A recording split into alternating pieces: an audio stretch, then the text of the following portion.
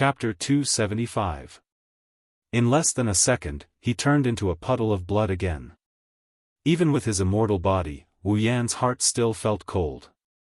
She could decide a person's life and death in 1 second. Flandre-chan is too strong, too strong. It's no wonder even that old monster Yakumo Yukari has a headache for Flandre-chan in Fantasy Village. Flandre-chan was having a headache. Without a doubt, with this ability alone, Flandre-chan could easily become the strongest combatant in the Fantasy Village, where Tier 7s were as common as dogs and Tier 8s were everywhere. Other than Yakumo Yukari, she could easily become the strongest combatant. Flandre-chan, on the other hand, didn't seem to mind the fact that she was able to kill someone so easily. Instead, she looked at the spot where Wu Yan died with great interest.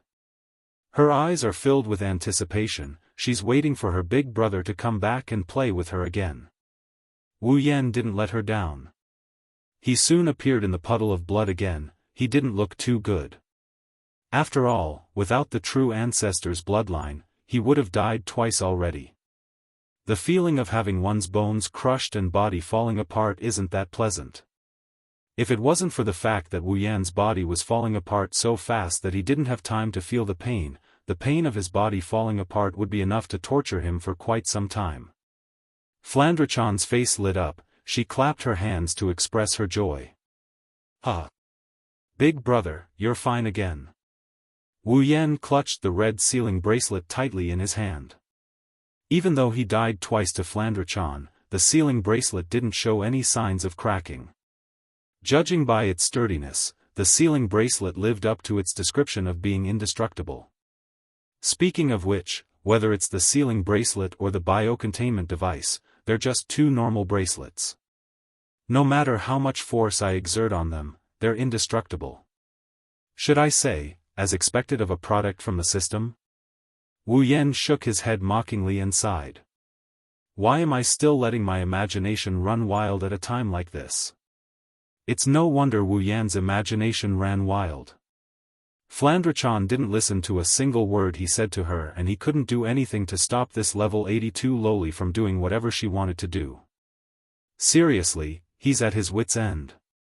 Even when facing Accelerator, who's a tier higher than him, and the unfathomable IWSI, Wu Yan has never felt so powerless. Wu Yan's heart sank when he saw Flandre-chan cheering in midair. You really don't want to wear it? Wu Yan gripped the bracelet so hard that it's turning blue. His voice was so low that it came out of his mouth. It's clear how he's feeling right now. Wu Yan's mood is extremely low. Flandre-chan's unwillingness to wear the bracelet is the same as losing the chance to live peacefully with Flandre-chan. It's been less than half an hour since Flandre-chan was summoned. Even though Flandre-chan had a good first impression of him, he still died twice. If he let Flandre-chan do as she pleases, then would he dare to bring Flandre-chan back to Academy City, bring her home, bring her to Chuju, Mikoto, and the others? Faced with this dilemma, Wu Yan felt like he's going to go crazy. Flandre-chan, who was cheering, suddenly froze up. Her restless heart calmed down a little. Hearing Wu Yan's low voice, Flandre-chan couldn't help but feel sorry for him. No matter what, Wu Yan is the one who saved her from that detestable basement. Plus, he smells like her. Flandre-chan might say that she hates him, but she can't bring herself to hate him. Even after living for 495 years, Flandre-chan's mind was still that of a child's. Her mental state was similar to that of a 10-year-old or even a 6-year-old child. This little bit of kindness was enough to increase her favorability towards Lin Sanjiu. However, being in a fantasy land that doesn't conform to common sense and being mentally unstable, Flandre-chan doesn't have the concept of not hurting the people around her. To her, everything that happened before was just a game. However, when she saw the sealing bracelet in Wu Yan's hand, Flandre-chan's calm heart started to stir again. She couldn't understand Wu Yan's thoughts, just like how she couldn't understand her sister's thoughts. She would remember those who treated her well, and she would also remember those who treated her badly. Her sister had locked her up in that room that she didn't like. This was not good to her, so she remembered it. And Wu Yan wants to lock her up because of his own power. That's not good for Flandre-chan either. That's why she's against it, she's disgusted. Even if Flandre-chan doesn't care whether she has the power or not, she still doesn't like it. In other words, Flandre-chan is throwing a tantrum like a child. Even if her childish tantrum has already killed Wu Yan twice. Flandre-chan's wine-red eyes started to glow red again. She didn't even greet Wu Yan as she waved her hand. A wave of illusory bullets shot out from her hand. They were indescribably illusory as they flew towards Wu Yan. Forbidden, starbow break, star arc break, is coming at him with a shout. Wu Yan's expression changed and he put away his thoughts. He didn't think he could just ignore this seemingly normal and illusory starbow break, star arc break. Wu Yan treated the air like it was flat ground. He tapped the ground with his feet and the iron sand wrapped around his limbs carried him away. He started to dodge the barrage of bullets that were even more frequent than the meltdown atomic bomb. Cold sweat started dripping down his forehead. No matter what, Flandre-chan's bullet barrage covered a wide area. Wu Yan had no choice but to endure the barrage of attacks. He looked like he was in a bad shape. Meanwhile, Flandre-chan had already unleashed another barrage of photon bombs. The barrage of comments covered the sky above Wu Yan. It felt like the end of the world. Wu Yan's figure looked so small and insignificant in comparison to the barrage of barrage. A moment of carelessness and the bullets were already in front of Wu Yan. Wu Yan's figure was submerged in the barrage of bullets.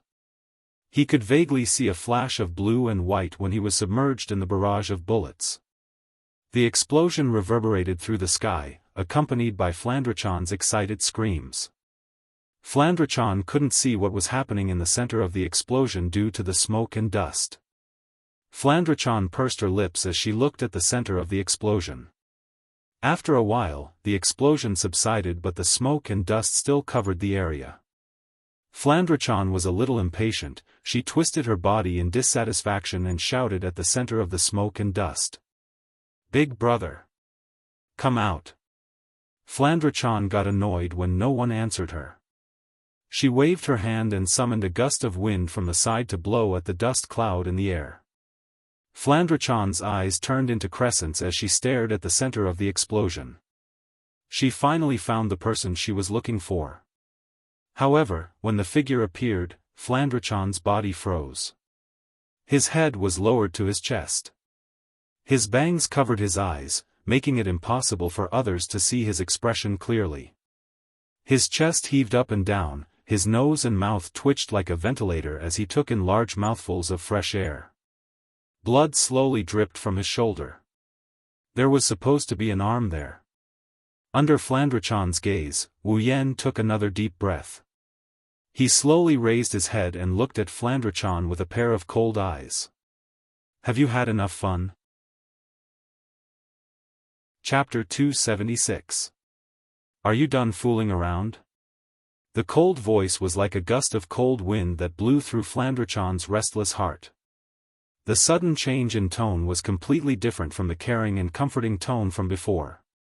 Flandre-chan was extremely uncomfortable with the sudden change in tone. Flandre-chan's wine-red eyes met with Wu Yan's.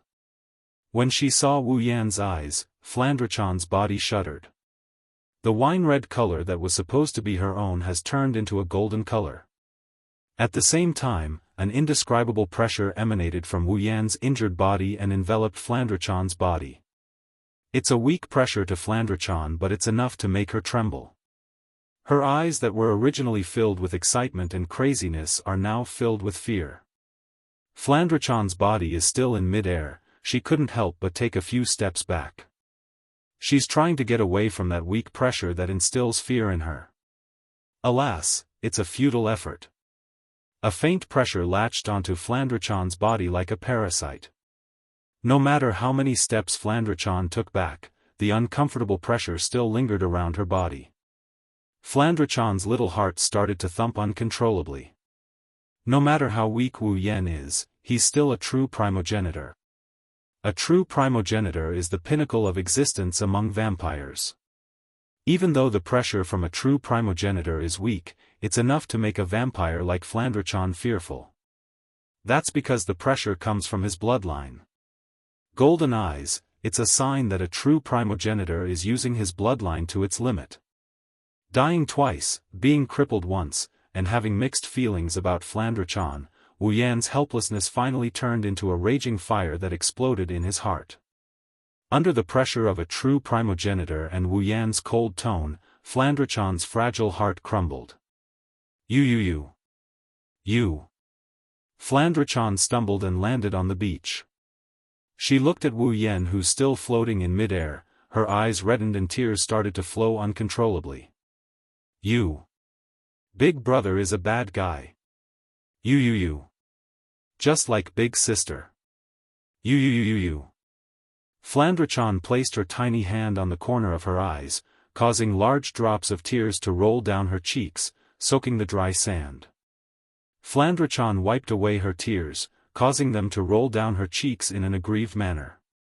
Wu Yan's cold demeanor crumbled at the sight of Flandrachon crying. What followed was a deep sense of helplessness. Wu Yan was a little angry that Flandrachon killed him twice and had one of his arms blown off. But seeing Flandrachon like this, he couldn't bear to blame her. In the end, Flandrachon didn't do anything wrong. She was born with great strength, it wasn't something she wanted. It's already pitiful enough that her mind wasn't able to match her strength. What's more, Remilia had locked her up in the basement for so many years because of this. He made it clear that he wanted to seal Flandrachon's great strength. Flandrachon's childish nature made her think that he would treat her the same way as Remilia. It's understandable. Flandrachon is just a child. Thinking about this, the anger in his heart died down. Wu Yan sighed and straightened his body. A ray of bloody light appeared where his arm was severed. Then, his arm healed back to its original state. In a flash, Wu Yan appeared in front of Flandrachon.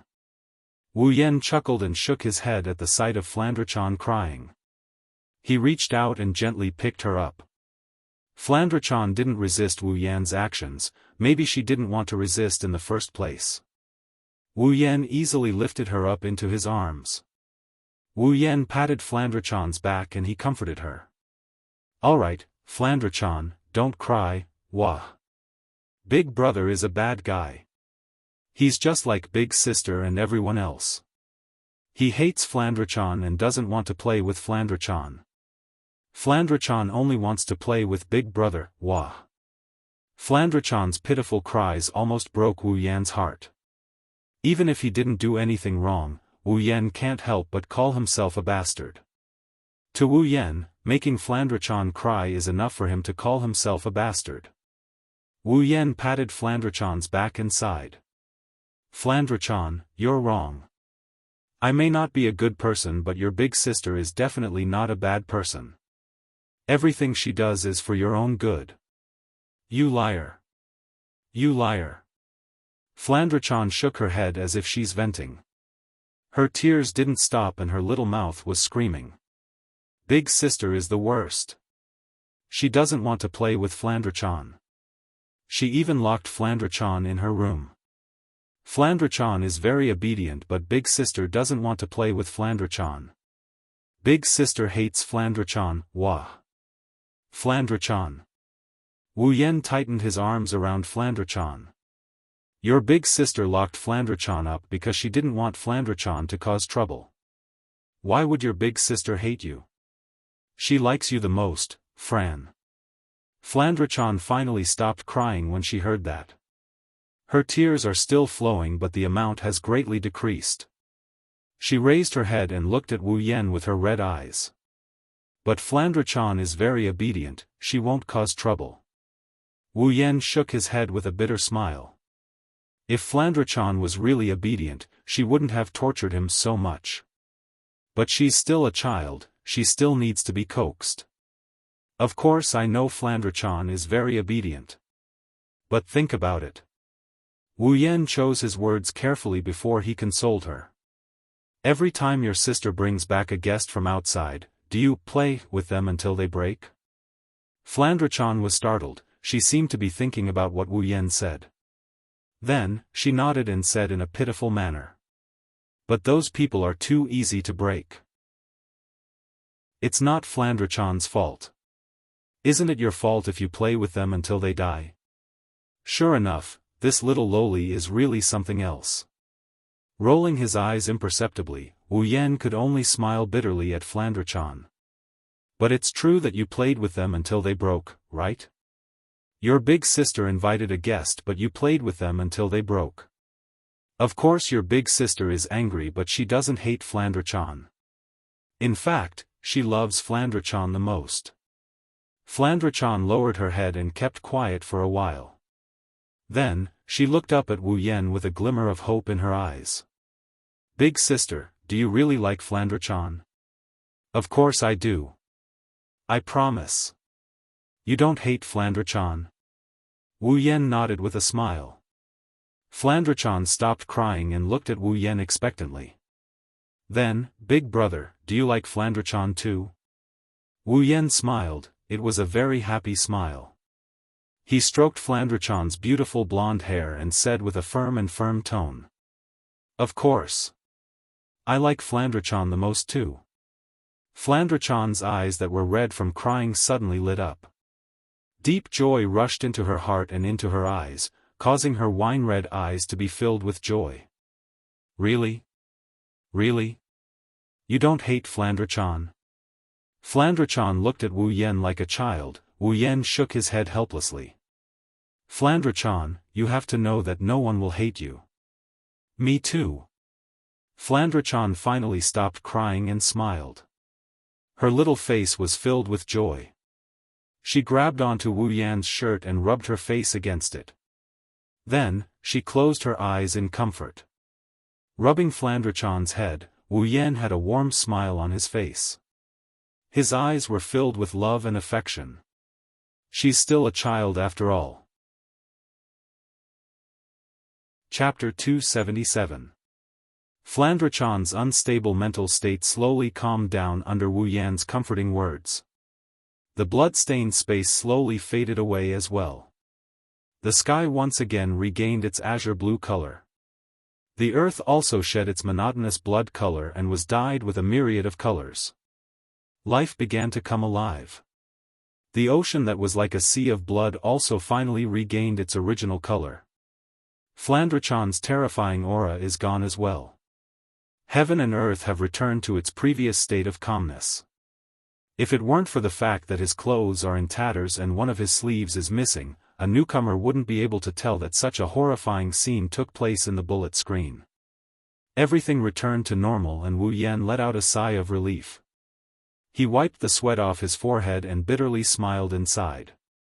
This unexpected summon really messed him up quite a bit. Flandrachon, who was afraid of Wu Yan's primogenitor aura, suddenly fell in love with Wu Yan's scent.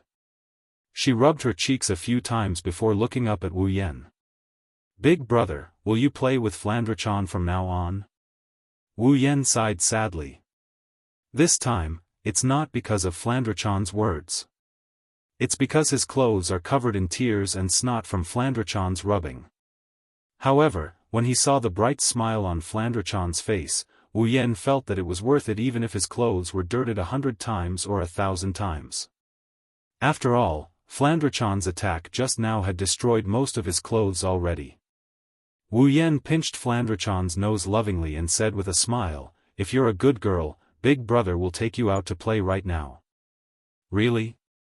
Flandrachon was ecstatic.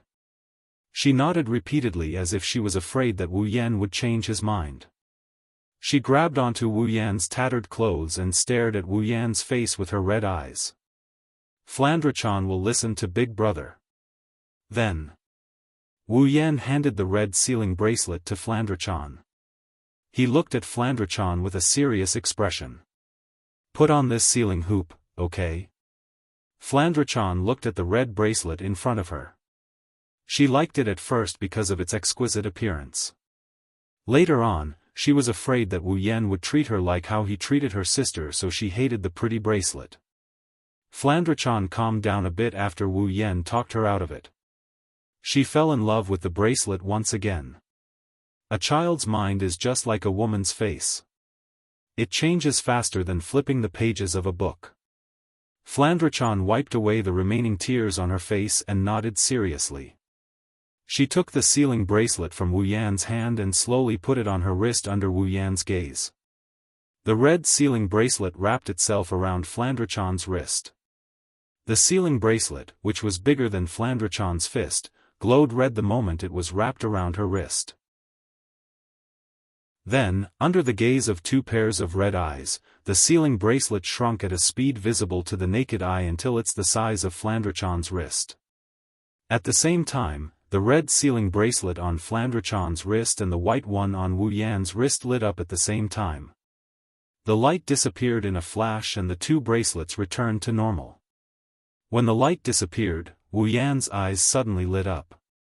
He looked at the white sealing bracelet in his hand, a little confused and a little enlightened. An idea flashed through his mind. Wu Yan slowly raised the sealing bracelet in his hand. Seal. The white sealing bracelet on her wrist glowed brightly, and under Flandrechan's curious gaze, the red sealing bracelet vibrated and a strange energy flowed into Flandrechan's body. Flandrechan could feel the sealing bracelet glowing in Wu Yan's hand. A cold current flowed out of the sealing bracelet and it started circulating inside her body. Following the circulation of the cold current in his body, the powerful energy that originally filled his body slowly calmed down.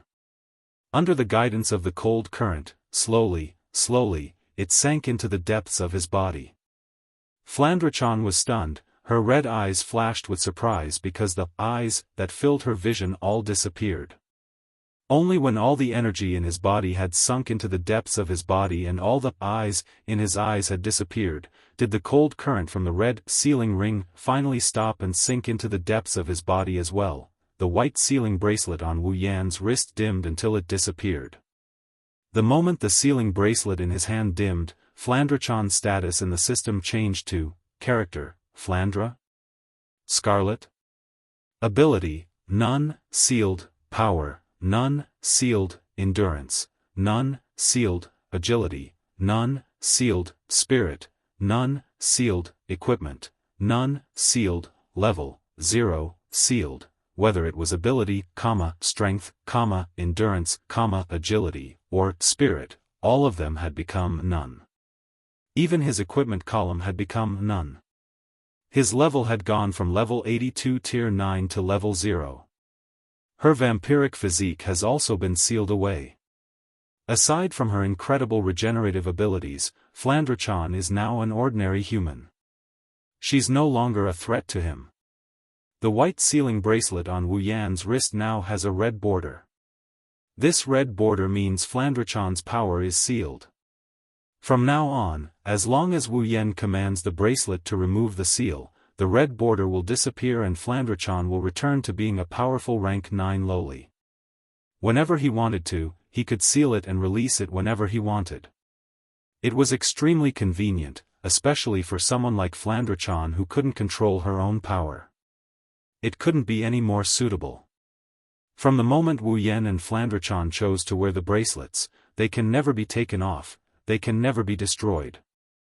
In other words, Flandrechan's power is now in Wu Yan's hands. Wu Yan let out a sigh of relief and at the same time, he couldn't help but sigh. What a heaven-defying pair of bracelets. If a super strong person can wear the red sealing bracelet, then the person who has the white sealing bracelet, even if it's a normal person, would have a super strong fighter. Even if it's a normal human, they'll have no choice but to compromise, right? At least this way, he'll still have power. But that's almost impossible. The sealing bracelet's effect is heaven-defying and it's indestructible, but the conditions for it to take effect are equally heaven-defying. One must know the bracelet's effect and be willing to put it on. But who would be dumb enough to put on the bracelet after knowing the bracelet's effect? Only someone as young as Flandrechan would put on the bracelet under Wu Yan's carrot and stick. That's why it's impossible. Wu Yan doesn't mind. If it wasn't for Flandrechan's special situation, he wouldn't be interested in controlling someone else's power. Hugging Flandrechan's small body, Wu Yan's heart is filled with joy. That way, he would be able to bring Flandre-chan home and have her get along with Hinajaku, Mikoto, and the rest. Looking at Flandre-chan, who's feeling comfortable because of the disappearance of the eye, Wu Yan muttered in his heart. From today onwards, you're no longer alone. Chapter 278. Academy City, School District 7, on a certain street, a young man is walking down the street, attracting the attention of passers-by. Their eyes and faces are filled with amazement. If one were to take a closer look, they would notice that the passers-by aren't looking at the young man, they're looking at the sweet and adorable little girl in his arms. When the female passers-by saw the little girl, their eyes immediately emitted the light of love and countless little stars. Some of the more unique women even directly coughed out blood from their noses and lay on the street, unable to get up again. Male passers-by passed by and cast their eyes on the little girl. Their eyes immediately emitted a wolf-like green light. And this group of people, basically, were a little older.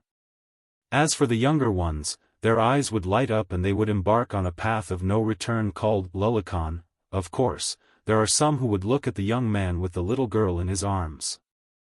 However, these gazes are filled with envy, jealousy, hatred, and bone-chilling coldness. The young man who has been baptized by these gazes countless times is already used to it. He's walking down the street with a calm expression, so what if these gazes are twice as hot? Fighting 5 trash, that's all. Young man, or should I say uncle, you're an uncle. Your whole family are uncles. Of course, it's Wu Yan and the little girl is undoubtedly Flandre-chan. Flandre-chan wrapped her arms around Wu Yan's neck and let Wu Yan hug her. Flandre-chan looked at the dazzling array of shops and buildings on the street and gasped in surprise. In the fantasy village, even in the human world where humans lived, there were very few elements of modern society, living as if they were living in ancient times. Flandre-chan, who had never been to the human world even once, was naturally surprised to see the advanced technology of Academy City. Flandre-chan has never seen such interesting scenery before. Flandre-chan's wine-red eyes are filled with amazement and joy. She's like a little girl who's been allowed to play on the streets, she's having fun while laughing.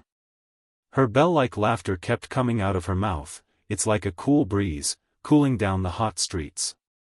This can be seen from the smiles on the faces of the passers-by on the street.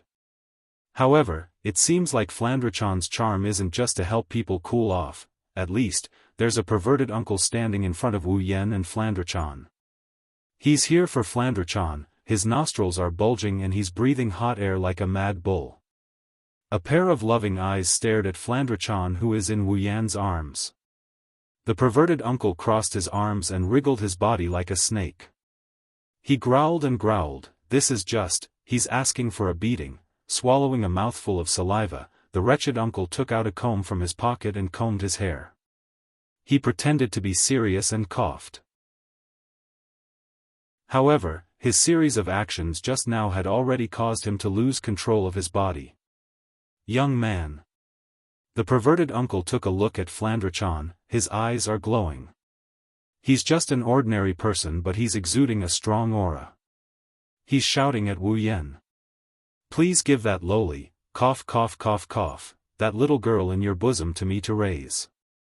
I have 2 chain stores, 5 companies, and several tens of houses in Academy City. People who are commonly known as filthy rich refer to people like me. If you let me raise this little girl, I'll definitely be able to let her live a life of happiness. How about it? Are you tempted? Don't hesitate, just give her to me and I'll take care of her. In the beginning, he still sounded quite righteous when he ignored the words that lowly. However, towards the end, the vulgar uncle's face was already flushed red. His nostrils flared up again, and he was panting like a cow.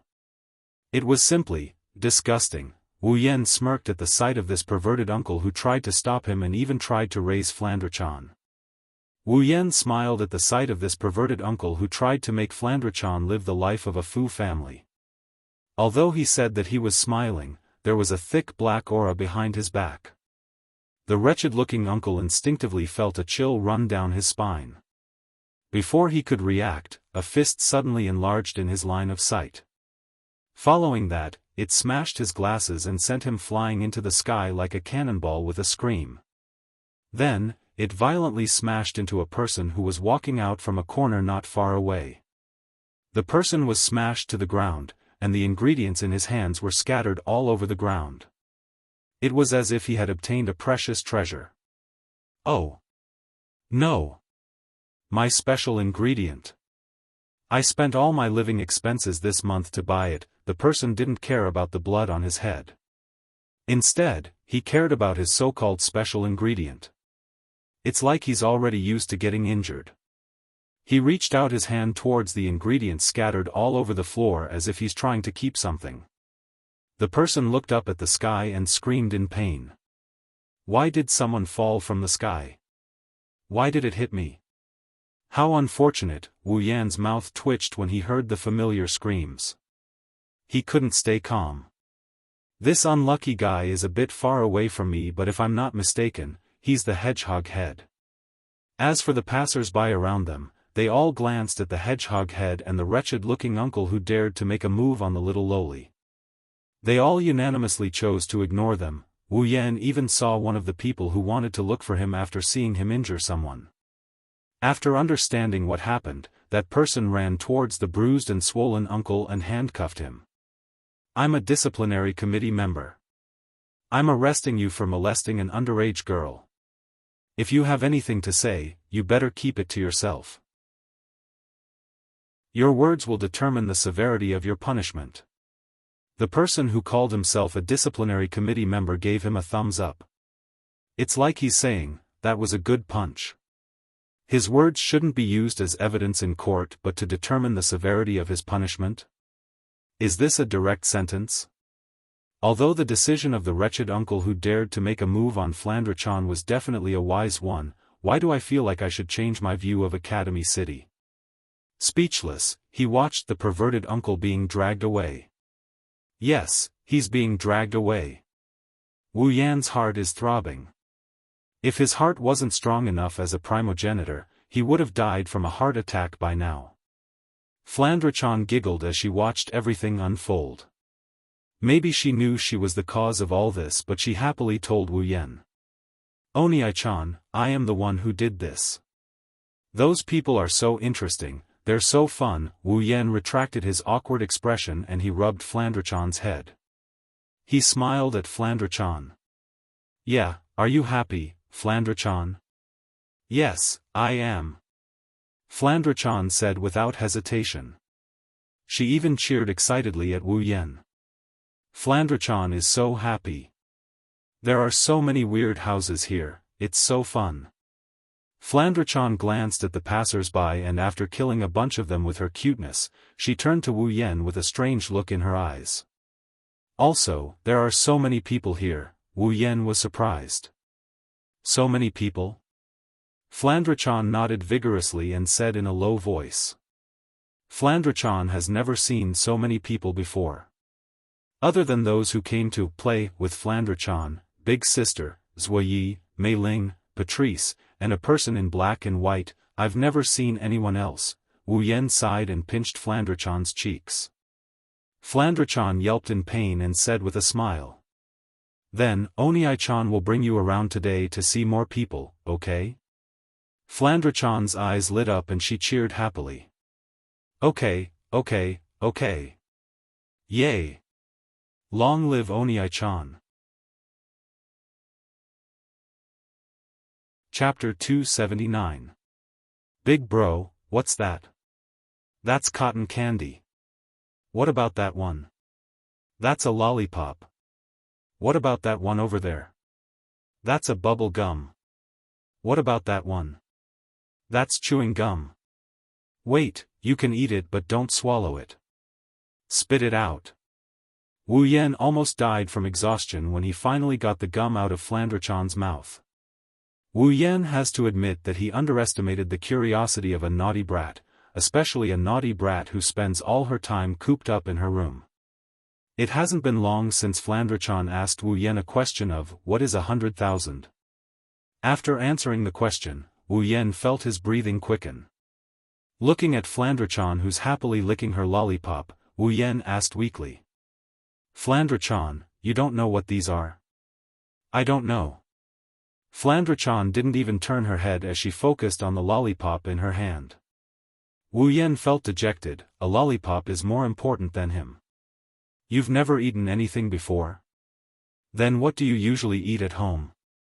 Wu Yan continued to walk while holding Flandre-chan's small body under the stares of the passers-by.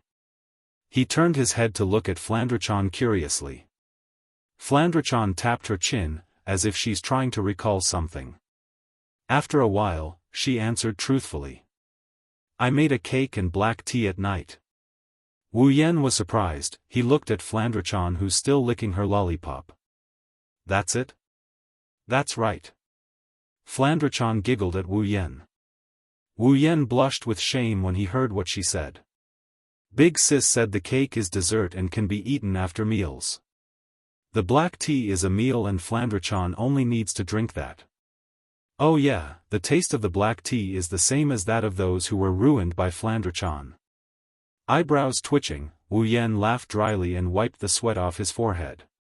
He almost forgot that Flandre-chan is a vampire.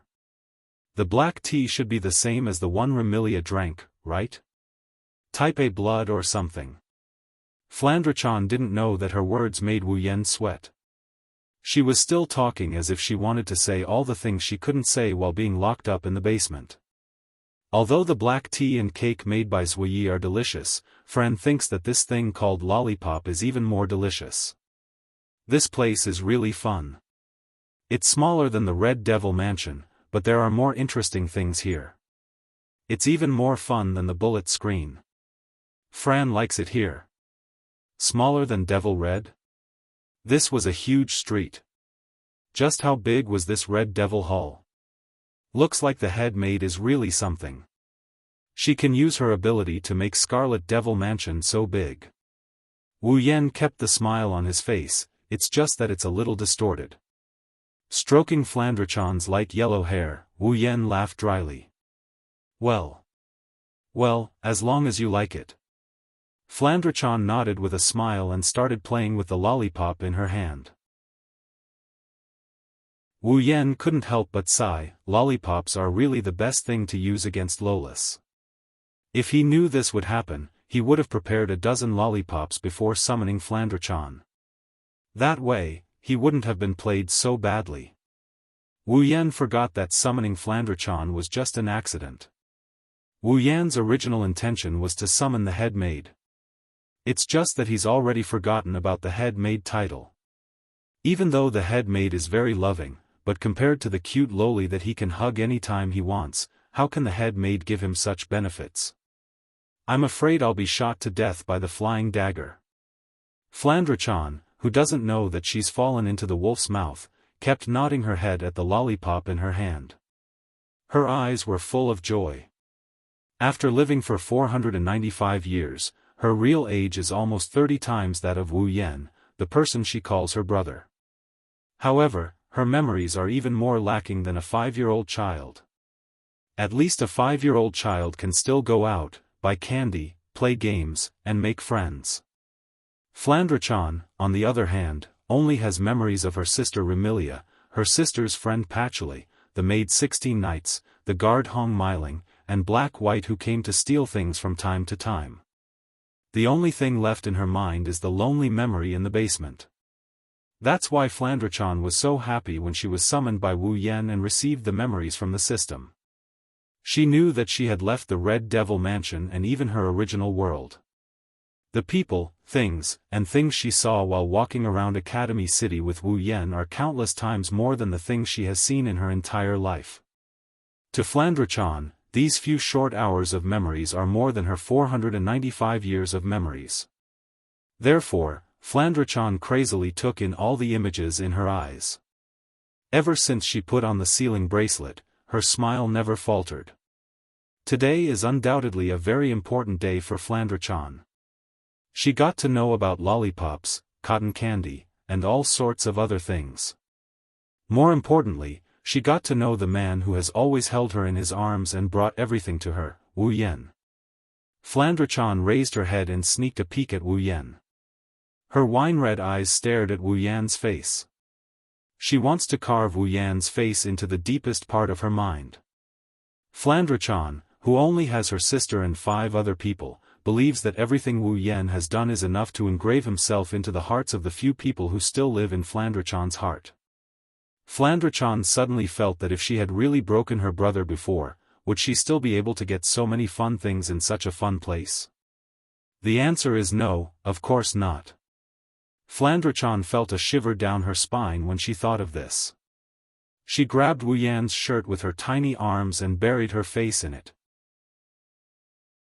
She's afraid of him. This is the first time in her 495 years of life that Flandre-chan is thinking about the cause and effect of something. If Wu Yan knew about this, he would definitely be overjoyed. In the past, Flandre-chan would only allow her limited rationality to be dominated by great power. She would follow her heart's desire to find someone to play with, trampling on lives and spilling blood all over her life. Because of her incomplete mind, Flandre-chan had never thought about anything seriously. But now, she was thinking about it seriously. What does this mean? This means that Flandre-chan's flawed mind is slowly being normalized. His mind at a young age was also gradually maturing. But this was to be expected. Originally, Flandre-chan's mental state was unstable because she didn't have the mental state to match her strength. Now that her strength was sealed, the reason for her unstable mental state was also removed. Flandre-chan's mental state became normal, and that was to be expected. But when her power is unsealed, will she be as normal as she is now? Feeling someone tugging at his shirt, Wu Yan looked down at Flandre-chan and tilted his head in confusion. What's wrong? Flandre-chan shook her head and buried her head in Wu Yan's chest. Big brother, can you always play with Flandre-chan from now on? Wu Yan felt a bit weird, but he nodded anyway. As long as Flandre-chan doesn't play her bullet screen games, Wu Yan wouldn't be willing to part with her. Although it's only been a few hours, Wu Yan has to admit that he's already taken a liking to this naive, romantic, and cute little girl. He tightened his arms as if he was trying to fuse Flandre-chan into his body. Wu Yan said in a soft yet firm tone. Big brother will always be with Flandre-chan. Always. Yes, always. Chapter 280. With Flandre-chan in his arms, Wu Yan stood in front of his own house, staring at the door. He kept sighing as he couldn't lift one of his legs to take a step forward. A lot has happened in the span of one day, but that doesn't mean Wu Yan has forgotten about today's events. With the perfect memory ability, it's hard to forget something like this. If I'm not mistaken, Hinajaku, Mikoto, Ikaros, and Astria should be going out today. Also, I have to ask. They asked me to clean my house. If I'm not mistaken, Kinohita Sayai, Frenda, and Takitsubu Riku should be wearing maid outfits and helping me clean my house. If I'm not mistaken, the house I was planning to clean today was probably, turned into a wasteland by Kinohita Sayai, Frenda, and Takitsubu Riku. If I'm not mistaken, Chuju, Mikoto, Ikaros, and Astria shouldn't have gone out until late at night, right? And if I'm not mistaken, Kinohita Sayai and Frenda, those 2 cute girls, are probably still hating me. In other words, they shouldn't be cleaning up after me. In other words, Chuju and Mikoto are already looking at the rubble of the living room. It's his own house, but Wu Yan stood in front of the door for 15 minutes without opening it. It's like he went out to pick up girls and came back late at night, afraid that his wife will teach him a lesson. Other than the aforementioned reasons, the situation is more or less the same. He didn't go out to pick up girls, but he did bring back a loli. It might not be late at night yet, but the sky has been dark for who knows how long. Flandre-chan looked at the house in front of her curiously. She looked at Wu Yan with a curious expression. Even after playing for an entire day, this loli who had her powers sealed didn't look tired at all. Seeing Wu Yan staring at the door in a daze, Flandre-chan pulled on Wu Yan's sleeve. Onii-chan, what's wrong? Do you hate that door? Do you want Flandre-chan to break it for you? Flandre-chan paused for a moment and stuck out her tongue in embarrassment. Flandre-chan forgot, Flandre-chan can't break things anymore. Flandre-chan's words successfully pulled Wu Yan back to reality. Wu Yan bitterly smiled and rubbed Flandre-chan's head. Onii-chan doesn't hate that door, this is Onii-chan's home, why would Onii-chan hate it? Home? Flandre-chan nodded and frowned. Big brother, you're talking about home? Are you going to bring Flandre-chan home? That's right. That's right. Wu Yan's heart skipped a beat. He checked Flandre-chan's expression to make sure she didn't see anything wrong with it. Wu Yan laughed dryly. Technically, that's what I meant, but why do I feel like I have committed a crime? Why are you like this? Flandre-chan heard Wu Yan's words but she didn't understand them. However, she understood that Wu Yan was going to bring her home. Flandre-chan pouted in dissatisfaction. Flandre-chan can still play, why do we have to go home? This time, Wu Yan's heart skipped a beat, even his veins twitched. Looking at Flandre-chan who's still in a daze, Wu Yan wanted to flip the table. Play?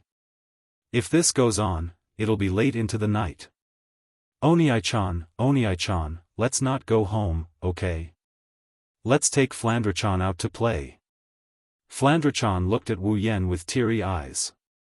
She even grabbed Wu Yan's shirt. Wu Yan almost spat out a mouthful of blood from her cuteness.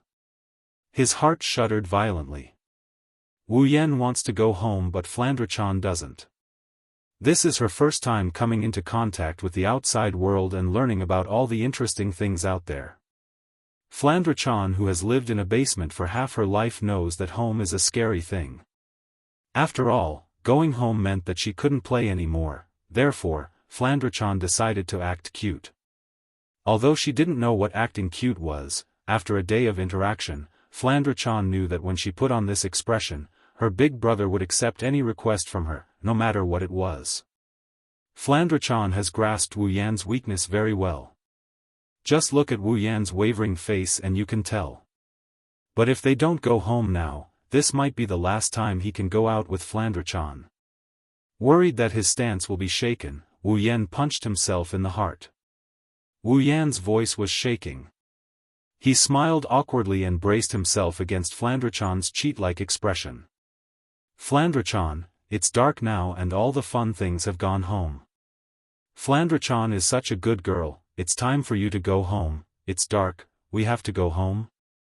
Flandre-chan looked up at Wu Yan in confusion and asked, but why did sis say that we should go out when it's dark? Wu Yan broke out in cold sweat and scolded himself for being such an idiot. He has perfect memory, so why did he keep forgetting the identity of the little loli in his arms? Isn't night the time for vampires to go out? Wu Yan forced a chuckle but there was an unspeakable guilt in it. He had to do it to make himself look good. Now that he did it, he realized how stupid he was. His house's soundproofing isn't that good. The door in front of him opened with a loud bang. The scene inside the house was imprinted into Wu Yan and Flandre-chan's eyes. Flandre-chan was stunned and Wu Yan was sweating profusely. The two door gods in his house. No, the two wives in his house are standing side by side, one on the left and one on the right. Their brown eyes and yellow-green eyes were looking at Wu Yan at the same time. There was a smile in their eyes that made Wu Yan's heart skip a beat. But when the two pairs of eyes saw Flandre-chan in Wu Yan's arms, who was looking at them curiously, they were stunned and didn't say anything. Their silence made Wu Yan sweat even more. It almost dripped onto Flandre-chan's face. Just like that, the house fell silent. Until, Master Ikaros and Astria came out from inside, and when they saw Wu Yan, their faces lit up and they called out in unison. Ikaros called out in a soft and gentle manner while Astria called out in a cheerful and energetic manner. Ikaros stopped after she called out. She turned her indigo eyes to Wu Yan and Flandre-chan in his arms. There was an inexplicable fluctuation in her eyes. At this time, Hanajaku, Mikoto, and Astria, who was also staring at Flandrachan, finally reacted. Their eyes lit up and they shouted in unison. "So cute!" The sudden shout startled Wu Yan and Flandrachan. Before they could react, Hinajaku, Mikoto, and Astria appeared in front of them. They looked at Flandrachan in their arms and they started shouting excitedly. "So cute! So cute! This child! Hey, what's your name?" "My name is Astria, can I hug you for a bit?" "Just for a bit." Looking at the three creatures with red hearts in their eyes, Wu Yan's cold sweat started pouring down like a waterfall. Flandrachan stared blankly at Chuju, Mikoto, and Astria, who kept calling out to her. She panicked and tried to grab Chuju and the others. Flandrachan forgot that her powers were sealed. She stared at her hands blankly before she buried her head into Wu Yan's chest. Chuju, Mikoto, and Astria finally stopped. They looked at Wu Yan, who was laughing awkwardly with a dangerous glint in their eyes. Ikaros saw Flandrachan hiding in Wu Yan's arms. She looked at Wu Yan's hands that were holding Flandrachan tightly. She clutched her own chest. "I wish I could be like her." Chapter 281. Nighttime, smoothing out Flandrachan's bangs, Wu Yan looked at Flandrachan, who was fast asleep with her thumb in her mouth and her other hand clutching onto his shirt. He couldn't help but grin at the sight of her sweet and adorable sleeping posture. But that smile quickly turned into a bitter smile. For Flandrachan's sake, Wu Yan spent a lot of time explaining the whole story to Chuju and Mikoto. Perhaps it's because Flandrachan is a child, and a child that Hinajaku and Mikoto love so much. The two girls who are usually jealous of him didn't turn on him for bringing a girl home. Of course, Ikaros played a big part in this as well. Since who knows when, Ikaros has developed a housework ability that's not inferior to a housewife's. While Wu Yan was playing with Flandrachan in Academy City, Ikaros managed to tidy up the ruined living room to the point where it looked like it was brand new. Wu Yan was flabbergasted by this. If it wasn't for the fact that Ikaros didn't have a time ability in her character status, Wu Yan would have thought she's going to become the next head maid. It's also because Ikaros tidied up the living room that Wu Yan managed to escape. If it wasn't for her tidying up the living room, the two girls probably wouldn't want to sleep with him again tonight. No, they don't want to sleep with him anymore. As for the reason, it's because of Flandrachan, who's sleeping in his arms and clutching his clothes tightly. Maybe it's because it's her first time in this world, or maybe it's because her powers are sealed. Flandrachan lost her sense of security and started making a fuss, refusing to sleep alone in a room. Wu Yan can still remember how happy Chuju, Mikoto, and Astria were when they heard the news. They looked at Flandrachan expectantly. The word, "sleep with," was almost written all over their faces, but when Flandrachan announced loudly that she wants to sleep with Oni-chan, the three girls' happy and expectant faces collapsed at the same time, replaced by deep resentment and hatred. Of course, that's for Wu Yan. Thus, under the cold snorts of Chuju and Mikoto and the sound of the door slamming shut, Wu Yan has decided to sleep with Flandrachan tonight. Personally, Wu Yan has mixed feelings about this. He's happy because Flandrachan got close to him and even slept with him. That's a worry. As expected, it's because he didn't get to play the Papa game tonight. Sighing helplessly, a certain creature whose mind was filled with nothing but Papa glanced at Flandrachan beside him. When he saw her cute sleeping posture, his heart skipped a beat and he quickly chanted, Amitba. Gently pulling Flandrachan's hand away from his body, he removed Flandrachan's thumb from her mouth and tucked her in. After covering her with the blanket, Wu Yan straightened his body. He picked up Flandrachan's beret hat that fell off her head and hung it on the edge of the bed. Wu Yan looked at Flandrachan again. He couldn't help but chuckle. Wu Yan pinched Flandrachan's nose and whispered, "How can you be so cute?" Flandrachan seemed to have sensed someone teasing her in her sleep. She wrinkled her nose in dissatisfaction and turned her body to the side with a smile on her face. Her sleeping posture is even cuter than before. Wu Yan's heart skipped a beat and he smiled bitterly. No, cute can't even begin to describe her. Flandre-chan, you're breaking the rules." Right after he said that, Wu Yan heard someone knocking on his door. Glancing at the door in confusion, Wu Yan got off the bed. Who is it in the middle of the night? Afraid of waking Flandre-chan up, Wu Yan opened his door softly. When he saw the scene outside, Wu Yan froze for a moment before covering his nose out of reflex. His face was filled with astonishment. "Master, the one standing outside Wu Yan's door is Ikaros." Of course, if it was just Ikaros, Wu Yan wouldn't have reacted this way. But now that Ikaros is Ikaros' maid, he has no choice but to react this way. A set of pure white maid attire wrapped around Ikaros's tall and voluptuous body. The upper part of her chest was wide open, barely covering half of Ikaros's ***. The bottom part was a skirt that barely covered her underwear. Ikaros blushed as she stood in front of Wu Yan. Her hands clutched the hem of her skirt tightly. Her tall and slender body was bashfully pinching the hem of her skirt. Coupled with her oversized maid outfit, she's bashful. Oh my god, that was the only word left in Wu Yan's mind. Is this still Ikaros? That was the second thought that came to Wu Yan's mind. Ikaros, Wu Yan's heart was trembling violently. If he thought that Flandre-chan's sleeping posture was against the rules, then Ikaros' shyness is against the rules. Suppressing the urge to turn into a werewolf, Wu Yan gulped and stammered. Ikaros, why are you dressed like this?" Hearing that, Ikaros lowered her head bashfully, causing the fire of lust that he tried so hard to suppress to rise by a few notches. Ikaros didn't notice it. She continued bashfully twisting her body and said in a small voice. This is the city's internet. It's saying that men like girls to dress like this." Wu Yan's heart was in tears. "Oh my pure Ikaros, why did you go online to read these things? Although, it doesn't look bad, master." Ikaros couldn't help but raise her head when Wu Yan didn't say anything. Seeing Wu Yan's blank face, she started feeling a bit uneasy and she nervously asked. "Master, you don't like it?" Her shy expression turned into a worried one. Paired with those pitiful indigo eyes and the pure white maid outfit, Wu Yan's heart started to throb again. Rubbing his itchy nose, Wu Yan smiled sheepishly. "Not really, I guess it's the other way around." Ikaros's face lit up, she asked softly. "Then, master, do you like it?" "I do like it."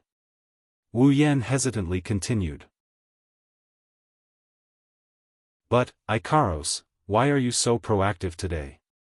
Stunned, Ikaros couldn't help but lower her head and whisper, "Because, master." Ikaros didn't finish her sentence for some reason, but her eyes were glued to Wu Yan's naked Flandre-chan. Wu Yan didn't know why, but he could guess that Ikaros was a little envious of his interaction with Flandre-chan. Wu Yan shook his head with a chuckle. Glancing at the sleeping Flandre-chan, he turned to Ikaros with a burning gaze. Exiting the room, Wu Yan closed the door behind him. Ikaros was stunned by his actions and he chuckled. Her hand suddenly reached out and grabbed Ikaros's shoulder. She pulled the maid outfit that was barely hanging on her shoulder to the side and pulled it down. "Ah!" Ikaros gasped in surprise. A pair of naked bunnies jumped out and bounced a couple of times. This made Wu Yan's heart burn even hotter. Pressing Ikaros against the wall, Wu Yan reached under her skirt and pulled down her panties. "Master!" Ikaros blushed as she called out to him. Wu Yan quickly cut her off. "Keep it down." Before Ikaros could react, Wu Yan forcefully penetrated her, turning her words into moans of agony.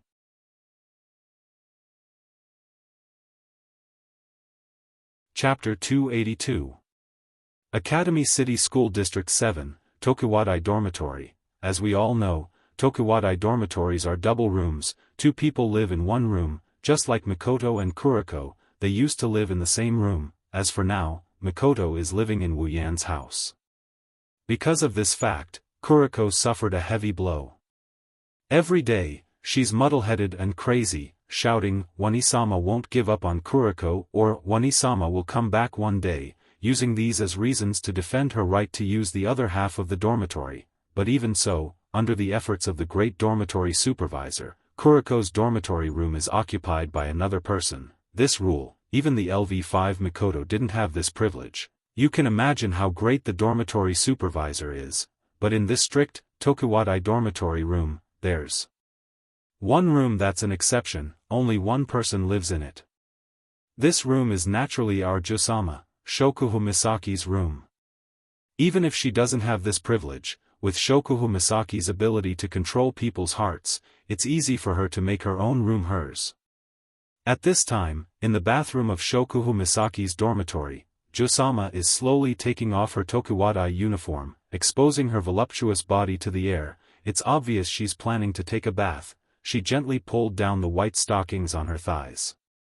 If the scene of her bending down to take off her stockings was seen by those men who have a crush on Shokuhu Misaki, they'll definitely have a nosebleed and never be able to get up again. Shokuhu Misaki casually threw her clothes into a nearby basket, lightly caressed her body. With a confident smile on her face, she walked inside.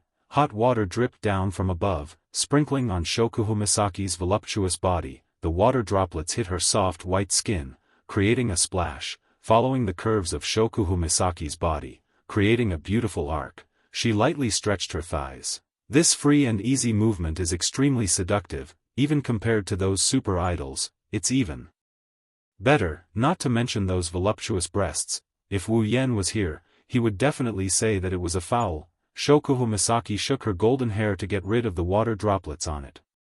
She turned off the showerhead, sat down in the bathtub, and closed her eyes in satisfaction, enjoying her favorite time in the bath.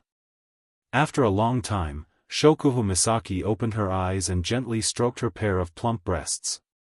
Even if she only used a strength that couldn't even kill a mosquito, Shokuhu Misaki still felt a strange sensation, causing her pretty face to turn red. Sighing, Shokuhu Misaki couldn't understand. It's not like she's never seen breasts bigger than hers, but why is she so sensitive in this area? Because of this, even Shokuhu Misaki herself rarely touches her breasts. Lying in the bathtub, Shokuhu Misaki unconsciously recalled that day when she went on a date with that despicable bastard. Her most sensitive area was caressed by him. She couldn't help but feel annoyed. Shokuhu Misaki fiercely slapped the surface of the water. As if venting something, she angrily said, "That despicable bastard, after taking advantage of me, he didn't even contact me once. What a scum." After venting her anger, Shokuhu Misaki lay back in the bathtub and sighed. "That guy, what is he doing now?" After saying that softly, Shokuhu Misaki said in an annoyed tone, "Probably being all lovey-dovey with that Misaka Mikoto. I really don't understand, what's so good about that pasty middle schooler?" After saying that, Shokuhu Misaki's starry eyes glanced at her voluptuous breasts. She lamented to herself again. "I really don't know who will benefit from this. Why don't you benefit me?" The sudden teasing caused Shokuhu Misaki to lose her composure. She reflexively buried her body in the hot water. Shokuhu Misaki immediately looked towards the source of the voice. "Who is it?" "Oh. You were just thinking about me, now you're asking me who I am?" After hearing the voice again, Shokuhu Misaki finally recognized the owner of this familiar voice. Her eyes flashed with a strange light. Then, she saw a figure standing in front of her bathroom door. Short black hair casually covered his forehead, a pair of wine-red eyes filled with an inexplicable charm. It made that ordinary face look even more handsome. At this moment, those eyes were filled with a smile. Looking at her in the bathtub, he didn't even try to hide the fact that she was naked. He was openly admiring her body. "It's you." Shokuhu Misaki didn't know what kind of emotions she was feeling when she said this.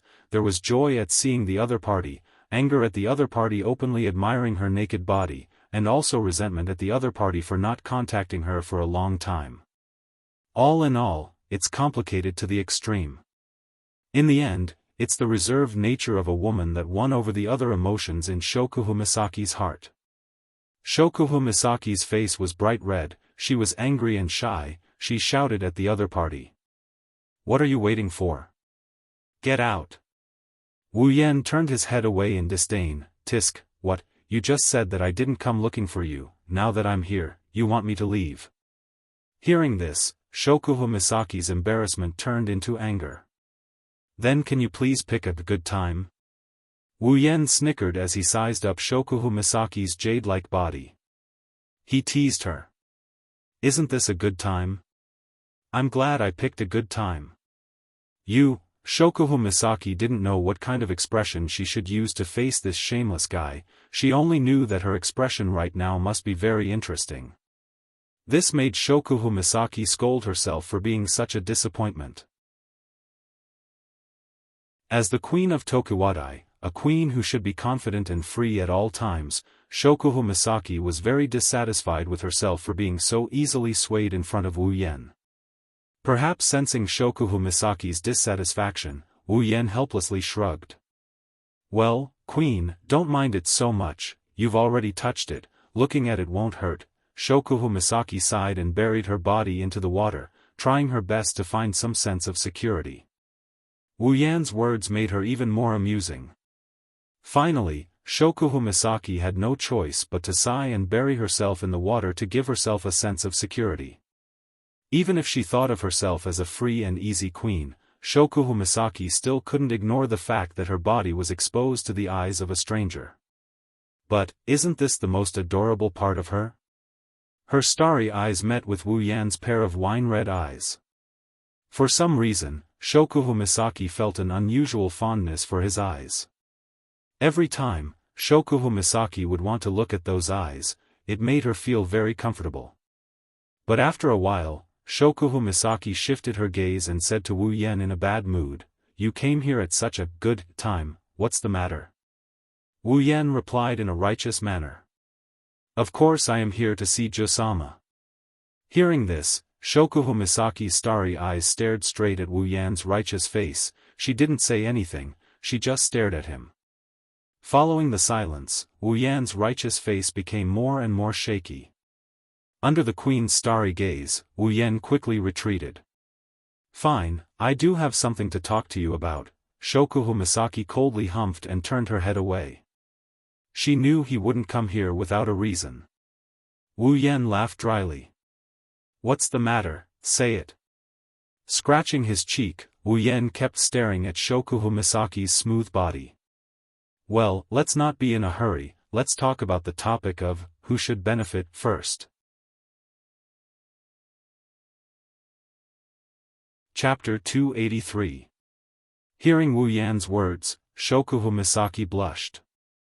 She realized that he might have heard everything she said. "You heard everything?"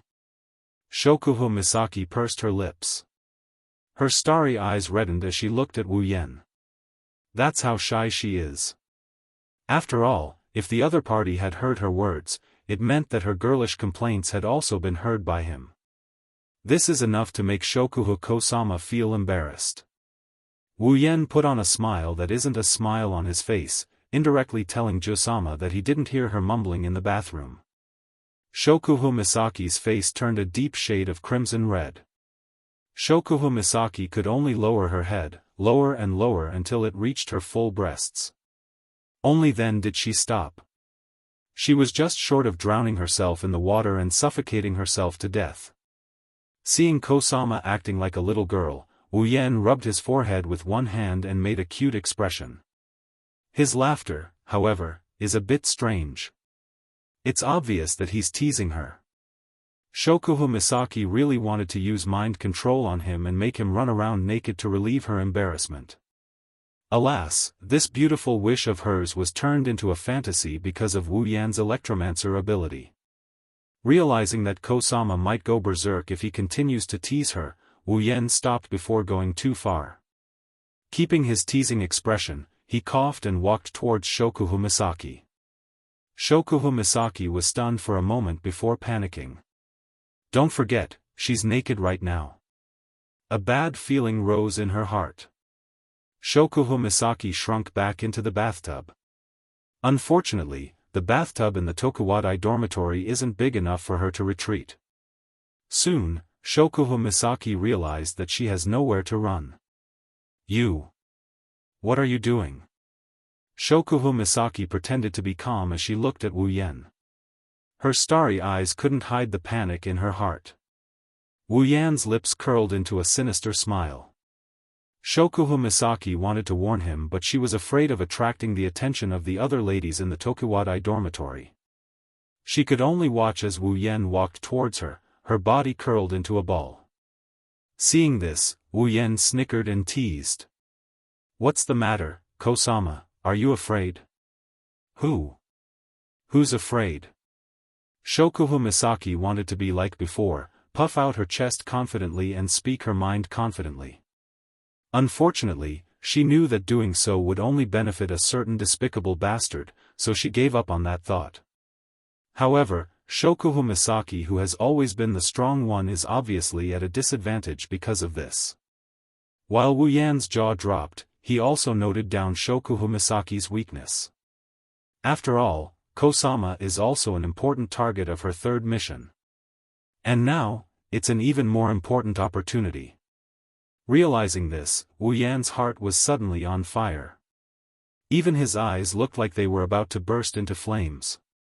Shokuhu Misaki's heart couldn't help but beat faster. "Hey, Kosama." Finally, Wu Yan came in front of Shokuhu Misaki. Looking at her dodgy eyes and her seductive body in the bathtub, he chuckled. "Just now, you mentioned that you wanted to give them to someone. Can you talk to me about that?" "Talk your ass." Shokuhu Misaki couldn't help but curse. She couldn't understand how this person could be so shameless. He has a pair of beautiful eyes. What made Shokuhu Misaki even more confused was, even though the other party was so shameless that she wanted to skin him alive, why couldn't she hate him? This is a problem that needs time to be solved. Of course, this is a topic for later. Right now, the most important thing is. Shokuhu Misaki's face was filled with embarrassment and fear. Wu Yan whispered into her ear. "Kosama, why don't you give them to me?" "You." Shokuhu Misaki glared fiercely at him, but her eyes met with a pair of fiery eyes. She panicked again and hurriedly avoided eye contact. Shokuhu Misaki underestimated the intensity of the fire in Wu Yan's eyes. Even when she averted her gaze, she could still feel his gaze caressing her face, her breasts, her entire body. It's like a fiery hand caressing her face, caressing her breasts, caressing her entire body, and so, Shokuhu Misaki decisively handed over the first time in her life. "I'll go out first." Realizing that if this goes on, something unimaginable will happen. Shokuhu Misaki steeled her heart and stood up. Thinking that being looked at once is better than being looked at many times, Shokuhu Misaki stood up from the bathtub, lifted her feet and prepared to run out of the door. However, no matter how fast Shokuhu Misaki is, can she be faster than Wu Yan? The answer, of course, is no. Wu Yan isn't surprised by Shokuhu Misaki's escape. If Jusama stayed in the bathtub and curled up like a ball, Wu Yan wouldn't be able to do anything to her. But, now, Shokuhu Misaki flashed by his side. Wu Yan's wine-red eyes flashed as if he could see through his opponent's silhouette. He saw through her weakness and saw through her plans. With quick reflexes, he used Dragon Catcher Hand. Thus, in the next second, Wu Yan grabbed a pair of plump breasts, one in each hand, and he grabbed one in each hand. And Shokuhu Misaki, who thought she could escape with her life, looked at the bathroom door in front of her with a happy expression. But in the next second, her happy expression turned into a heavy moan. The reason, of course, is the pair of hands that grabbed her from behind. Shokuhu Misaki's chest is her most sensitive area. Even a light touch on her chest would make her feel something. Wu Yan's action of grabbing her chest is even more absurd. Shokuhu Misaki's strength was completely drained the moment the hands grabbed her. She didn't even have the strength to stand up. She fell backwards onto a broad chest. "No, let go." Shokuhu Misaki pressed her palms against the hands on her chest, trying to pull them away. But it was already the last of her strength. Shokuhu Misaki gasped for breath. She was so ashamed that she wanted to die. Wu Yan once again grasped her weakness. Shokuhu Misaki could already see her ending. However, all her thoughts vanished under the pressure of Wu Yan's hands. Her sensitive spots were grasped by Wu Yan. The thing called rationality in Shokuhu Misaki's mind became a luxury item. His hands moved nimbly, followed by a loud moan from Shokuhu Misaki. Shokuhu Misaki's hands that were pressed against her own started moving along with her own. It looked like Shokuhu Misaki was using her own hands to move Wu Yan's hands. Shokuhu Misaki had no choice but to use her last shred of rationality to say those words. But, even if the meaning was obvious, in this situation, it would only turn into seasoning for the ripples. Under Wu Yan's actions, Shokuhu Misaki finally lost her last bit of rationality. She closed her eyes and turned the pleasure of her body into the most direct sound, forming a beautiful melody. In the bathroom, she played a solo for the man behind her. Chapter 284. Inside the Tokuwadai dormitory, two young ladies of Tokuwadai were chatting and laughing as they walked past the door of a dormitory. However, when their eyes landed on the door of the dormitory, a look of longing flashed past their eyes, because this is the room of their most admired and longed Shokuhu Misaki, their queen's room. For them, passing by Shokuhu-sama's room with no longing in their eyes is unforgivable. However, the two Tokuwadai ladies who passed by the dormitory didn't hear the strange sound coming from inside the door. In the dormitory, the sound of flirting echoed in the room. The sound was not soft, but when it reached the door, it was blocked by the door. It could be seen that the soundproofing effect was not bad. At this time, Wu Yan and Shokuhu Misaki were no longer in the bathroom. Instead, they turned their battlefield to the bed. Shokuhu Misaki's breathing was a little rapid. Wu Yan, who was lying on top of her, could clearly hear her rapid breathing. This was only natural. After all, even for her lady queen, she had only experienced this sort of battle once. As Wu Yan kept teasing her, cute sounds kept coming out of Shokuhu Misaki's moist lips. Because of Wu Yan's hands, she can't even breathe properly. "Queen, are you comfortable?" While his hands kept rubbing her chest, Wu Yan asked Shokuhu Misaki with a devilish smile. It's rare for her to be this weak. If he doesn't tease her a little, Wu Yan won't be able to forgive himself. Shokuhu Misaki's face turned red. This is too magical. It's rare to see her blushing, although a certain someone has been lucky enough to witness it many times. It's just that Shokuhu Misaki didn't have the strength to speak. Her sensitive spots were constantly being electrocuted into the deepest part of her heart, causing her body to tense up like a string, waiting for someone to exert force and snap it. And obviously, Wu Yan is that final force. Unknowingly, Wu Yan's hand seemed to be guided by some unknown force. It slid down from Shokuhu Misaki's slender waist and landed somewhere else. Feeling a certain part of her body being caressed and kneaded, Shokuhu Misaki's eyes widened. Her starry eyes were filled with emotions, making Wu Yan's heart tremble. Wu Yan whispered into Shokuhu Misaki's ear. "Jusama, your eyes are so beautiful." Hearing this, Shokuhu Misaki's starry eyes lit up. A faint sense of happiness welled up in her heart. Shokuhu Misaki suddenly didn't feel as fearful as she had been in the past. No one knows about Shokuhu Misaki's past. Who are her parents? What kind of past did she have? What kind of past pushed her to become a LV5 who is second only to a handful of people?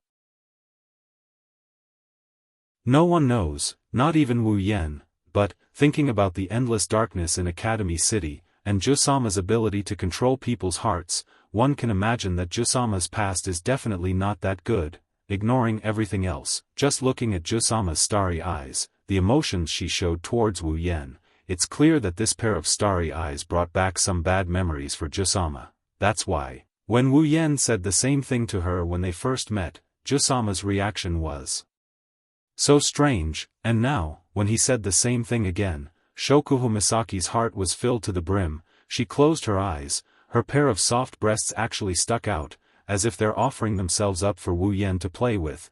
Wu Yan can feel that something's different about Shokuhu Misaki, but that doesn't stop Wu Yan from continuing with what he's about to do. Shokuhu Misaki's pair of soft breasts, they're just too beautiful. The softness in his hand is constantly attracting Wu Yan's hand, making his fingers move involuntarily, and each of his movements would make Shokuhu Misaki's body tremble.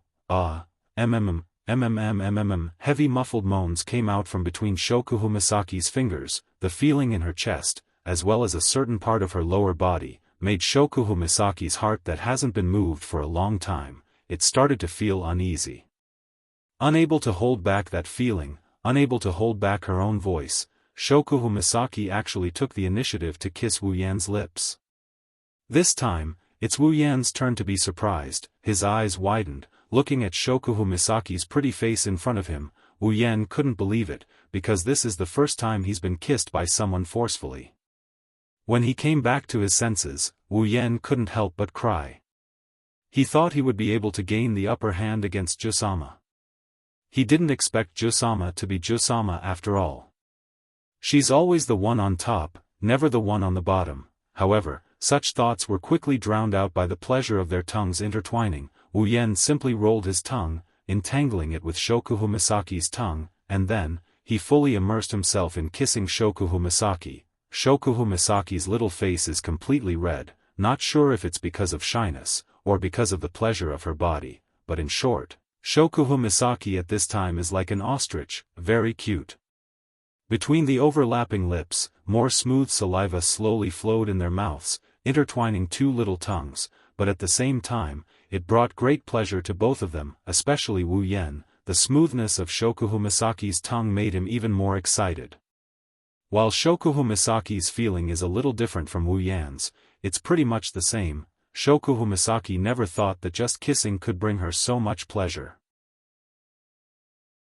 Last time in the amusement park, although she already had a taste, at that time, because it was her first kiss, Shokuhu Misaki didn't have much awareness. She didn't really think about how she was feeling. Now, after seriously kissing Wu Yan, Shokuhu Misaki realized that kissing is such a beautiful thing. In the past, Shokuhu Misaki didn't understand why a woman would need a man to rely on. She thought, even though I'm just a woman, but at the same time, I'm also a queen-sama, men are just toys in my hands. With her mind control ability, Shokuhu Misaki has the qualifications to say this. Especially after using her ability to peek into the dirty thoughts in the hearts of those men, she felt that way even more. Now, after kissing Wu Yan deeply, Shokuhu Misaki suddenly understood why a woman would need a man. Shokuhu Misaki couldn't peek into Wu Yan's thoughts, but with her understanding of Wu Yan, she's afraid that Wu Yan's dirty thoughts are no less than those men she looked down on. But, everything in this world is so strange. Shokuhu Misaki, who looked down on men's dirty thoughts, at this time, felt that if it was Wu Yan, she wouldn't be unable to accept it. That's why sometimes, a woman's thoughts are so unfathomable, and so blind. So, they need more love, including Shokuhu Misaki. Chapter 285. Haha Wu. Shokuhu Misaki's eyes were filled with tears. Under the effect of her starry eyes, the twinkling stars in her golden pupils looked like they grew in water, giving people a magical feeling. At this time, Shokuhu Misaki was like a crying girl. Her eyes were filled with tears and her mouth was making whimpering sounds. People who don't know what's going on would think that Shokuhu Misaki is crying. Her two tongues intertwined, her moist lips couldn't stop the moans that came out of her mouth. Her sensitive body made her look like a helpless little girl. As long as someone blows on her, big drops of tears would fall from her starry eyes. After a long time, two pairs of lips finally separated under Wu Yan's slight force. A soft pop sound was heard, making Shokuhu Misaki's already red face even redder. The shy Shokuhu Misaki didn't know how attractive she was. Wu Yan's eyes almost popped out of their sockets. What's more, Shokuhu Misaki was still naked. Ah! A soft cry came out of Shokuhu Misaki's mouth. That's because Wu Yan's hands had already split into two, one above and one below, grabbing her mounds and started to knead them. Ah Wu En, a sensitive spot is a sensitive spot. Under his teasing, Shokuhu Misaki surrendered without hesitation. She raised her head and moaned in a mixture of pain and pleasure. Her moaning made Wu Yan's heart burn with lust. He couldn't wait to take advantage of Jusama right there and then. Gently caressing Shokuhu Misaki's thigh, Wu Yan felt that it wasn't time yet. He could only suppress the lust in his heart and continue to tease Shokuhu Misaki's sensitive body. For some reason, this sensitive body didn't last long, making Wu Yan feel suffocated. At the same time, the power that was supporting Shokuhu Misaki all this time seemed to have disappeared. Shokuhu Misaki's hands seemed to have lost their bones, they drooped down softly, all the power was removed. Only her lips were left, as if they were supported by another power. They were constantly moving, gasping for breath, moaning, begging for mercy. They were all coming out from those lips. It seems that the kiss from before has caused Shokuhu Misaki to lose a lot of her power. Hugging Shokuhu Misaki's delicate body, Wu Yan could clearly feel the unique softness of the girl in his arms. Smooth, soft, almost all of it was applied to Wu Yan's naked body. Their bodies were almost overlapping, allowing Wu Yan to feel every inch of Shokuhu Misaki's skin. Really, no matter where it is, it's soft. It's a kind of limitless softness, without layers, without limits. It's a softness that embraces everything.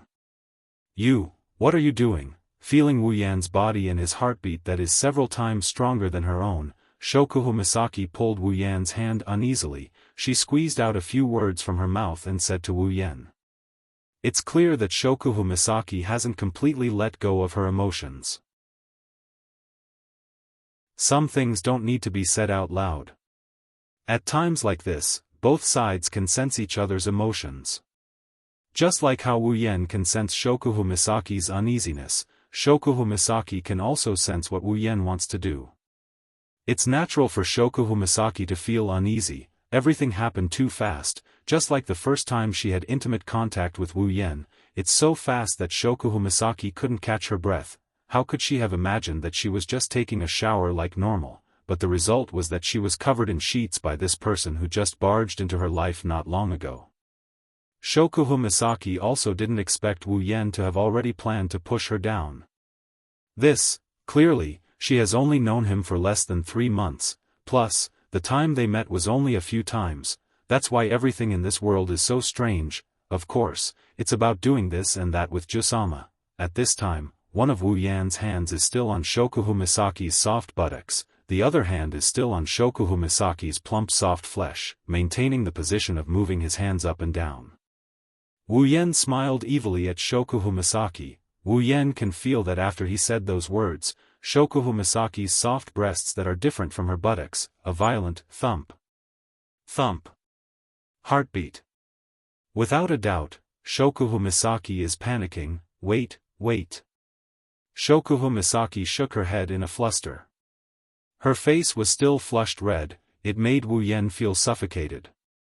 Isn't this too fast, Jusama? Wu Yan's hand touched Shokuhu Misaki's warm breasts, gently squeezing them. Her warm body quivered and quieted down. Some things can't be measured with time, although Wu Yan's words, from a certain point of view, are correct and philosophical, but when he said it at this time, it gave Shokuhu Misaki a feeling, trap. It's too much of a trap. At this time, Wu Yan is still holding Shokuhu Misaki's breasts, one on top and one on bottom. He lifted Shokuhu Misaki's body from the bed and straddled her on top of him. For some reason, Wu Yan likes this position. Shokuhu Misaki, under Wu Yan's guidance, sat on top of Wu Yan. She could feel Wu Yan's evil intentions. She felt something hard pressing against her buttocks. Shokuhu Misaki panicked. Wait! She grabbed onto Wu Yan's shoulders tightly. She screamed in panic. But as she screamed, her voluptuous body was pressed down by Wu Yan. Yua! Shokuhu Misaki could feel something inside her body, followed by the shattering of something else inside her body, followed by a sharp pain. She couldn't help but feel a sharp pain in her chest. Shokuhu Misaki couldn't help but sigh. Like a swan that was shot by a hunter's arrow, Shokuhu Misaki fiercely raised her head and let out a miserable cry. The cry echoed throughout the room. showing the pain of its owner. You, such intense pain. Shokuhu Misaki, who has never suffered any physical trauma, broke down her tears. Big drops of tears flowed out from her eyes and dripped onto Wu Yan's body. It hurts, you evil bastard, you made me hurt, you. Her hands gripped onto Wu Yan's shoulders so hard that they turned blue, but Shokuhu Misaki still felt that this is not enough to vent her pain, so she complained to Wu Yan, who took everything away from her. At this moment, she also has the right to complain. Alright, don't cry, Wu Yan coaxed Shokuhu Misaki like he's coaxing a child. Such a clumsy method, but at this moment, it's surprisingly effective. It made Shokuhu Misaki feel a lot better, and her tears also lessened a lot. After the pain subsided, a strong sense of emptiness spread throughout Shokuhu Misaki's body, causing her to involuntarily twist her body. Receiving Shokuhu Misaki's signal, Wu Yan simply shrugged, causing Shokuhu Misaki to let out another cry, but this time, it's mostly happiness. Finally, he can fully enjoy the beauty. Wu Yan hugged Shokuhu Misaki's voluptuous body and began to toss her up and down, enjoying the wonderful pleasure that comes from both body and mind. Moaning sounds could be heard.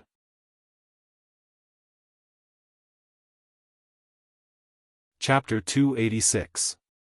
In Tokuwadai's dormitory, none of the ladies knew that their most respected and worshipped Shokuhu Shirsama, Queen Shokuhu Shirsama, had been devoured by the scum they hated the most while they were happily discussing some skincare products and some pretty clothes.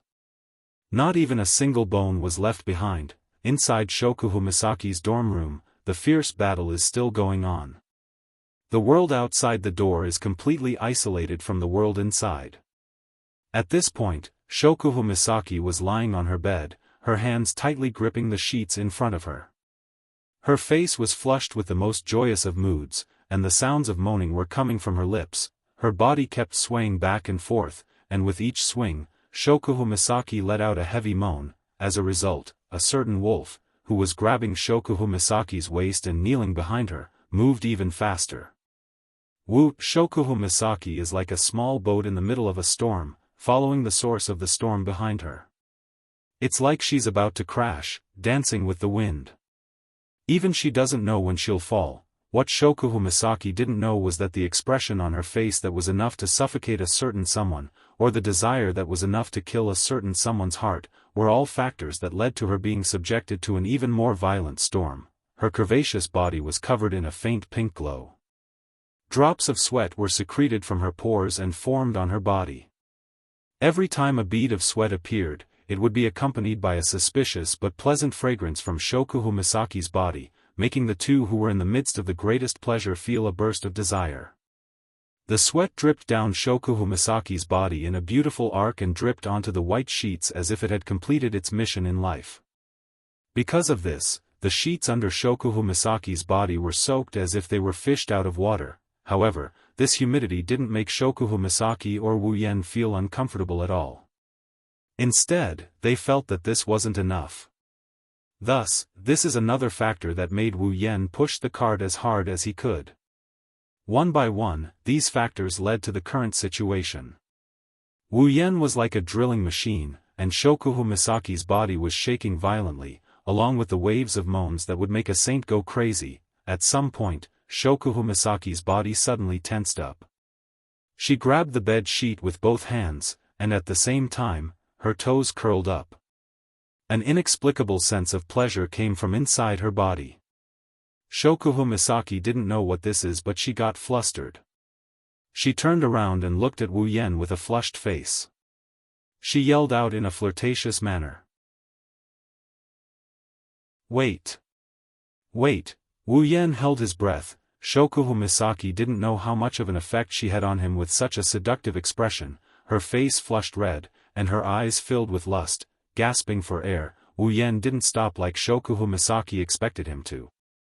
Instead, he increased his speed and charged at Shokuhu Misaki. The powerful impact caused Shokuhu Misaki to cry out in pain. She felt something was about to break out of her body as Wu Yan pushed harder. She raised her head and screamed. "You! If someone passed by at this time, it's impossible that they didn't notice anything. At the same time, Wu Yan also let out a satisfied breath. His face was like a spring breeze, as if something that made him uncomfortable has been released from his body. It's comfortable, comfortable, you. Shokuhu Misaki's body began to twitch, and she let out a small whimper, which would make anyone who heard it feel their blood boil. It's a shame that the only audience in the room had already extinguished the fire in his heart after hearing Shokuhu Misaki's loud cry. Of course, it's only at the right time. If it was any later, the fire would have started burning again. After a long while, Wu Yan finally smiled and laid down on the bed. Shokuhu Misaki also fell heavily on the bed. Her eyes were blurred, her breasts were moving up and down as she breathed. Shokuhu Misaki tried her best to open her starry eyes and look at Wu Yan's face. When she saw the proud smile on Wu Yan's face, Shokuhu Misaki's flushed face was filled with anger. She pinched Wu Yan's waist hard. Of course, Shokuhu Misaki's so-called heavy is just her own opinion. Her stamina has long been depleted in that battle of attrition. Tell me. Did you calculate everything? Shokuhu Misaki's thoughts aren't without reason.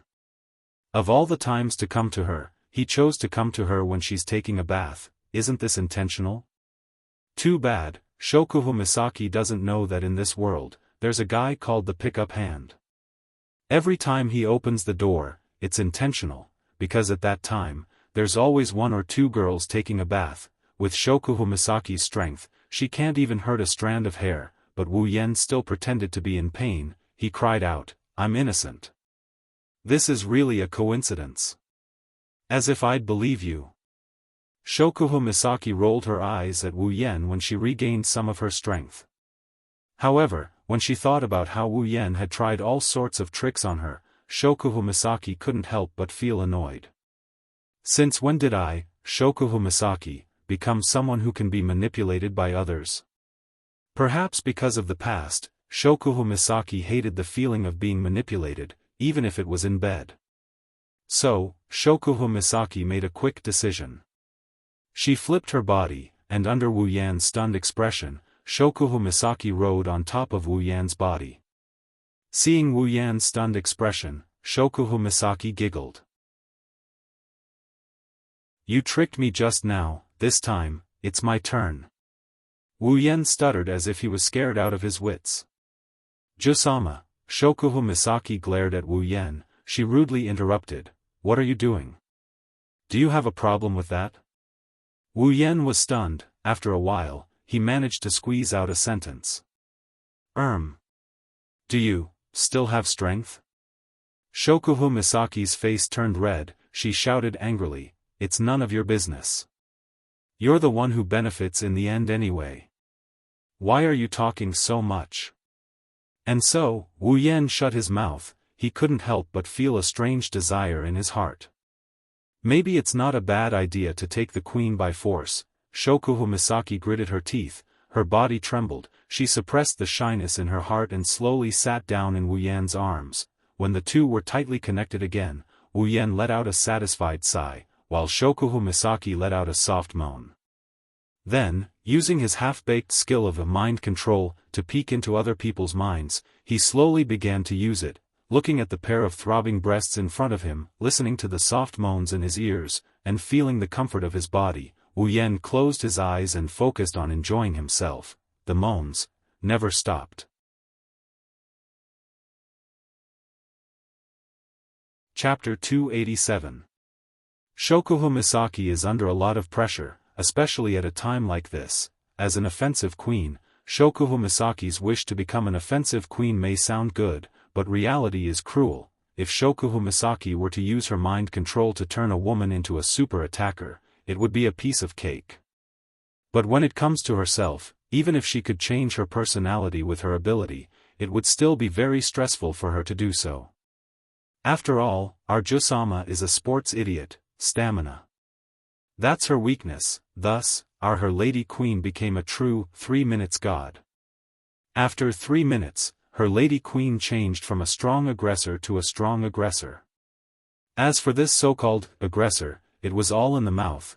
Shokuhu Misaki is under a lot of pressure, but at the same time, she should be thankful that she's not a man. It was another storm. After that, the two lay back down on the bed, panting softly with their eyes closed, enjoying the aftershocks of their lovemaking. The sheets on his back couldn't get any wetter. At this time, the person lying on it should feel uncomfortable, but for some reason, Wu Yan didn't feel uncomfortable at all. Instead, he felt comfortable, like he's in a hot spring. As for Jusama, lying on top of Wu Yan, how can a bed sheet be more comfortable than a meat cushion? Stroking Shokuhu Misaki's smooth back, Wu Yan had to admit that Jusama's body is pretty damn good. Even if she doesn't have that pair of boobs, Jusama's voluptuous curves alone is enough to make anyone fall head over heels for her. Shokuhu Misaki didn't know what Wu Yan is thinking about. But, judging by the fact that something inside her that hasn't left her body is back in high spirits, Shokuhu Misaki can guess what's going on. Shokuhu Misaki quickly said to Wu Yan, "Don't do it again, I can't take it anymore." Hearing this, Wu Yan's hand paused. He had no choice but to stop. With Jusama's physique, it's a miracle that she can last this long. Seeing this, Shokuhu Misaki couldn't help but breathe a sigh of relief, and then, she was secretly annoyed, and at the same time, she sighed helplessly. She seems to have been begging for mercy, and this time too, as an offensive queen, Shokuhu Misaki is under a lot of pressure. Whenever she thinks about how she's begging for mercy, Shokuhu Misaki can't help but feel anger rising from the bottom of her heart. She's not going to be nice to the guy who forced himself on her. Shokuhu Misaki's starry eyes were filled with dissatisfaction as she said in a slightly annoyed tone, "All right, now that you've taken advantage of me and eaten me, it's time for you to tell me why you're here." Wu Yan dryly chuckled. What can he do? He really did have a reason for coming here. Pushing her down is just something he can do along the way. With Shokuhu Misaki's intelligence, his little scheme can't be hidden from her. It's too fake to say that he's here just to see her. With that in mind, Wu Yan quickly said, "Of course I'm here just to see you." Fake. It's too fake. Shokuhu Misaki doesn't doubt his words, even Wu Yan has to say the same thing. Even if he knows that his words are fake, it can't be helped. He just pushed her down not too long ago. If he really said that he's here for something, it'd be too boring. So even if it's fake, Wu Yan can only accept it. Shokuhu Misaki's eyes seemed to be able to see through Wu Yan's heart. She carefully stared at Wu Yan's face. Perhaps she guessed Wu Yan's thoughts. Shokuhu Misaki coldly snorted. However, from her expression, it seems like she's satisfied with Wu Yan's words, or rather, his thoughts. Of course, Shokuhu Misaki won't admit it. She's still upset about the fact that she couldn't push Wu Yan down. Don't talk nonsense. Just say it. Since you're here, you must have something you need my help with, right? This time, Wu Yan can only rub his nose and admit it. Alright, I do have something I need your help with, sure. Shokuhu Misaki's straightforward answer came just as he finished his sentence. Wu Yan, who originally wanted to waste his breath, was stunned. Wu Yan didn't forget how much effort it took to get Shokuhu Misaki's help when he snuck into the research facility where the sisters were kept. Not only did he have to make her a random date, but he was also ridiculed by Jusama, and this time, she agreed so easily. Could it be that, pushing her down will bring me such benefits?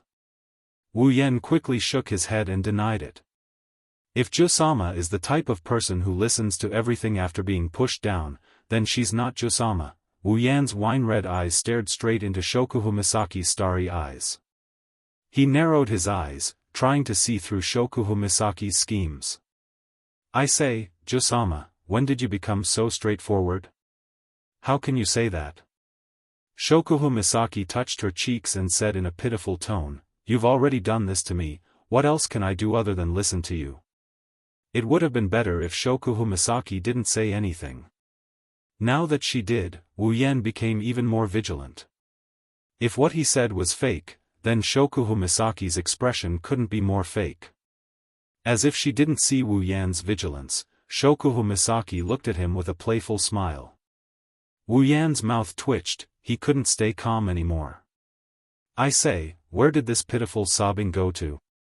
As the saying goes, a woman can change her mind as quickly as flipping a page. Shokuhu Misaki's pitiful face turned into a playful smile, and in the next second, it turned into impatience. Are you going to tell me or not? If not, I won't help you. Wu Yan, who couldn't see through Shokuhu Misaki's thoughts, turned his face away and shrugged helplessly. Whatever, she's already his woman. Putting away his mischievous grin, Wu Yan put on a serious face. His expression gave off a serious vibe. I want you to help me take a look at a child. Take a look at a child? Shokuhu Misaki had an odd expression on her face. Her eyes started flickering as she looked into Wu Yan's eyes. She continued with a weird tone. We just had sex and you want me to take care of a child? Wu Yan almost spat out a mouthful of saliva when he heard that. What are you thinking? I want you to take a look at a child's psychological condition. Psychological condition? This time, Shokuhu Misaki didn't tease him. She frowned and said softly, the child you're talking about, does he have some psychological problems? Yeah. Wu Yan said helplessly, his mental condition is very unstable. In the past, he would go berserk from time to time. Although I've managed to suppress it, my method can only treat the symptoms, not the root cause. It can only prevent the child from going berserk, but it can't solve the problem. Wu Yan looked at Shokuhu Misaki. That's why I want you to take a look at him, see if there's any way to make him normal. Go berserk. Shokuhu Misaki didn't care about the method Wu Yan mentioned. Instead, she was curious about the words Wu Yan used. She was curious about what kind of situation could make this guy, the third strongest in Academy City, say something like go berserk. As for the mental and psychological problems of this so-called child, Shokuhu Misaki didn't care. With her ability, it's a piece of cake. This is why Wu Yan came to Shokuhu Misaki.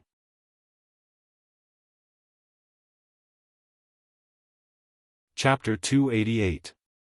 Academy City, School District 7, Wu Yan's house. The house that was originally quiet suddenly erupted with a loud roar that shook the very foundations of the house. Yua. Inside the living room, the owner of the roar is lying on top of a table. She's yelling while kicking her legs around. It's obvious that the owner of the voice is throwing a tantrum. The owner of the tantrum is Flandre-chan. Hinajaku, Mikoto, Kinohata Sayai, Frenda, Takitsubu Riku, and Astria were covering their ears like they couldn't take it anymore. Ikaros was the only one who looked at Flandre-chan with a blank expression. Maybe she didn't know how to react, or maybe she just didn't know how to react. Hinajaku and Mikoto looked at each other helplessly. Even though the two girls are the ones who can make the decisions in this family other than Wu Yan, they really don't know what to do with a child throwing a tantrum. Let alone them, none of the girls here have any experience in taking care of a child. Although Hinajaku and Mikoto have taken care of little Liren before, little Liren was too obedient and didn't know how to take care of her. So Hinajaku and Mikoto are really at their wits' end. Chuju has a headache looking at Flandre-chan, who's rolling around on the table. She walked up to her and said, Flandre-chan, be a good girl and calm down, okay? I don't want to, but Flandre-chan doesn't seem like she's going to be obedient. She's still lying on the table, waving her arms and legs around. Chuju and Mikoto can't get close to her. I want Onii-chan. I want Onii-chan. Flandre-chan wants Onii-chan. That's right, that's why Flandre-chan is throwing a tantrum. For Flandre-chan, in this unfamiliar world, her sister isn't here, the people from Scarlet Devil Mansion aren't here either. The only person she can rely on is Wu Yan, whom she just met yesterday.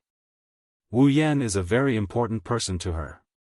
Perhaps due to her power being sealed, Flandre-chan has become very reliant on Wu Yan. But from another perspective, it's understandable. If a child's family brought her to a strange house and then disappeared, then the child would definitely make a big fuss. Flandre-chan is in such a situation. Plus, Flandre-chan's mental state wasn't very stable to begin with. It's not hard to guess why she ended up like this. If Flandre-chan's powers weren't sealed, I'm afraid everything in this house would have been wiped out a long time ago, including people. It has to be said that once a child starts to make a fuss, the sound of her voice isn't something an average person can bear. Even if Flandre-chan lost her powers, her voice was still enough to make everyone in the house unable to bear it. Flandre-chan has been in this state ever since she woke up this morning. This caused all the young girls present to have a headache. At the same time, they couldn't help but wonder what kind of charm that guy had to make such a cute little girl rely on him so much. This is a classic case of saying the grapes are sour when you can't eat them. Looking at Flandre-chan, who's still throwing a tantrum, Chuju, Mikoto, and the others can't help but cry. Mikoto is the one who screamed like a madwoman. Yen! Where the hell did you go? Come back right now. Perhaps it was because of Mikoto's shout, the living room suddenly lit up. Other than Kinohita Sayai, Frenda, and Takitsuba Riku, all the other girls' eyes lit up. When the light dissipated, Wu Yan's figure appeared in the living room in front of the girls. Chuju, Mikoto, Astria, and the others sighed in relief. As for Kinohita Sayai and the others, they're still trying to figure out how Wu Yan appeared. When Wu Yan appeared in the living room and saw the expressions on the girls' faces, he was stunned. What's wrong with you girls? Why are you looking at me like that? Oni-chan.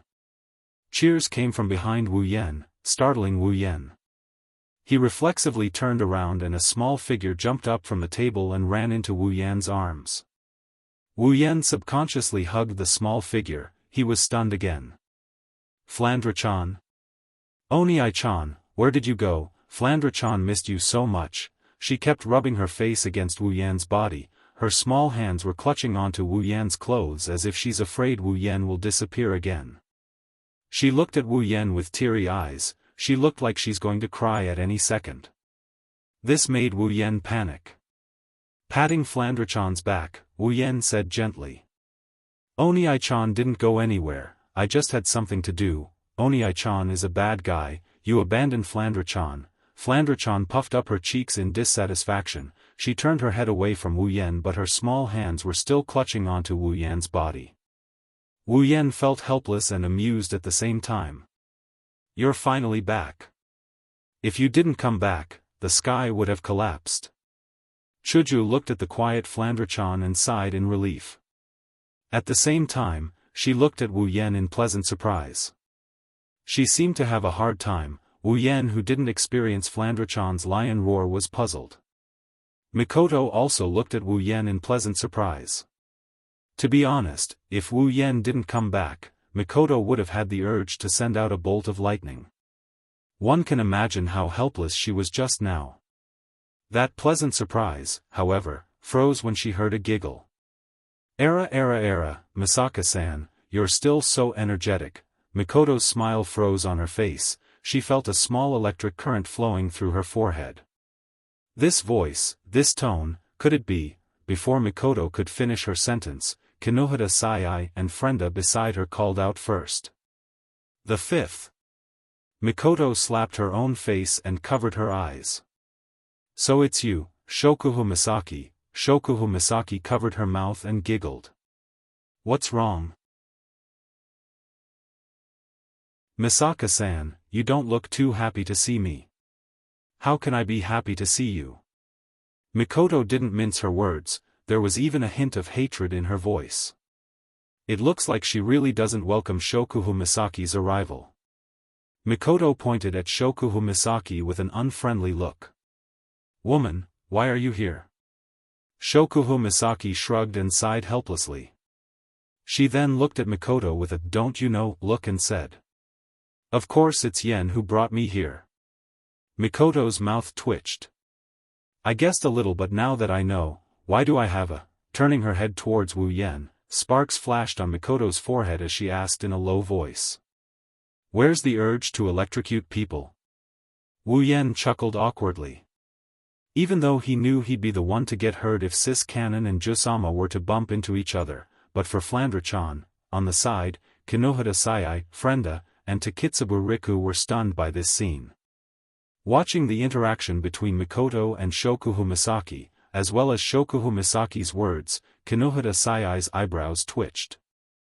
Don't tell me this super fifth was also super recruited into the Crystal Palace by that super slut? Frenda looked at Shokuhu Misaki as if she had seen through the truth before looking at Wu Yan. She instantly understood. In the end, psychological control also became a member of that guy's Crystal Palace. Kinohara Sayai clenched her fists and said hatefully, this super pervert already has so many women, yet he still wants to super Crystal Palace. Could it be that the only thing in his head is the word female? Hearing this, Frenda shrugged. In the end, aren't we still the female that he has his eyes on? Kinohara Sayai remained silent, but her pair of small eyes kept darting around, as if she was thinking of something bad. Takitsubu Riku kept looking at Wu Yan, there was a hint of sadness in her eyes. Will he still remember me?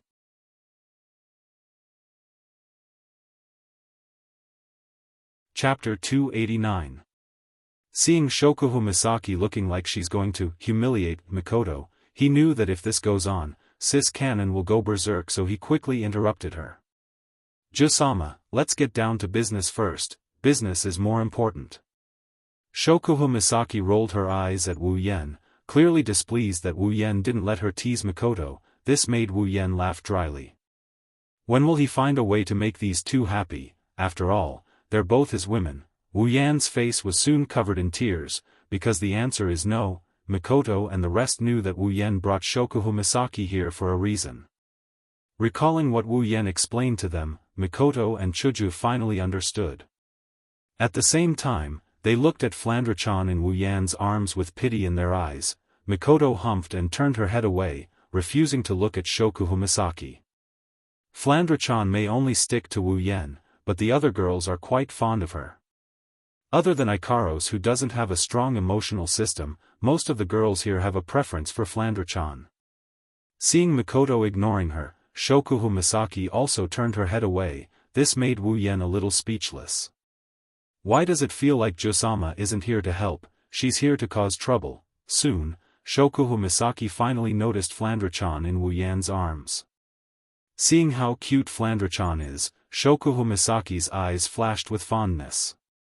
Even Jusama isn't immune to this. It's easy to see how charming Flandre-chan is. However, when Shokuhu Misaki saw Flandre-chan's wine-red eyes that are the same as Wu Yan's, she froze. Without thinking, Shokuhu Misaki blurted out. This child, don't tell me she's your and someone's daughter? Chuju, Mikoto, Astria, Kinohara Sayai, Frenda, and Takitsubu Riku all stumbled and fell to the ground. Ikaros also looked at Shokuhu Misaki in shock. This proves how shocking Shokuhu Misaki's words are. If he wasn't carrying Flandre-chan, Wu Yan would have fallen to the ground and wouldn't be able to get up again.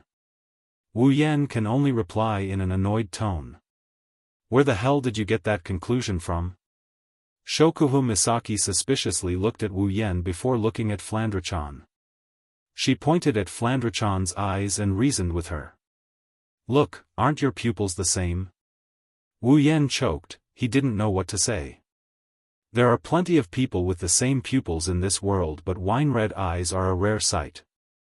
Since they happen to have the same pair of pupils, anyone would think they're related. However, Jusama's words are a bit shocking.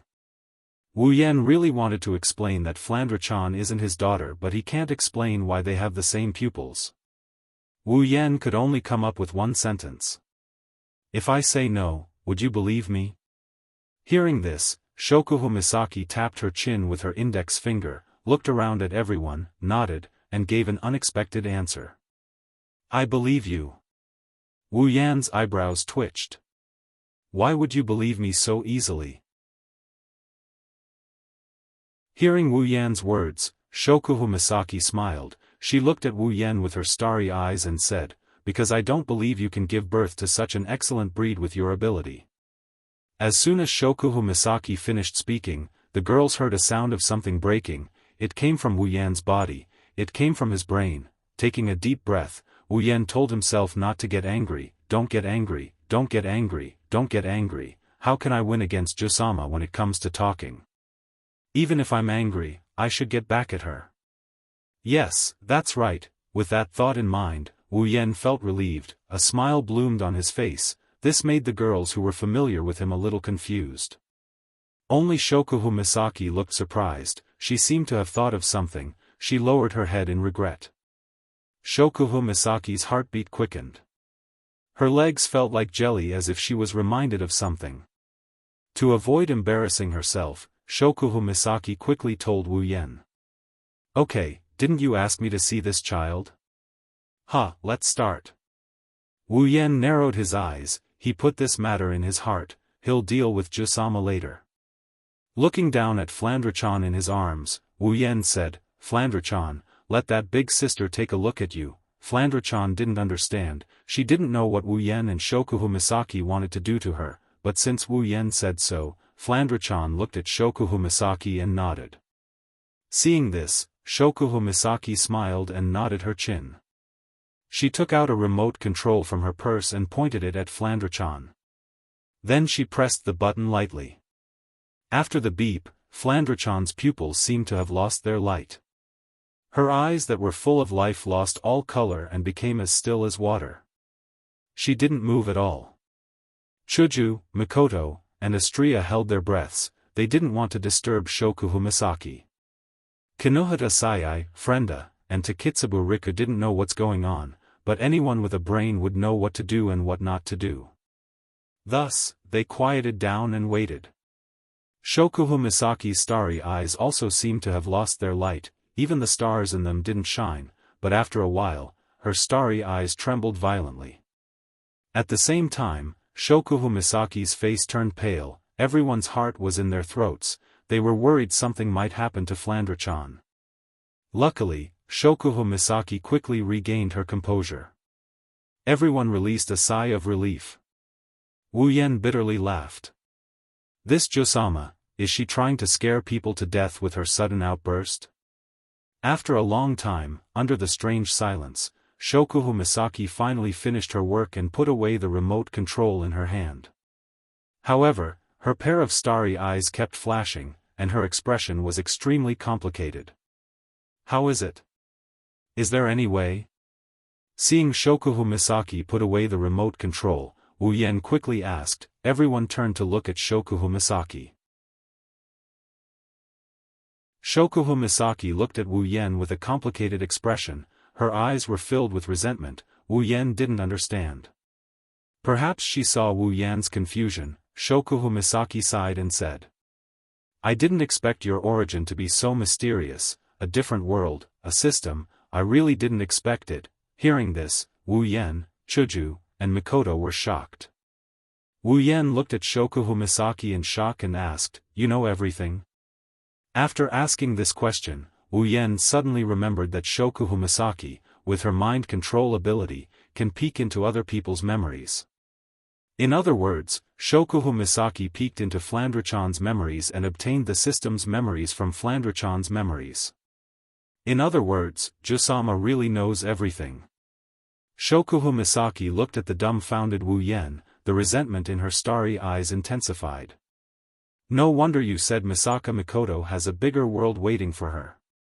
Indeed, compared to you guys who can travel through worlds, a small Tokuwadai is nothing to you guys. Wu Yan laughed awkwardly. He knew that Shokuhu Misaki was complaining about how he protected Mikoto during their first meeting. However, while Shokuhu Misaki understood, the others didn't. Oi oi oi, what are you guys talking about? Kinohata Sayai shouted. What different world? What super system? What super time travel? Explain it all to me. Wu Yan, Hinajaku, and Mikoto looked at each other, helplessness in their eyes. Great, now they're exposed, what a blunder.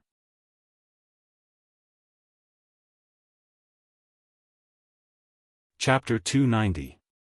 He has to admit, asking Shokuhu Misaki to check on Flandre-chan's mental state was a mistake. but it also solved one of Wu Yan's problems.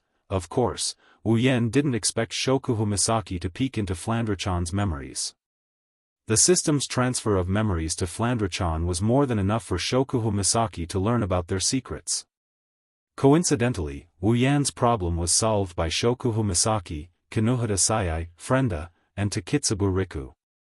Wu Yan's mission 3 was to push down at least 3 characters and make them follow him out of this world. Wu Yan already had a target in mind. He successfully pushed 2 of them onto his bed and rolled around in the sheets with him. However, he didn't know how to explain his situation to them. He didn't know where to start at this moment. Now, Josama's peek into her memories gave Wu Yan a chance to explain himself to everyone. In a way, Wu Yan's problem has been solved. In the huge living room, Shokuhu Misaki, Kinohara Sayai, Frenda, and Takitsubu Riku were listening to Wu Yan's story. Other than Shokuhu Misaki, who exclaimed from time to time, the other 3 were stunned. Shokuhu Misaki obtained a lot of information from peeking into Flandre-chan's memories. Now, with Wu Yan's explanation, she didn't have much of a reaction. However, this is the first time Kinohara Sayai, Frenda, and Takitsubu Riku have heard of something so absurd. That's right, to the 3 of them, this matter is indeed absurd. What system? What transmigration? What spalier world? What instance dungeon? Every single one of them made their little brains swell up, they almost short-circuited. It can be said that Kinohara Sayai, Frenda, and Takitsubu Riku didn't want to believe Wu Yan's words at all. After all, this is the science world. Everything has to be based on science. Is everything Wu Yan said scientific? However, when Ikaros and Astrea revealed their wings, Flandre-chan revealed her tail and crystal wings, the 3 girls were stunned. Even Shokuhu Misaki, who saw this for the first time, couldn't help but cover her mouth with her hand. She was shocked beyond words. In other words, everything you said is super real? Kinohara Sayai stared blankly at Chuju and Mikoto. If it was Wu Yan's words, no matter how convincing, Kinohara Sayai wouldn't choose to believe it. It's obvious how much Kinohara Sayai's hatred towards Wu Yan 2's level. But since it came from Hanajaku and Mikoto, she had no choice but to believe it. She knows that Wu Yan might be bullshitting, but Hanajaku and Mikoto, with their temperaments, they wouldn't be so immoral when it comes to matters like this. That's why when the 2 nodded, Kinohara Sayai grabbed her head and shook it. She had a "I've already fainted, the world has already been destroyed" look on her face. She couldn't accept it. However, from another perspective, Wu Yan's words did indeed destroy their world. To be more precise, it should be their worldview, that means. Kinohara Sayai turned to look at Wu Yan with excitement in her eyes. You'll leave this world one day, won't you? Wu Yan nodded. Kinohara Sayai almost jumped up in joy when she saw Wu Yan nodding. She wanted to cry in her heart. Finally, I can escape from this devil's clutches. Wu Yan knew what Kinohara Sayai was thinking when he saw the excitement in her eyes.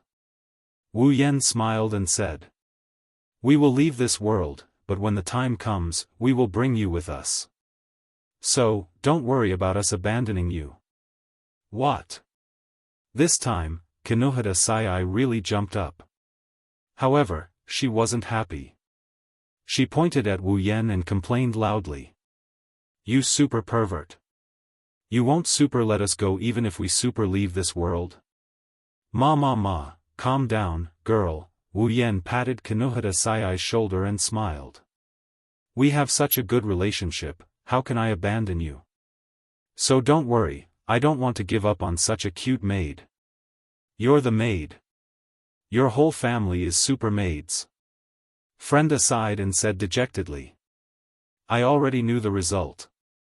How can this wolf let us go so easily?" As for Takitsubu Riku, after accepting Wu Yan's words, she didn't care anymore. She was once a member of the Black Ops in Academy City. She had seen too much of the dark side of Academy City. She didn't have much of a sense of belonging to Academy City, so she didn't care about leaving. Instead, it was Shokuhu Misaki who showed great interest in this matter. She placed the back of her hand on her mouth and smiled. Spalier world, interesting. I'd like to see that so-called other world, Wu Yan couldn't help but ask. Jo-sama, you're not thinking of coming with us, are you? Oh. Can't I? Shokuhu Misaki looked at Wu Yan and said with a sad voice. Don't tell me, Xiao Yan, you're planning to go back on your word after pushing me down. Hearing Shokuhu Misaki's words, Wu Yan cursed. Sure enough, almost at the same time, Chuju, Mikoto, Kinohita Sai, and Frenda all screamed in shock. Push her down. Among them, Mikoto's reaction was the most intense. She couldn't help it. If it was someone else, it would be fine. If it was someone else, it would be fine. But this is Shokuhu Misaki. The Shokuhu Misaki he hated the most. Asterisk beep. Asterisk a flash of lightning came from Mikoto's body. Wu Yan's body trembled and he almost ran away. When Wu Yan slowly turned to Mikoto's direction, Mikoto's body was already filled with blue and white electricity. Lowering her head, Mikoto raised a fist and said in a low voice, Yan, don't you have anything to explain? Wu Yan smiled bitterly and waved his hands as if to tell Mikoto to calm down. But his action, which was equivalent to admitting it, made Mikoto go berserk. Hearing the lightning getting more intense, Wu Yan glared at Shokuhu Misaki who was gloating over his misfortune. Looking at Mikoto who was about to turn into a goddess, he steeled his heart. With a leap, Wu Yan jumped in front of Mikoto. With one hand still holding Flandre-chan, he used his other hand to pull Mikoto into his embrace. Mikoto shrieked and the electric current in her body disappeared. She fell into Wu Yan's arms and before she could react, a big mouth covered her little mouth causing her to widen her eyes. Oh! Kinohita Sai, Frenda, and Astria gasped in shock. Hinajaku, on the other hand, had already covered one of her eyes. She couldn't bear to look at it anymore. The world is getting worse. That, oh, didn't just mean the girls were shocked, it also woke Mikoto up. Looking at Wu Yan's face so close to hers, Mikoto's face started to heat up. Starting from her neck, a bright red color started to crawl up her face until it covered her entire face. Following a bang sound, Mikoto's head boiled with water. The steam rose slowly, showing how embarrassed its master was right now. She pushed Wu Yan away and pointed at Wu Yan. You! What are you doing? There are so many people here, you! Looking at Mikoto's red face, Wu Yan chuckled. This is the effect he wanted. Wu Yan even wiped his lips with a wicked smile. His scum temperament was on full display. Mikoto's face turned even redder. She felt everyone's gazes were so piercing. She covered her head and ran back to her room. Chuju gave Wu Yan a reproachful look before she chased after Mikoto. Astria followed suit. Ikaros gave Wu Yan a hesitant look before following as well. Wu Yan let out a sigh of relief. At least his life is saved.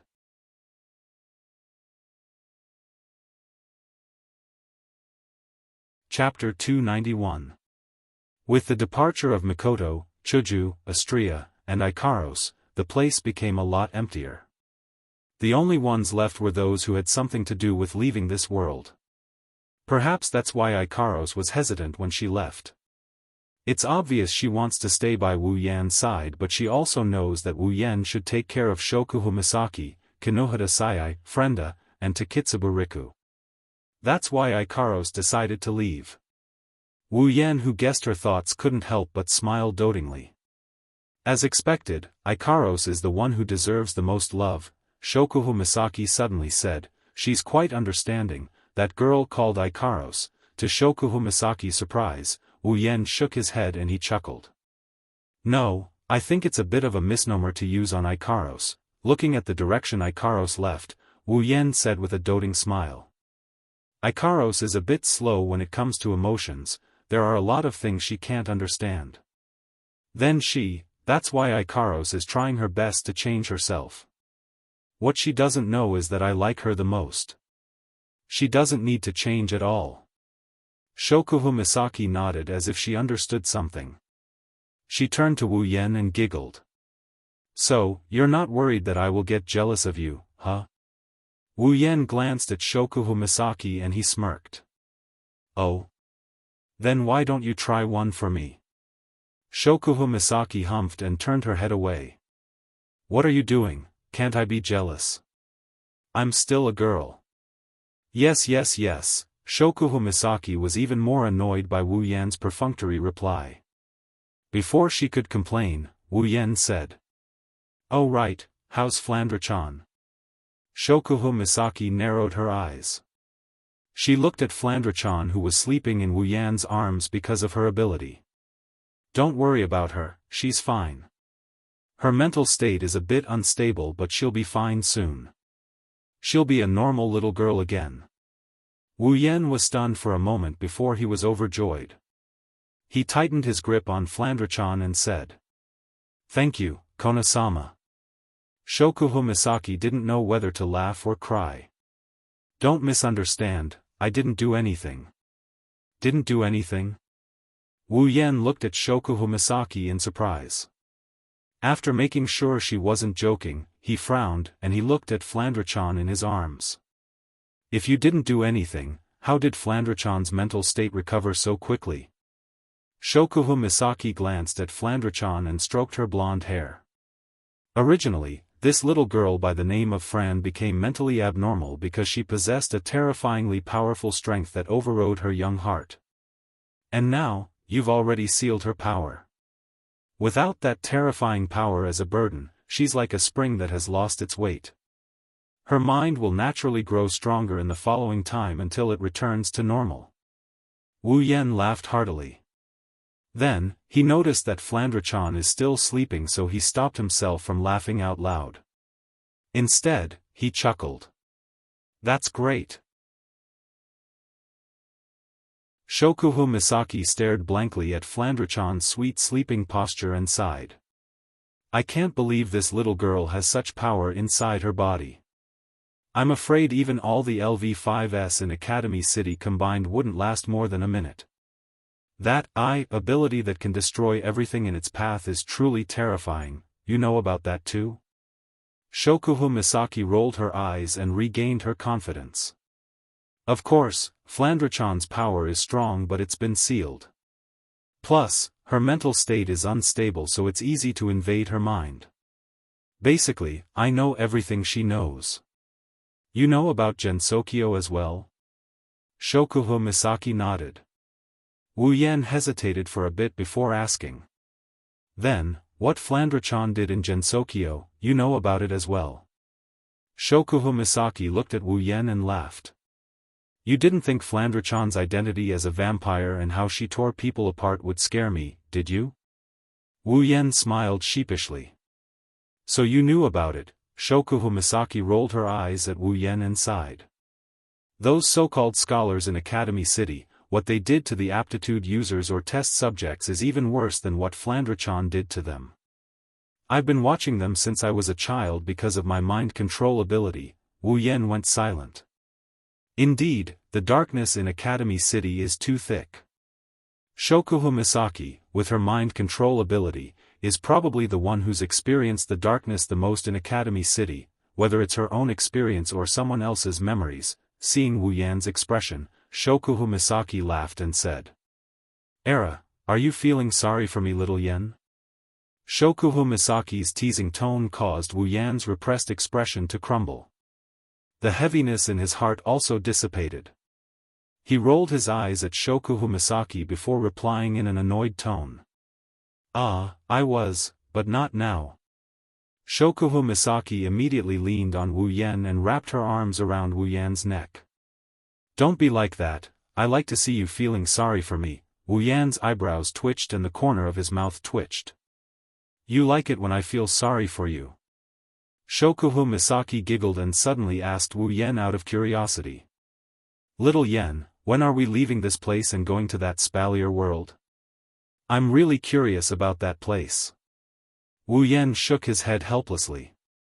"Jusama, what's there to be curious about another world? Of course I'm curious."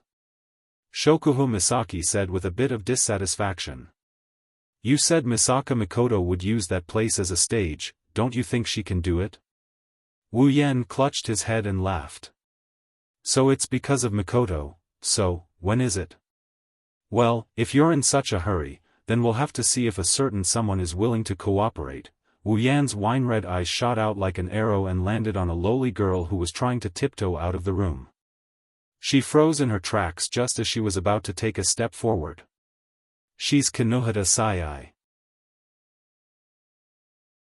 For some reason, after Chuju, Mikoto, Ikaros, and Astria left, Kinohara Sai's body trembled. She had a bad feeling about this and the alarm in her head went off. Girls tend to have an inexplicable trust towards their own sixth sense. Thus, Kinohara Sai decisively followed her heart's guidance and started to sneak out, but in the end, Kinohara Sai didn't manage to escape. At the same time, Kinohara Sai's alarm went off like crazy. Without hesitation, Kinohara Sai sprinted out of the room. But soon, she felt that her running feet were already in the air. Kinohara Sai fell into despair. She struggled with all her might and shouted. "Super, let go of me, you super pervert." Wu Yan grinned when he heard that. "Kinohara girl, you won't be able to escape today." Ignoring Kinohara Sai's struggle, Wu Yan grabbed Kinohara Sai by the back of her collar and walked into the room. Seeing this, Frenda patted her chest in relief. But then she remembered that she was pushed down a long time ago. Takitsubo Riku stared blankly at Kinohara Sai being dragged into the room. She realized what was going to happen next and her face turned red.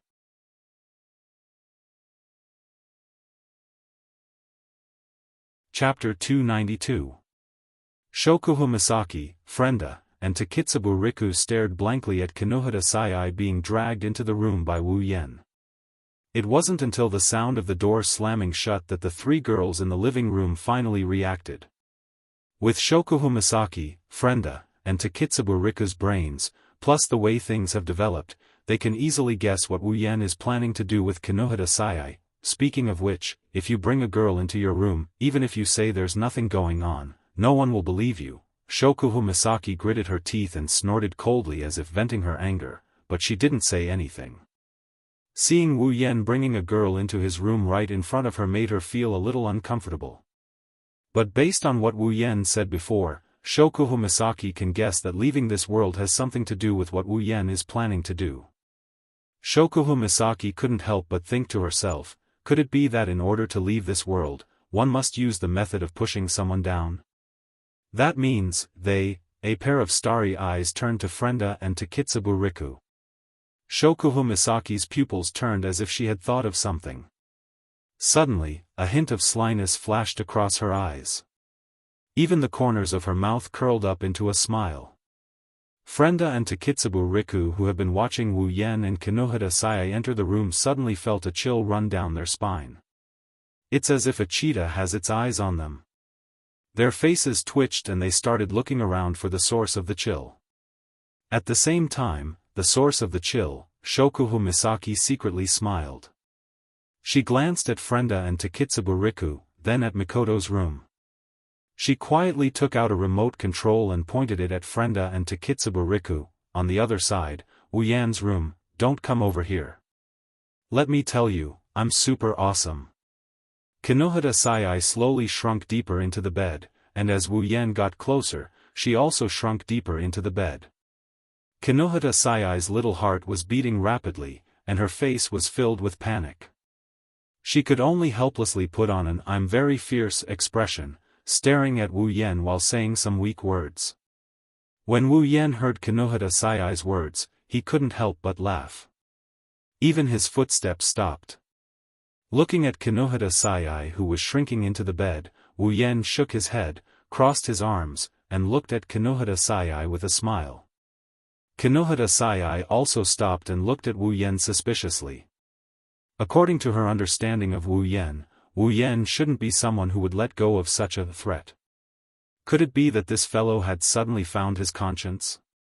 When such a thought appeared in Kinohita Saiai's mind, Wu Yan laughed loudly, and pounced on Kinohita Saiai like a wolf hunting for its prey. Kinohita Saiai was shocked, she screamed and retreated, but it was already too late. Wu Yan accurately pounced on Kinohita Saiai's delicate body, and pushed her onto the bed. A thick manly scent assaulted Kinohita Saiai's face, and her body also gained a weight that was much heavier than her, but unexpectedly, she was able to withstand the weight with her small body, causing Kinohita Saiai to be stunned. Super, let go of me. Kinohita Saiai screamed in panic, but unfortunately, just as she started screaming, her hands were grabbed by the person on top of her, and with a twist, her hands were above her. Help. Super, help. Frienda. Takitsubu. Super, come and save me. Sensing that she was being restrained, the panic in Kinohita Saiai's heart became even more intense. In her panic, Kinohita Saiai could only use her womanly instincts to scream for help. If it was any other time, this might work, since Chuju, Mikoto, and the others wouldn't not appear when they heard someone screaming for help from their room. But at this moment, Mikoto was hiding in her room, and Chuju, Astria, and the others were also hiding in Mikoto's room. For the time being, they wouldn't be able to hear Kinohita Saiai's cries for help. If Kinohita Saiai continued to scream, she would eventually be rescued, but would Wu Yan allow her to continue screaming? Licking his lips, Wu Yan laughed out loud. He bent down and his lips met with Kinohita Saiai's little mouth. The rest of her words were blocked back in her throat. Kinohita Saiai's eyes widened, she was crying in her heart. This is the second time I was forcefully kissed by this despicable wolf on top of me. It's a pity that the heavens gave me such a cute appearance and body, but today, it's going to be taken away by this wolf. While Kinohita Saiai's mind was in a mess, Wu Yan's tongue had already broken through Kinohita Saiai's tightly clenched teeth. With an unstoppable force, he captured Kinohita Saiai's little tongue. Thus, the two tongues that have seen each other before started tangling with each other. The pleasure of their tongues intertwining quickly entered Kinohita Saiai's mind. Although Kinohita Saiai was young, her heart that had experienced countless B-grade movies started to tremble. Her eyes started to water up. Kinohita Saiai almost lost herself in the pleasure of that passionate kiss. Realizing that her body was starting to heat up, Kinohita Saiai hardened her heart and decided to bite down on Wu Yan's tongue that was moving freely in her mouth. However, at the next moment, Kinohita Saiai's teeth that were about to bite down suddenly lost all strength due to Kinohita Saiai's expression. The reason is that unbeknownst to her, Wu Yan's big hand had already passed through Kinohita Saiai's clothes and started to pinch her soft and small breasts. Wu Yan's hand that was supposed to be holding both of Kinohita Saiai's hands was now left with only one. With one hand holding both of Kinohita Saiai's hands tightly together, the other hand can naturally do whatever he wants. Woo, woo, woo, feeling her breasts being pinched rhythmically by a hand, Kinohita Saiai's pupils dilated again, her eyes started to water up again, her face started to blush, her mouth started to make the same rhythmic moans as the hand that's pinching her breasts. It's very cute and moving. Even Wu Yan, who has already tasted the taste of a lowly girl, couldn't help but feel a ripple in his heart. Frienda as a lowly has a sweet appearance and a cute personality, she exudes the taste of cuteness everywhere. Wu Yan really enjoyed it. As for Kinohita Saiai, compared to Frienda who knows how to act cute, this lowly has a different taste when tasting her. This made Wu Yan's evil heart start to beat with eagerness. Especially Kinohita Saiai, she also has a pair of beautiful legs. In the morning, he pushed down the queen, blonde, and huge-breasts Shokuhu Misaki. Now he's going to push down another lowly. Even Wu Yan felt that he's being evil. Of course, it's only for a while. As for his evil actions today, Wu Yan didn't feel that there's anything wrong with it. In fact, he felt that today is his lucky day. Pa, Wu Yan loves to play. Thus, Wu Yan, who's gradually getting dissatisfied, immediately let go of Kinohita Saiai's little bunny that he's holding. Kinohita Saiai couldn't help but sigh in relief. But this sigh of relief didn't last long before it's lifted up again. Letting go doesn't mean letting go. if one isn't enough, then let's go with two. What a simple thought, and it's this simple thought that made Wu Yan's hands start to fondle and knead Kinohita Saiai's little bunnies back and forth, kneading them into various shapes. Kinohita Saiai's bones have completely melted. Even if she doesn't want to admit it, Kinohita Saiai has to admit that Wu Yan's technique is too skillful. At this moment, she's starting to feel something. Her body started to heat up, Kinohita Saiai's eyes started to blur, the strength of her struggle started to weaken, all the strength in her body has been gathered into her mouth, used to moan. At this moment, Wu Yan's hand has already pulled out from Kinohita Saiai's clothes and started to target her clothes.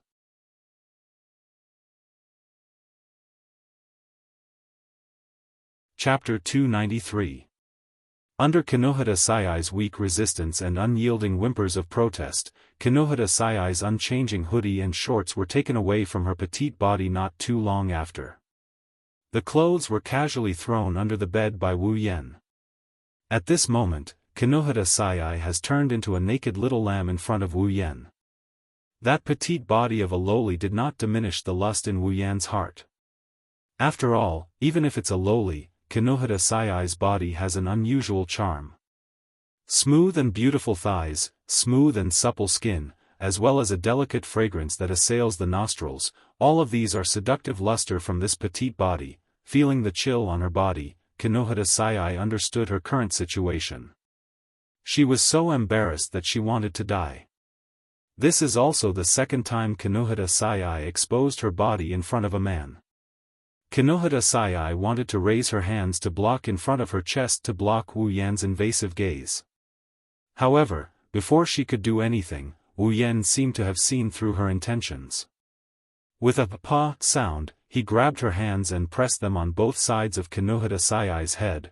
Wu, you despicable bastard, even though she knows that no matter what she says, the big bad wolf on top of her will not let her go, Kinohita Saiai still couldn't help but cry out. Wu Yan admired Kinohita Saiai's petite body that he hasn't seen for a long time. Then, he looked at Kinohita Saiai's eyes and laughed. Kinohita girl, are you still thinking of resisting? It's useless, it's better to give up. How about this, I'll be gentler from now on. Hearing this, Kinohita Saiai stubbornly stared at Wu Yan and shouted. How can I not resist? I'm being pushed by a super strong force. If I don't resist, doesn't that mean I'm being pushed by a super strong force? Wu Yan's expression turned awkward. You know that you're being pushed by a super strong force, yet you still have the time to explain? Kinohita Saiai was stunned for a moment before nodding her head in realization. Oh, right. I'm being pushed by a super strong force right now, I don't have time to explain. After saying that, Kinohita Saiai looked at Wu Yan suspiciously. You're still talking about me? Aren't you also doing the same thing? You even have the time to chat with the girl you're trying to force yourself on. Wu Yan was also stunned.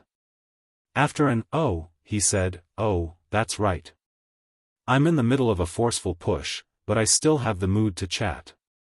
Following the conversation between the two, the scene fell into a strange silence. Only the two of them were left staring at each other. Their expressions were very interesting. To be able to have such a conversation in the middle of a forceful push, it was really amazing. After a long time, Wu Yan suddenly said to Kinohita Saiai, I say, are you trying to use unreliable dialogue to get away with this? Kinohita Saiai's expression froze, her eyes started to turn resentful. Her reaction was no doubt telling Wu Yan that she was trying to get away with it. Wu Yan's mouth twitched, he suddenly reached out and pressed Kinohita Saiai's small breasts. He started to pinch them with all his might, causing Kinohita Saiai's expression to change and she started to moan. I'll let go of me this time. Wu Yan ignored Kinohita Saiai's cries and started to focus on Kinohita Saiai's small body. He even stuck out his tongue and started to tease Kinohita Saiai's small body. Kinohita Saiai has never experienced such a situation before. She couldn't help but tighten her body and bite her lips. She felt that as Wu Yan's tongue continued to lick her body started to feel strange. A strange yet familiar feeling started to emerge from the depths of Kinohara Sayai's body. The reason why it's strange yet familiar is because Kinohara Sayai has only felt this once before. This feeling, it's the same feeling she felt after being defeated by Wu Yan and being trained by him. Under the control of this strange yet familiar feeling, Kinohara Sayai reacted without hesitation. His hand lightly brushed across Kinohara Sayai's smooth thighs. Feeling that it's about time, Wu Yan smiled excitedly. He waved his hand and in the next second, his tightly wrapped clothes flew away. From the speed, it's clear that Wu Yan's undressing skills have reached an unimaginable level. When the great spear appeared in front of Kinohara Sayai started to panic. In her panic, Kinohara Sayai couldn't help but scream. Using an unknown strength, she pushed Wu Yan away and turned around to crawl to the other side. After crawling a few steps, Kinohara Sayai felt that she couldn't crawl anymore. Because her small waist was grabbed by Wu Yan's two large hands. At the same time, Kinohara Sayai also felt a hard sensation pressing against her small buttocks. Knowing that she can't escape anymore, Kinohara Sayai couldn't help but let out a final whimper. Her heart is crying. Goodbye, my lovely youth. Following Kinohara Sayai's whimper, Wu Yan also shrugged his waist, allowing Kinohara Sayai to let out another whimper. But this time, it should be a scream of pain. Why, is it so painful? Kinohara Sayai's pair of small eyebrows are deeply furrowed, her mouth is letting out a painful moan. Her body is also tensed up, she doesn't dare to move anymore. From this, it can be seen how much pain Kinohara Sayai is in. Trying her best to hold back the tears that are about to reach her eyes, Kinohara Sayai bit her lips to prevent herself from crying. Kinohara Sayai's stubborn personality doesn't allow herself to cry because of pain. The pain came so quickly, but it didn't go so quickly. After all, Kinohara Sayai is only a 12-year-old girl. Feeling the pain in her body, Kinohara Sayai kept trying to hypnotize herself. I don't feel pain. I don't feel pain. I don't feel pain. Hearing Kinohara Sayai's soft and painful moans, Wu Yan couldn't help but laugh and shake his head. He didn't want to feel how good it is right now. He leaned on Kinohara Sayai's back and whispered into her ear. If it's painful, it's better to cry out, it'll heal faster that way. Hearing that, Kinohara Sayai's murmuring mouth paused, she glared fiercely at Wu Yan and started sobbing. You despicable super pervert, ked me and now you're saying such sarcastic words. Wu Yan grinned sheepishly and shut his mouth. Indeed, saying something like that at a time like this feels a bit like making sarcastic remarks. However, after being teased by Wu Yan, Kinohara Sayai felt the pain in her body lessen by quite a bit. Her tightly furrowed eyebrows also loosened up. However, in the next moment, a sudden sense of emptiness made her face stiffen again. The fatal sense of emptiness made Kinohara Sayai start to wish for Wu Yan to do something. She wanted to open her mouth but she suddenly remembered that she was the one who was forced to do it. How can she open her mouth? Thus, Kinohara Sayai started to feel conflicted. If Wu Yan knew what Kinohara Sayai was thinking, Wu Yan would definitely feel conflicted too. What kind of situation is this? You still have the time to think about such things. Could it be that your hidden nature is off the line? However, even though Wu Yan didn't know what Kinohara Sayai was thinking, he himself couldn't hold it in any longer. Not to mention the problem of whether others can hold it in or not, he directly pounded the conflicted Kinohara Sayai into a daze. A long moan came from Kinohara Sayai who was still conflicted a second ago. Kinohara Sayai was overjoyed because that fatal sense of emptiness has been alleviated by Wu Yan's actions. And this long groan is also the signal to start the battle. After the long groan, the sound of flesh colliding, accompanied by loud and small groans, began to resound.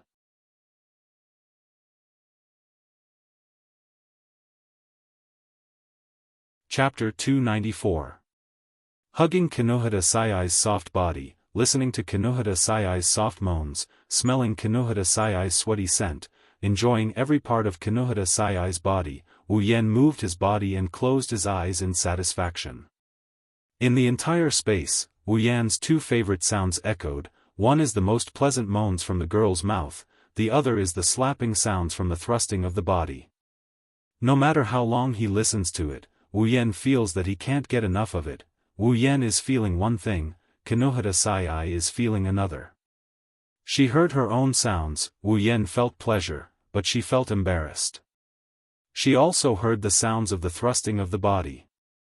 When Wu Yan felt pleasure, she also felt pleasure, but she was also gritting her teeth. Kinohita Sai isn't as shameless as Wu Yan. As a girl, even if Kinohita Sai is a bit tough, she would still feel embarrassed. Kinohita Sai couldn't believe that such sounds would come out of her mouth. Kinohita Sai kept trying to stop her sounds, but with Wu Yan's thrusting, the electric current that came from the deepest part of her body made her unable to control her mouth. In the end, she couldn't stop moaning. Kinohita Sai almost lost her soul when she experienced the feeling of love for the first time. Her rationality has already left her brain. At this moment, Kinohita Sai feels that she is no longer herself. However, Kinohita Sai didn't deny it. At this moment, she is indeed the most comfortable. However, Kinohita Sai also didn't try to hide her embarrassment. Her face is red. Half of it is because of the pleasure, the other half is because of the shame. Kinohita Sai has never hated her helplessness like today.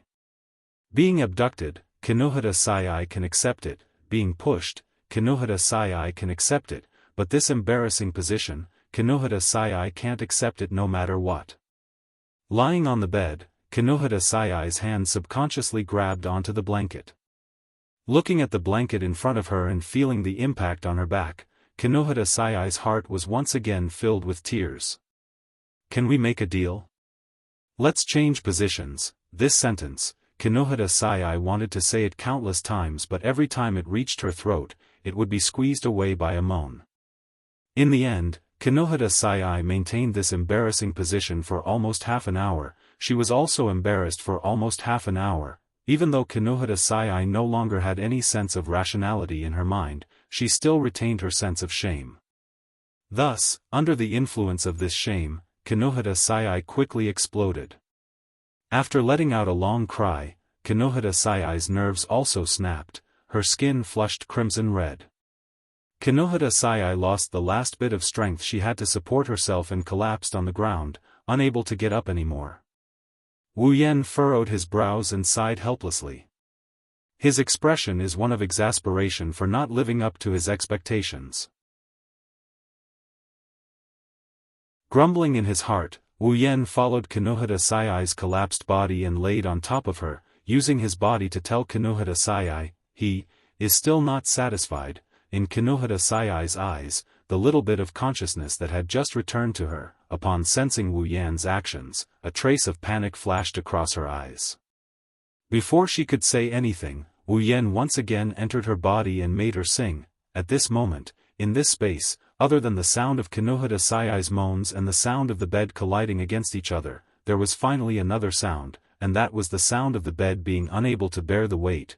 This sound undoubtedly added to the fun, causing Wu Yan's movements to become even more violent.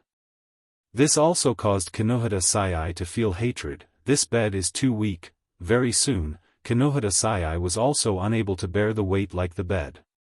She let out a long whimper, her body tensed up again. Kinohita Sai welcomed her second climax of the day. However, just like before she could catch her breath, Kinohita Sai was once again manipulated by Wu Yan. Kinohita Sai was completely flustered, her pair of eyes were filled with endless tears. She looked at Wu Yan charmingly and moaned, You're still going. As for the question of, are you going to come or not, Wu Yan answered her straightforwardly. Following the movement of his body, help. Help. Help. For the nth time, Kinohita Sai's heart was filled with tears. In the past, she was still full of confidence in her endurance. After all, in order to complement her nitrogen armor ability, Kinohita Sai trained her body quite a bit. But this time, under the actions of the beast behind her, Kinohita Sai felt that her previous confidence was nothing in front of this guy. Indeed, no matter how much Kinohita Sai trained, in terms of physical strength, compared to the true ancestor, she is nothing but trash. Thus, in the midst of Kinohara Sayai's soft moans and begging for mercy, a new battle started once again. Kinohara Sayai could only close her eyes and silently pray, "My body is no longer youthful, I hope you can persevere." Suddenly, in this space where there were only 3 sounds, another sound rang out. However, it was different from the previous 3 sounds. This sound was very short, but it attracted the attention of Lei Feng and Lei Feng. Because that's the sound of the room door being opened. Subconsciously stopping their movements, Wu Yan and the panting Kinohara Sayai reflexively looked towards the door. With one look, both of them were stunned. "Frenda! Takitsubu!" Kinohara Sayai's exclamation revealed the reason why the door was opened.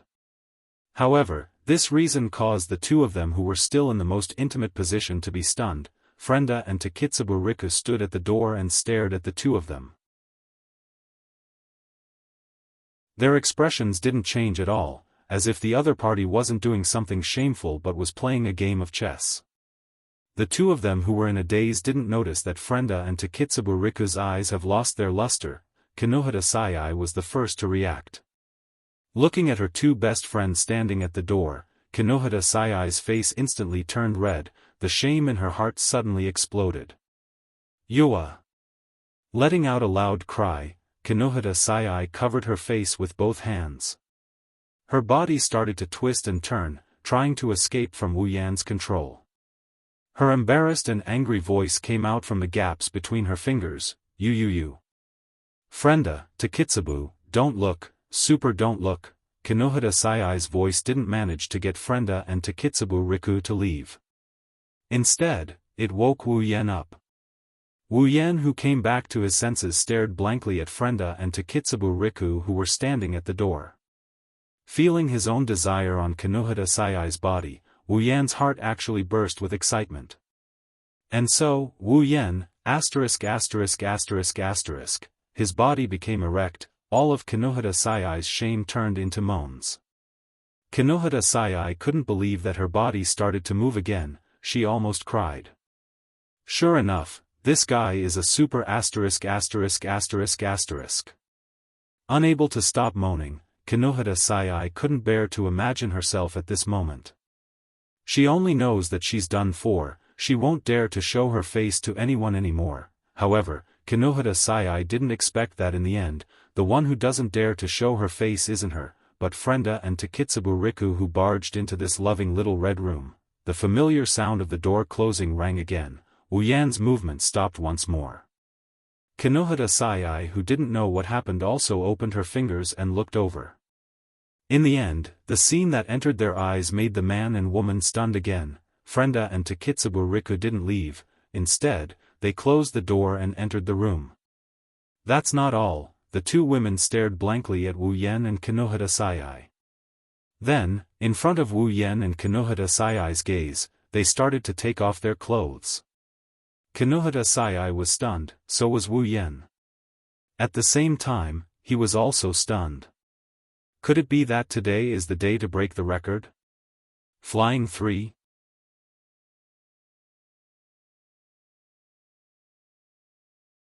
Chapter 295. As a petite figure that is smaller than Kinohara Sayai and a voluptuous figure appeared in front of Wu Yan and Kinohara Sayai's eyes, they finally realized, this time, it's too late. This isn't the first time Wu Yan has seen these 3 figures in their nude state. Not only that, he's seen them in this state almost every day. Those 3 photos of Kinohara Sayai, Frenda, and Takitsubu Riku are still in his space ring. He takes them out to admire them twice a day. However, this is the second time he is seeing them in real life. This time, it's much more exciting than the previous time. After all, the previous time, he was just taking advantage of her, but this time, Kinohara Sayai is still underneath him. Kinohara Sayai felt that all the surprises in her life had been used up today. Her worldview had been completely destroyed in just one day. Looking at her 2 best friends walking towards her after taking off all their clothes, Kinohara Sayai's mind was in a complete mess. Wait. Super wait for me. Kinohada Sai squeezed out all the energy she had stored up for tomorrow. Like a dying flash of light, she bounced up from her bed, giving Wu Yan a fright. However, Kinohada Sai didn't have the heart to care about Wu Yan. Seeing that Frenda and Takitsubu Riku were not listening to her and were slowly walking towards them, Kinohada Sai was on the verge of breaking down. She screamed hysterically. "What are you guys super doing? Do you guys super know what you are doing? You guys are super crazy." Kinohada Sai is only one step away from adding a nitrogen armor to her fist and giving herself a punch.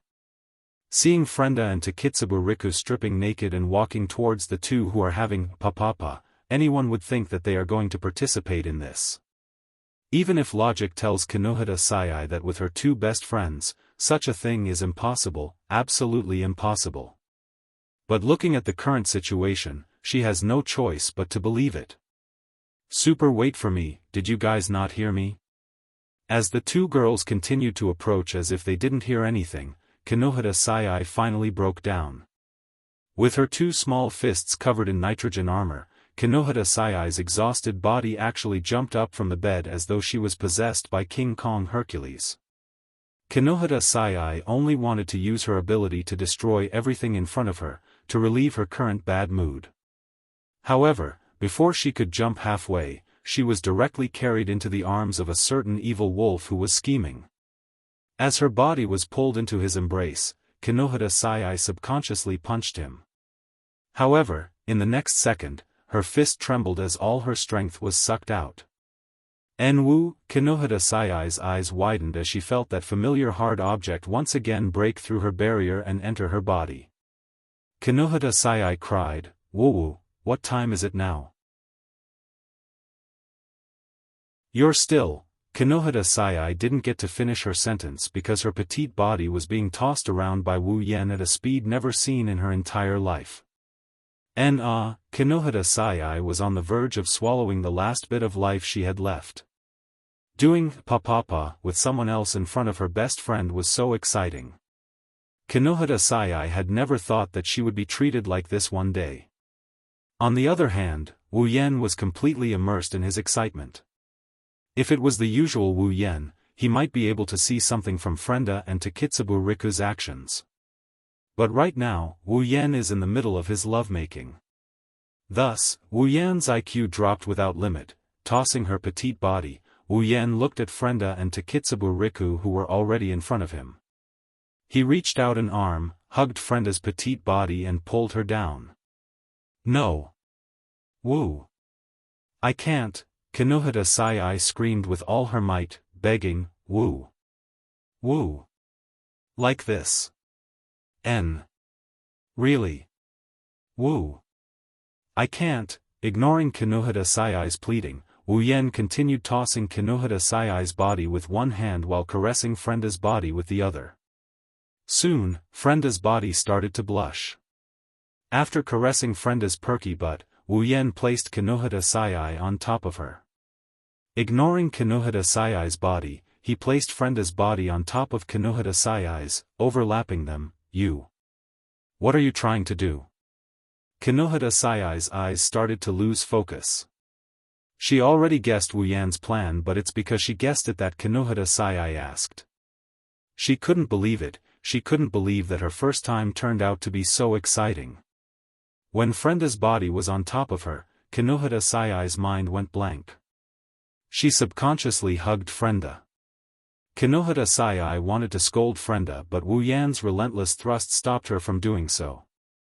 Looking at Frenda's face, Kinohada Sai finally realized that Frenda's eyes were devoid of any light.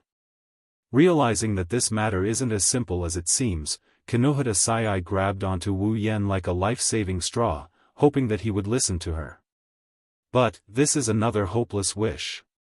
With a long thrust, Wu Yan entered Frenda who was on top of Kinohada Sai. Frenda, who was moving around like a doll, let out a whimper. After that whimper, Frenda's blue eyes finally regained some light. But, if possible, Frenda would rather not recover. Frenda has been maintaining her consciousness, but for some reason, she couldn't control her body. In her mind, she watched herself and Takitsubu Riku being naked and entering this forbidden place. Frenda only had one thought in her mind, and that is, I should just die. This thought, when Frenda saw herself being carried by Wu Yan and placed on top of Kinohita Sayai's body, it became even more intense. Realizing what was going to happen in the next second, in the last second before she could no longer control her body, Frenda let out a hateful cry from the depths of her heart. Shokuho Misaki. I hate you. In the next second, Frenda felt her body being forcefully penetrated, then she regained control of her body, her blue eyes regained some light and met with Kinohita Sayai's eyes. The two of them stared at each other, but the expression in their eyes was one of shame and anger.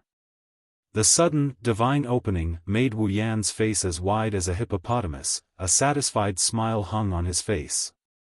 Wu Yan looked at the two lowly girls lying in front of him, he almost couldn't hold back his laughter. How long has it been since I last had this kind of treatment? Sure enough, being a transmigrator is so satisfying. One moment Frenda, the next Kinohita Sayai, Wu Yan didn't want to talk anymore, and in fact, he really didn't want to talk anymore. Wu Yan just wanted to enjoy himself before he leaves this world. Although he used to enjoy himself almost every day, today, he enjoyed himself a lot. The two lowly girls who were looking at each other helplessly started moaning in front of each other. They were so close to each other that they started moaning in front of each other. Kinohita Sayai and Frenda both had an expression of wanting to cry but no tears came out. Too embarrassed to look at each other, they could only close their eyes. However, after moaning, the fragrance from their mouths still hit each other's faces, telling them that this is all real. Just like that, Frenda and Kinohita Sayai started living the most unbearable day in their hearts, including Takitsubu Riku, who is still standing on the side. She still hasn't broken free from the control, but she still has her own consciousness and witnessed everything with her own eyes.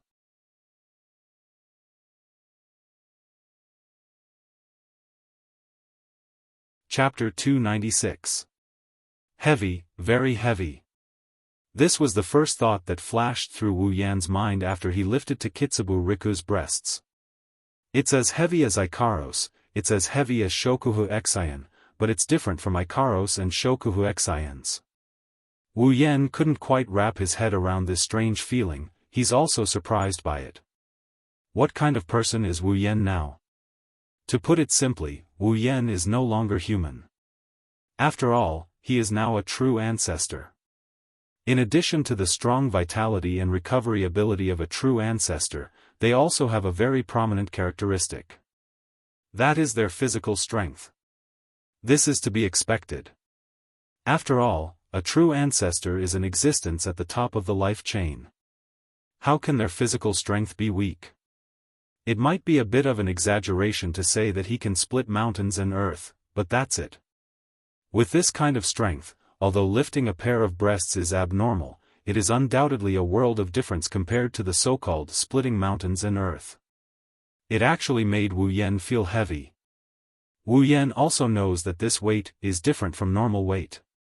But this doesn't stop Wu Yan from liking this pair of breasts. Takitsubu Riku still has a blank look on her face. Of course, this is only on the surface. In the depths of her heart, the consciousness that saw her being teased by Wu Yan is extremely embarrassed. If Takitsubu Riku could still control her body, her face would be completely red by now. Shame is an understatement to describe the current situation. Takitsubu Riku is one of them, Kinohita Sayai and Frenda, who are still lying on top of each other under Wu Yan's body, are the other two. Things have already developed to this point. Whether it is Kinohita Sayai or Frenda, they have already accepted their fate and threw away all the emotions in their hearts to endure everything that Wu Yan has brought to them. The result of this is that Kinohita Sayai, who has already reached her peak many times, is now lying on the ground like a dead pig. As for Frenda, although she came later, her situation is similar. After all, no matter how strong she is still just a lowly. After pushing Frenda to her limit again, Wu Yan took a deep breath to suppress the restlessness in his heart. Listening to Frenda's long moans, he gently placed her beside the exhausted Kinohita Sayai. At the same time, he tightened his grip on Takitsubo Riku's breasts. Takitsubo Riku didn't react at all, as if she didn't care about Wu Yan's actions. However, within those dead eyes, a layer of ripples suddenly bloomed. Her skin slowly turned red, proving that Takitsubo Riku isn't completely emotionless. Of course Takitsubo Riku can feel it. Although she has lost control of her body, her senses are still there. Taking a glance at Kinohara Sai and Frenda who are panting like dead dogs, Takitsubo Riku's heart is filled with an inexplicable sense of fear and anticipation. Just like Kinohara Sai and Frenda, Takitsubo Riku knew from the day she was kidnapped by Wu Yan that this day would come sooner or later. With Wu Yan's personality, Takitsubo Riku even thought that this day came a little late. Before this, she always thought that Wu Yan would eat them on the first day of their arrival. She didn't expect this day to be delayed. Takitsubo Riku couldn't help but wonder if Wu Yan wanted them from Yujino Shizuri not because he wanted to eat them like Kinohara Sai said, but because he had other motives. If Takitsubo Riku knew that among the three of them, Frenda was eaten on the first night, she wouldn't think this way, and now, this day has finally come. Although it was a result of someone with ulterior motives, Takitsubo Riku can't help but feel a little hopeful. Towards something like this. After all, back then, Takitsubo Riku was different from Kinohara Sai and Frenda. When she followed Wu Yan, Kinohara Sai was half forced and Frenda was half threatened. The reason why she was half forced and half threatened was because of Kinohara Sai and Frenda. Frenda was a little too timid, but if Kinohara Sai really didn't want to follow Wu Yan, then even if Wu Yan was serious, she wouldn't have compromised. It can only be said that after that day at the lab, everything that Wu Yan did to Kinohara Sai and Frenda has left a faint shadow in their hearts, just like Takitsubo Riku. After all, before this, they were still pure and innocent girls. That's why under Wu Yan's half-forced and half-threatened situation, the two girls subconsciously didn't resist. They just wanted to give it a try and were basically abducted. But Takitsubo Riku is the only one among the three who volunteered. Compared to Kinohara Sai and Frenda, who can only leave a faint shadow, Takitsubo Riku left a deep impression in her heart. Especially after the incident with Kakin Taidaku, her impression of Wu Yan exploded. That's why she volunteered. It's just that, as a normal girl, Takitsubo Riku is still a little scared of her first time. When Wu Yan hugged Takitsubo Riku and pressured her with his great spear, this fear intensified. Takitsubo Riku wanted to say something but her body is being controlled, she can't move. Seeing that the great spear is about to reach the city gate, Takitsubo Riku couldn't help but shout the exact same words that Frenda shouted in her heart. Shokuhu Shin. I hate you. The moment he finished his thought, a puchit sound was heard as well. A soft groan came out from Takitsubo Riku's mouth. At the same time, it means that she has regained control of her body. Her eyes that have regained their vigor stared at Wu Yan's face. Takitsubo Riku clenched her teeth and endured the pain. But her deeply furrowed brows let Wu Yan know that it's not that she doesn't feel pain. Grabbing Wu Yan's shoulders tightly with both hands and wrapping her legs around Wu Yan's waist, Takitsubo Riku softly moaned and said softly, "Please. Please be gentler." Wu Yan put on a hearty smile, causing Takitsubo Riku's heart to thump. At the same time, Kinohara Sai and Frenda who have regained some of their strength wanted to punch that evil smiling face. Takitsubo Riku's eyes were blinded, so she couldn't see Wu Yan's intention. But Kinohara Sai and Frenda saw through it. That's obviously a proud smile. After happily licking Takitsubo Riku's breasts that Wu Yan couldn't stop praising, Wu Yan held one of Takitsubo Riku's breasts with one hand and her breasts with the other. Then, he began the action that he did the most today. Takitsubo Riku's moans were released by Wu Yan's actions. Not long after, Kinohara Sai and Frenda's moans followed suit. In this space, it's like a symphony, causing ripples in the air. Outside the door, Shokuhu Xianxia's face blushed as she listened to the sounds coming from the room. After all, she sang the same song this morning. Listening to the three different voices, Shokuhu Xianxia's eyes flashed with embarrassment and anger. Based on her understanding of Wu Yan, these three girls are definitely being targeted by him. Shokuhu Xian's only wish is for that day to come earlier. Sighing softly, Shokuhu Xian's eyes were filled with anger as she said softly, "You got off too easy." The more she thought about it, the more she felt it wasn't worth it.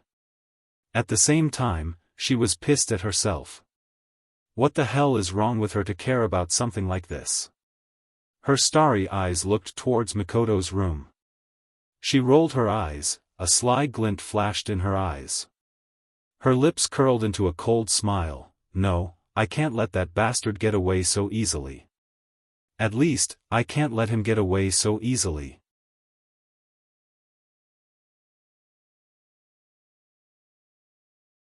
Chapter 297. Academy City, School District 7, Wu Yan's home. The room that had been filled with intimate sounds for the entire day was now completely silent except for a few light panting sounds. Wu Yan is lying straight on his pillow with a face like a spring breeze. It's easy to see how comfortable Wu Yan is right now. Kinohita Sai's petite body is lying behind him. Frenda is lying on Wu Yan's left side while Takitsubo Riku, who has the best figure, is being hugged by Wu Yan and placed on top of him. This scene tells everyone what happened here. Feeling Takitsubo Riku's soft breasts pressing against his chest, even if Wu Yan doesn't smoke, he can't help but want to light one up. It's only now that Wu Yan recalled what happened with Ripple, he felt that something was wrong. Towards Frenda and Takitsubo Riku's previous behavior, whether it's what he saw on the screen or what he got to know about the two girls during this period of time, Wu Yan has a feeling that the two girls wouldn't do something like him naked and willingly join Ripple's battle. With their personalities, they wouldn't do such a thing.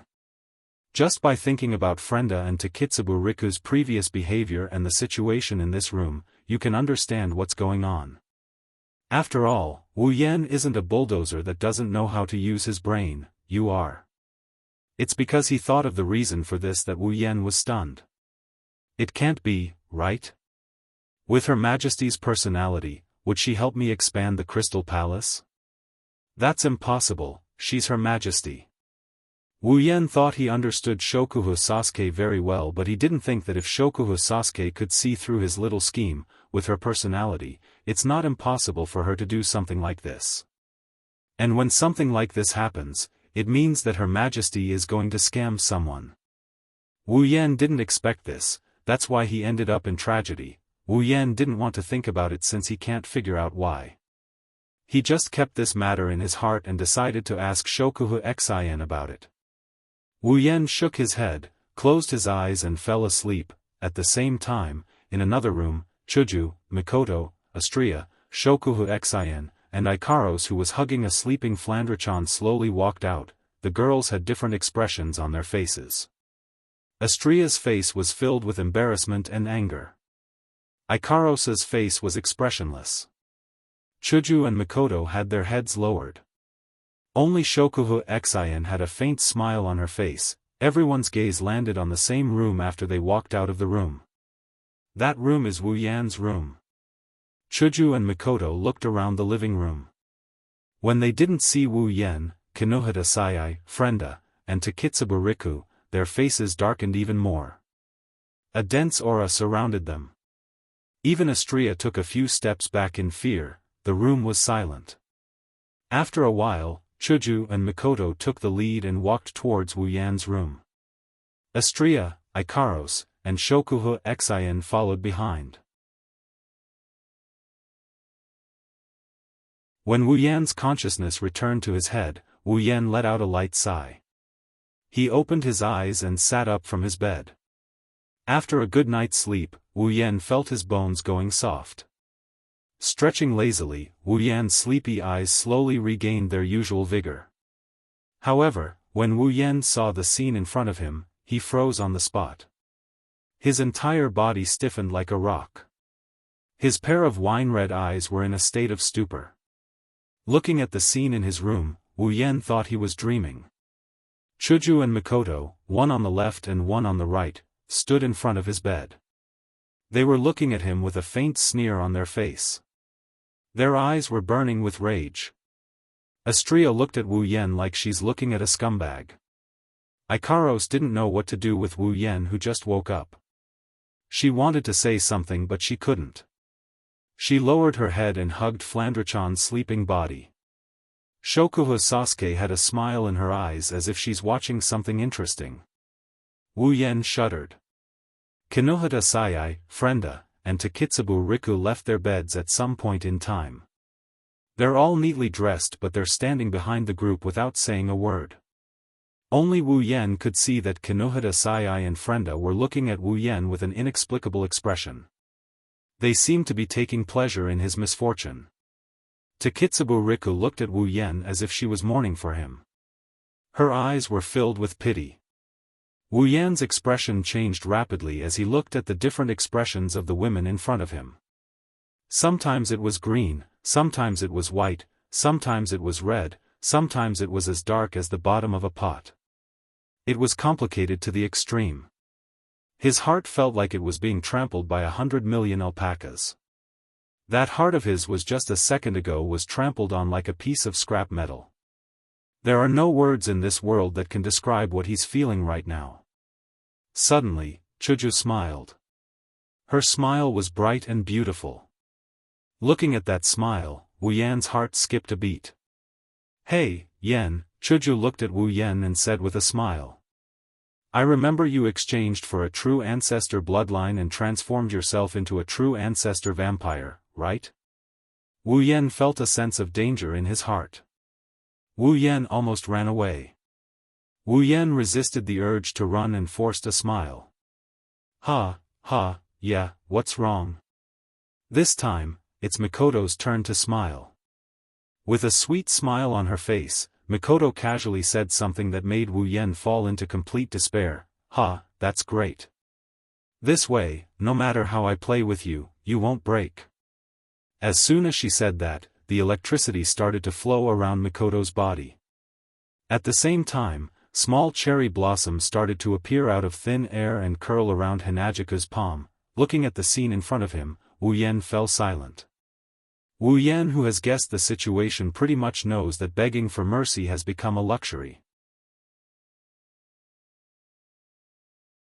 Thus, he could only lower his head and close his eyes as if accepting his fate. Raising his head, Wu Yan raised his voice and yelled out the final line of this world that is the most classic line ever uttered in this world: "What a misfortune." What followed was a thick blue-white lightning and a crystal sword that cut through the atmosphere. Astria, Ikaros, Kinohata Sayai, Frenda, and Takitsubu Riku all left the room. 3 of them returned to their rooms satisfied with Mikoto's misfortune. 2 of them couldn't bear to watch any longer, so they left. After a while, Hinajiku and Mikoto angrily left the room that was filled with the smell that made them blush. They didn't even close the door and left. Only Wu Yan was left sitting on the bed with a gloomy face. Although he was not injured at all, from his wine-red eyes that were filled with sorrow, it could be seen that the experience just now was definitely unforgettable. As a true ancestor, Wu Yan was both lucky and unlucky. At the very least, there were some unforgettable memories that were deeply engraved in his mind. Shokuho Miyabi giggled as she walked up to Wu Yan. She lightly touched his face with her white-gloved hand. "The Crystal Palace isn't that easy to open. You have to restrain yourself in the future." Dear love, looking at the sweet smile on the face of the queen who caused his surname to be Fu, and caused his tragedy, Wu Yan's heart was filled with tears.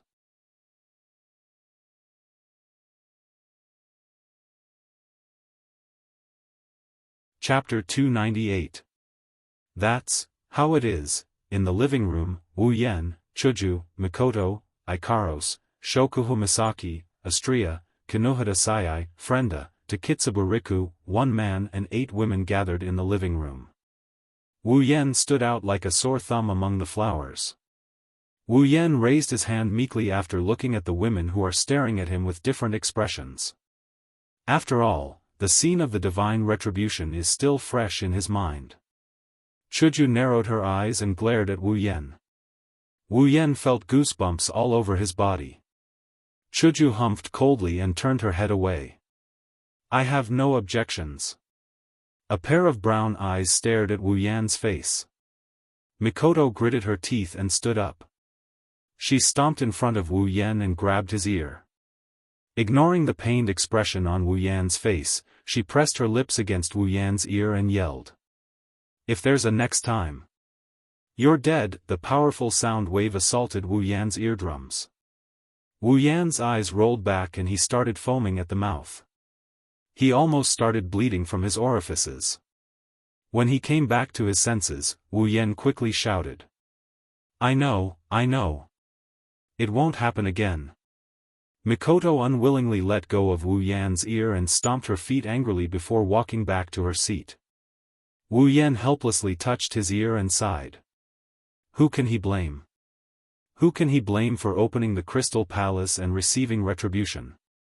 At the same time, Wu Yan was laughing inside. Yeah, it won't happen again. There won't be so many people like this time. Chuju, Mikoto, you guys are too sweet. Wu Yan, who was laughing inside, quickly met Shokuhu Misaki's smiling eyes. When she saw Wu Yan looking over, Shokuhu Misaki curled her lips into a meaningful smile. This surprised Wu Yan. He quickly put away his little abacus and his smile turned into a bitter one. Judging from Her Majesty's expression, there was an 80% chance that she had seen through his thoughts.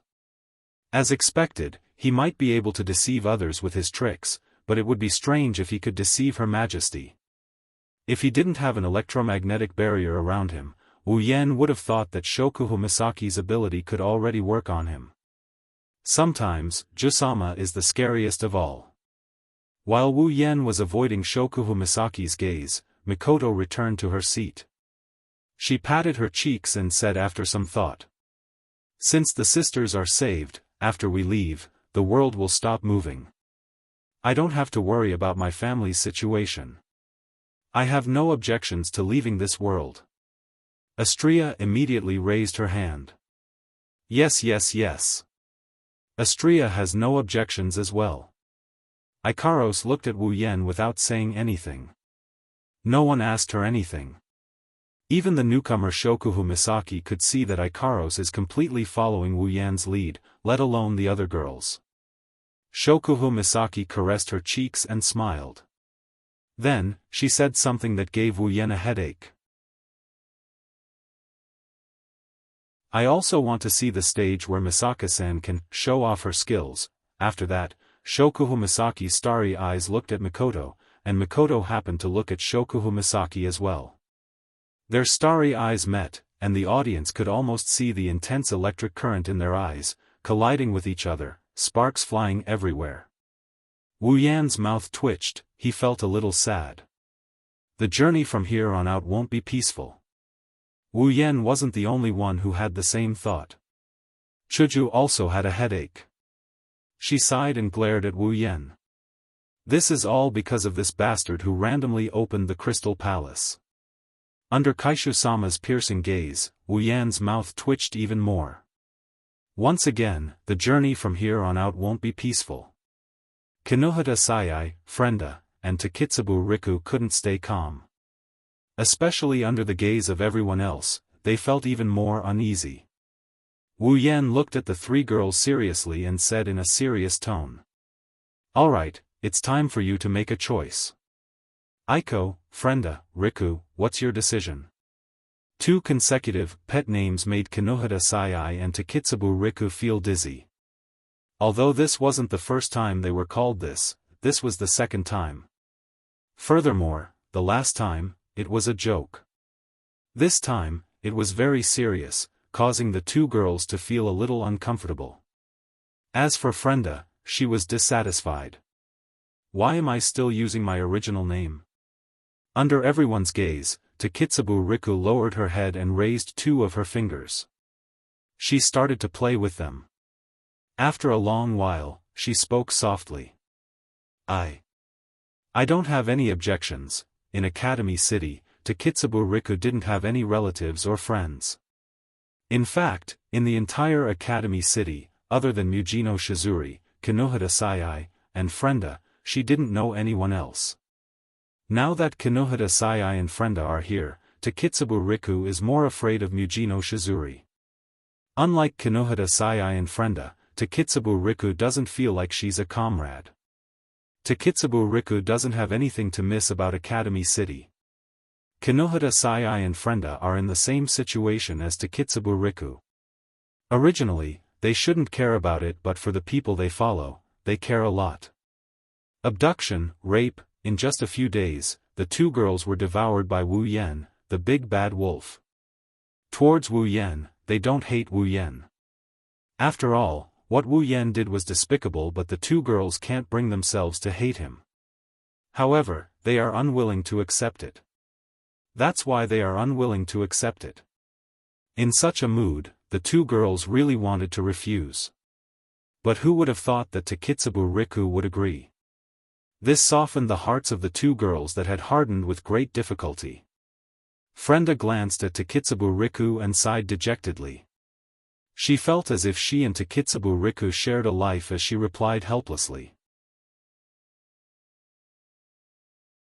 In the end, I didn't have any objections. As if the straw that broke the camel's back, Kinohita Sai also felt helpless. She no longer hesitated. Since she has nothing to miss in Academy City, she might as well leave. Up to you guys. When Kinohita Sai, Frenda, Takitsubo Riku, and Shokuhu Misaki all agreed to leave this world, the cold mechanical voice of the system rang out. Dungeon World, Magic Catalog. Dungeon Mission, Rescue. Mission 1, Save 20,000 Misaka Sisters. Revive all the dead sisters and heal all the Misaka sisters who are still alive. Collect all 20,000 Misaka sisters and store them in the biocontainment device. Completed. Mission Reward, Equipment Points, Item Points, Ability Points, Summoning Points, 100,000 each. Mission 2, Defeat the strongest Esper in Academy City, Accelerator, completed. Mission Reward, Randomly summon a character. Mission 3, Seduce at least 3 characters from this dungeon world and have them willingly follow you out of this world. Completed. Mission Reward, Summon a character that meets the requirements of Mission 3 for free. Hearing the system's voice, Wu Yan had mixed feelings. He was happy because he completed Mission 3. As for his sadness, it's not really that bad, it's just a little bit of regret. After all, Mission 3 only requires him to be at least 3 characters, there's no upper limit. He only exceeded the requirement by 1. How disappointing, Mikoto suddenly asked Wu Yan.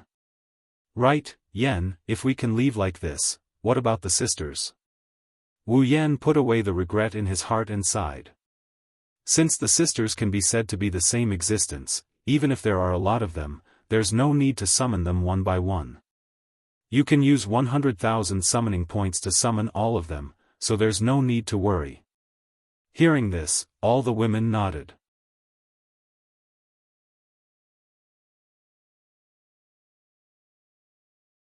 Chapter 299. Pedestrians come and go, cars stop here and there.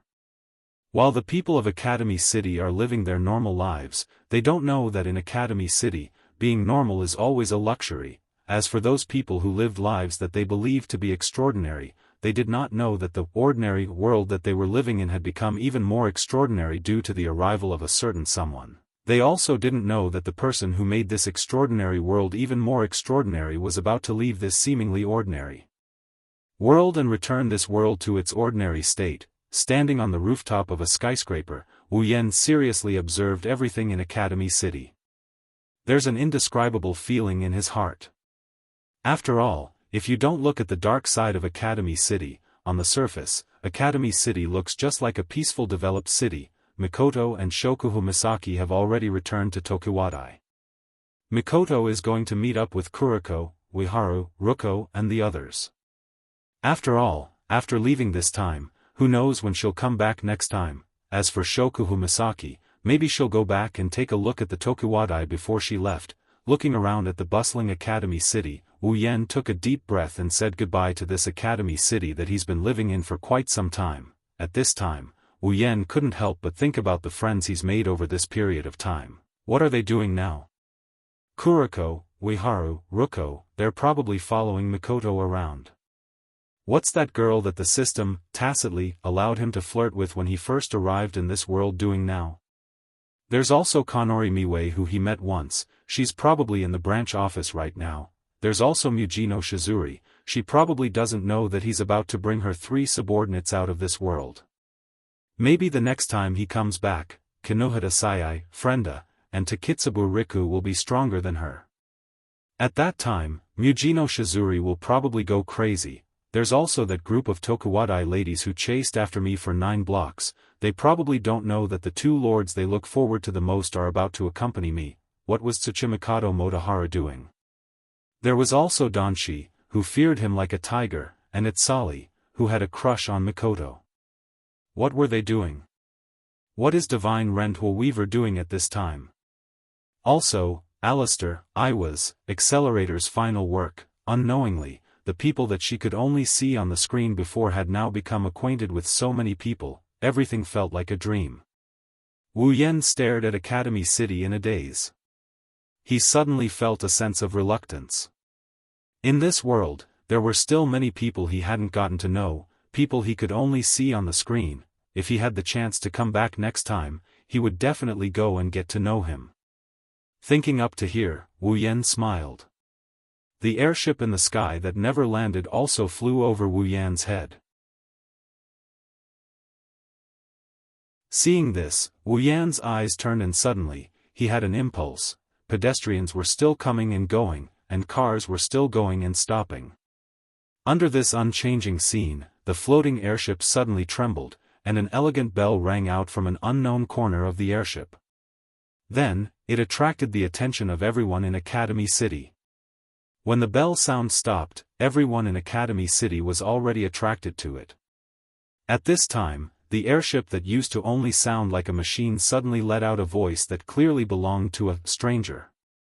Everyone in Academy City. Hello everyone. When this voice came, a lot of people in Academy City were stunned. Among them, there was Mikoto, Kuriko, Ueharu, Ruko, Shokuhu Misaki, and Wu Yan's girls. Because this voice was Wu Yan's voice. I'm really sorry, everyone in Academy City. I want to apologize, not only for disturbing everyone here, but also because I am about to kidnap your electroshock princess, Misaka Mikoto. Everyone in Academy City was stunned. Before they could react, the owner of the voice spoke again. As the saying goes, a Academy City without Sis Cannon is not a good Academy City. So, as I am about to kidnap Sis Cannon, I can only apologize to everyone. Here, I would like to dedicate a song to the Scientific Academy City and the Scientific Railgun. Let go of the dream engraved in my heart, even if I have to abandon the future. I don't care about boundaries, they mean nothing to me. This power turned the unreachable longing into a bright light. If the path I've walked until now only allows me to wallow in the past, why not destroy everything in front of me? Fall into the dark streets. Where will the people walk? The increasing pain will make me protect someone. Look! Lightning circled the entire planet, trying to find a way out. Only my railgun can shoot it down. Right now. Let the real premonition be in the depths of my heart. Travel back and forth at the speed of light. If this is all that you desire, then grasp it with one hand in the name of radiance. I've always believed in the vow you made to me that day. Even the sparkling hot tears in his eyes would one day turn into his own strength. Once I stop, I will feel a little sad. I've never been lost, that's not a lie. The coins flying in the air depict the fate of the parabola. The answer that's on the verge of being revealed today also makes my heart burn with passion. Shine. The dazzling light awakens the true longing. Only my railgun can shoot it down. I will carry it out to the end and never back down. Even if I'm covered in wounds, I will continue forward. Aim at the darkness with my cold and shining eyes and tear it apart with precision. The so-called confusion will be dispelled in one fell swoop. As long as this heart is still calling out to me, I will not let anyone be my obstacle. Countless wishes are dancing in the air, accumulating in my hands. Glimpses can be seen in the torn darkness. Deep and heavy sorrowful memories. Despair wavered in the fading reality. I will never yield to it. Right now, I'll bet my existence. Stick out my chest. Be proud of everything I have. Look. Lightning is circling the entire planet, trying to find a way out. Only my railgun can shoot it down. Right now. Let the real premonition be in the depths of my heart. Travel back and forth at the speed of light. Let go of the dream engraved in my heart, even if I have to abandon the future. I don't care about boundaries, it's meaningless to me. This power turns the unreachable longing into a dazzling light. What is that idiot doing on a business street? Mikoto's face is red, steam is coming out from her head. It's obvious that she's embarrassed to the extreme. Ueharu and Ruko are covering their mouths in shock. Listening to the confession-like song, they can't help but be immersed in it. Kuriko's mouth is opening and closing, her face is blank, her whole body is gray. Listening to the song, Kuriko mutters. I've lost, completely lost, as she mutters, her eyes are filled with tears. Turning around to look at Mikoto, Kuriko's tears are about to collapse. Yua.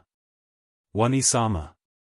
Yua, my Wani-sama was really taken away, this isn't real, Yua. Wa Kuriko. What are you doing? Let go of me. Wani-sama. Don't leave me. Yua. Let go of me. Wani-sama, my Wani-sama. At the same time, in Tokuwadai, Shokuhu Misaki coldly snorted and turned her head away, not saying anything. Chuju and Kinohita Sai also did the same at home. In the windowless building, Alistair quietly looked at the screen in front of him. Looking at the noisy academy city, he silently closed his eyes. Kidnapped, huh?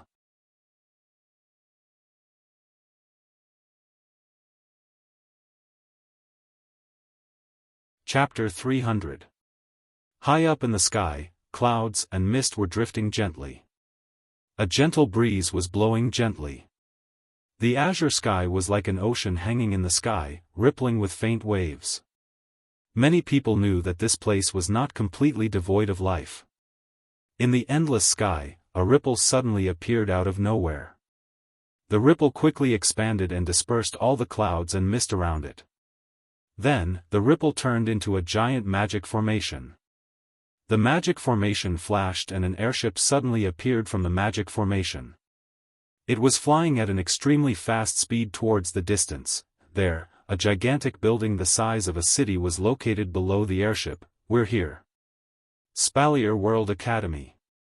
On the deck of the airship, a young girl with tea-colored hair pointed her finger at the city-sized building below and shouted excitedly. As the tea-haired girl spoke, the people standing behind her, who seemed to be her companions, could not help but feel their spirits lift. They took a few steps forward and looked down. When they saw the gigantic building, all of them put on smiles. One of the girls with long pink hair couldn't help but wipe the sweat on her forehead. She said with a bit of relief, "We're finally here. If we didn't make it, I would have collapsed." Hearing this, the girl with tea-colored hair was stunned for a moment. Then she lowered her hand and laughed. "Oh right, I almost forgot, you have acrophobia." The girl with pink hair's face stiffened and she forced a smile. "Since you already know, don't say it out loud." The girl with tea-colored hair looked at the girl with pink hair in confusion and asked, "That's strange, didn't you already take the antidote? Why do I feel like you're still a bit scared?" The girl with pink hair wanted to cry but no tears came out. She complained, "But, the antidote is about to wear off." The tea-haired girl could not help but laugh. She only hurriedly stopped after receiving a fierce glare from the pink-haired girl. Seeing this, the pink-haired girl snorted and looked down at the building that was getting closer and closer. She spoke with some anticipation. "I wonder how Fei-Fei and Lulu are doing. Is Liren doing well there?" At this moment, the only male in the group finally reacted. He was holding a cute little girl in his arms. He walked to the front of the girls and looked down at the Spalier World Academy. The corners of his mouth slowly curled up. Spalier World Academy, I, Wu Yan, am here. Yes, the people on the airship are Wu Yan, Hinajaku, Mikoto, Ikaros, Flandrachan, Astria, Shokuhu Misaki, Kinohita Sayai, Frenda, and Takitsubu Riku, who returned from the world of magic. Is that the Super Spalier World Academy? Kinohita Sayai looked down at the buildings that looked more like a city than an academy and gasped in surprise. It's so big compared to Academy City. Shokuhu Misaki covered her mouth and giggled. She looked down at the Spalier World Academy with interest. An academy the size of Academy City? Interesting, much more interesting than Tokuwadai. Frenda tugged at her beret as if she could not accept it, and shouted exaggeratedly, but in the end, are all the academies in the other world this big? Who knew? Wu Yan shook his head in response to Frenda's question, denying her fantasy. No, there is only one academy in the entire Spalier world. The Spalier World Academy was established by the three empires of the Spalier world, Ailu, Baruba, and Faya empires. Its size is not something the academy in your mind can compare to. I see, there is only one academy in the entire world? Shokuhu Misaki smiled happily. No wonder it's so big. Flandrachan, who was in Wu Yan's arm, stretched her neck and looked down at the Spalier World Academy. She pulled on Wu Yan's clothes and said hopefully, Oni-chan, that building is so big, is it fun? Wu Yan laughed and he poked Flandrachan's nose. Flandrachan, that place isn't a fun place. But, for you, Flandrachan, it's not that bad. The Spalier World Academy is the only academy in the entire Spalier world. One can only imagine how big it is. In such a large academy, geniuses from Ailu, Baruba, Faya, and even the Spalier world will gather here. Geniuses from all over the world. One can only imagine what kind of place the Spalier World Academy is. It must be a place with countless geniuses, countless competitions, and countless strong fighters. To be honest, those without strength or potential wouldn't be able to stay in such an academy. It wouldn't be an exaggeration to say that it's hell for the weak and heaven for the strong. Fortunately, this is just an academy and not an arena. Otherwise, with so many geniuses from all over the world gathered here, those without strength would have died a long time ago. Of course, this has nothing to do with Wu Yan's group. Because among Wu Yan's group of 10, the weakest is rank 6. And Flandrachan, the strongest of them all, was at the 9th stage. Wu Yan's, it's not that bad for Flandrachan, is the truth. For a rank 9 Flandrachan, the Spalier World Academy is just a place for her to play. At least, Wu Yan didn't know from Feifei and Lulu that anyone in the Spalier World Academy can reach rank 9. Of course, those in their 70s and 80s are an exception.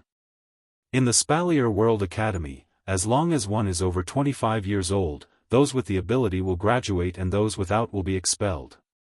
It can be said that it's a very cruel system.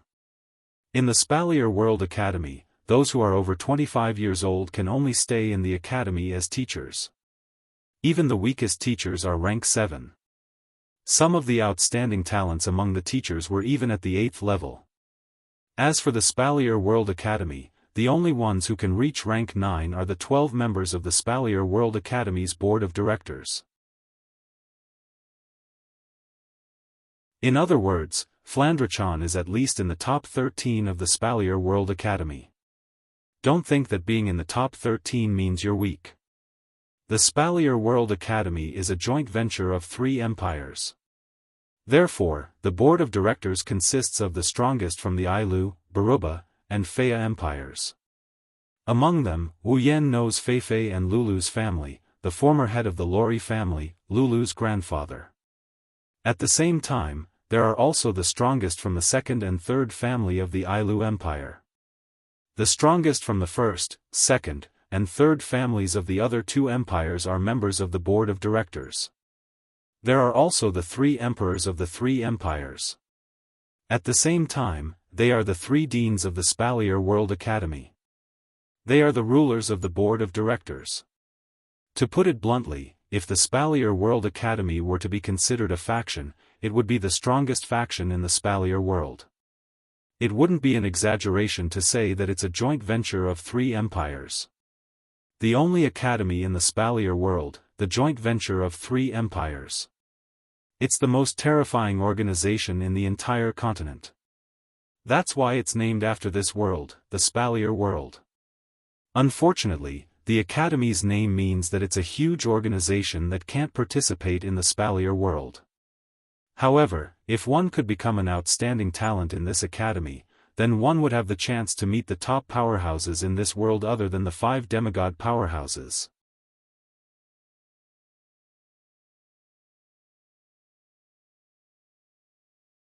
Chapter 301. Speaking of which, the reason Wu Yan's group came to the Spalier World Academy was thanks to Lulu and Feifei. Lulu and Feifei invited Wu Yan to the Spalier World Academy when they went to the Spalier World Academy. After all, Wu Yan was older than Lulu, but just like Feifei, he wasn't 25 years old yet. As long as you're not 25 years old yet, you can become a student of this super academy as long as you have some strength. Even if you're just rank 1, or level 1 according to the system, you can still come. However, whether or not one could stay in this super academy with its terrifying competition would depend on one's perseverance and potential. At the very least, in this gathering place where geniuses roamed freely, those without a bit of ability wouldn't dare to enter. Because you're afraid of losing face. Of course, there are some thick-skinned people who can stay in the Spalier World Academy until they're 25 years old. However, whether or not they can pass the graduation exam depends on their ability. If they can't, they'll be laughed at no matter how thick-skinned they are. All of this has nothing to do with Wu Yan's group. At least, with their current strength, they can at least do well in the Spalier World Academy, even if they can't be at the forefront. It's been a few days since they returned to the Spalier world.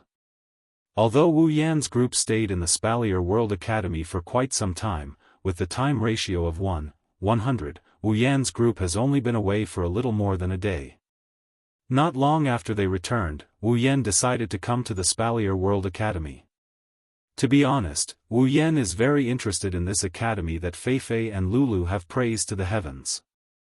For the people of the Spalier world, this is a place filled with geniuses and powerhouses. However, for Wu Yan, this isn't important. What's important is, geniuses are equal to experience. Powerhouses are equal to experience. Other people see this place as a gathering place for geniuses and powerhouses, but for Wu Yan, it's just a gathering place for experience points. So, what other place can attract Wu Yan more than the Spalier World Academy? Of course, other than that damned behemoth forest and those super powerful magical beasts in the deepest part of the forest. As the hover ship slowly descended, the Spalier World Academy got closer and closer to Wu Yan's group. Only when they got closer did Wu Yan's group realize how big this academy is. After the hover ship descended for some distance, Wu Yan's group could no longer see the inside of the building. After a while, even the walls of the academy blocked their line of sight. The floating plaza of the Spalier World Academy is not far from the academy's entrance. Therefore, when the hover ship landed, everyone who got off the hover ship immediately saw the tall entrance of the academy. Wu Yan's group wasn't the only one who came to the Spalier World Academy. Wu Yan's group wasn't the only one who came to the hover ship. A lot of people came. Among them, if they weren't students of the academy, they were here to enroll in the academy, or they had other objectives. Therefore, as more and more people arrived, more and more people came to receive them. The floating plaza was packed with people. However, when Wu Yan's group got off the hover ship, the plaza, which was as noisy as a market, suddenly quieted down. Men and women, old and young, all of them were stunned as they watched Wu Yan's group get off the hover ship. Their eyes flickered with the same intense expression. That is, amazement. Beautiful. Too beautiful. Chuju, Mikoto, Ikaros, Flandrachan, Shokuho Misaki, Astria, Kinohita Sayai, Frenda, and Takitsubu Riku. A total of 9 girls of different ages, but without exception, all of them have a face that could bring disaster to a country. What kind of scene would it be when there were as many as 9 beauties who could bring calamity to a country and its people gathered together? The people in the floating plaza can tell you this. If you don't know, please turn the channel to here. As for the fact that Wu Yan is a third wheel among the group of beautiful girls, they automatically ignored it. The people who came to the Spalier World Academy are geniuses from all corners of the Spalier world. Among them, there are some scions from big families, and of course, some of them are scum. Many of them are pale, they are obviously young masters who overindulged in debauchery. Their eyes are shining brightly as they look at Chuju's group. Conceited in their strength, wealth, and background, these young master soldiers already had sinister smiles on their faces. Under the protection of their guards, they started walking towards Wu Yan and company. As a result, a scene like this appeared on the floating plaza. A group of arrogant young masters brought their guards to surround Wu Yan's group. Those who are from weaker families and know their place quietly retreated to the back when they saw this. Wu Yan's group is now completely empty. Some of the scions from big families who aren't weaker than these young masters frowned and coldly watched this scene unfold. However, they didn't show any intention of stopping them. Of course, there are also some who want to save the damsel in distress, or those who can't stand it anymore. They want to stop these scum when they pass by them. However, none of these people had such a thought. That is, these seemingly weak and easy to bully beautiful girls are people they can't afford to offend. But this is natural. After all, which scion from big families doesn't come with a group of guards? Wu Yan's group only has 10 people. Among these 10 people, 90% are women, and there are even children. Of course, no one would think that such a group is the type of people they can't afford to offend.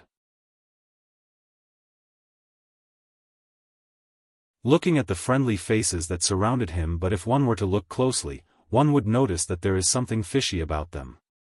Wu Yan frowned and a murderous aura flashed through his wine-red eyes. After all, in a situation like this, as long as one isn't an idiot, one can see why these people are coming over. His wine-red eyes turned slightly, a faint golden light flashed through them. Wu Yan smiled faintly and said softly, "Tired of living." At this time, a soft and boneless hand gently touched Wu Yan's hand. When Wu Yan turned around, Shokuho Misaki smiled at him and said, "Let me do it." Wu Yan was stunned for a moment, then he shook his head with a smile. He nodded at Shokuho Misaki and then looked at the scum who are coming over. But this time, there's no killing intent in his eyes, only pity. Shokuho Misaki smiled faintly, and the expressions of the young masters around her relaxed. They almost couldn't hold back the evil thoughts in their hearts, and they were all screaming in their hearts. "She's mine," but what they didn't know is that this will be the last thought of some of them.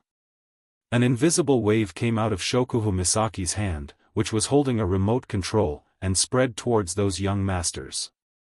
A portion of the young masters and their bodyguards had a drastic change in expression.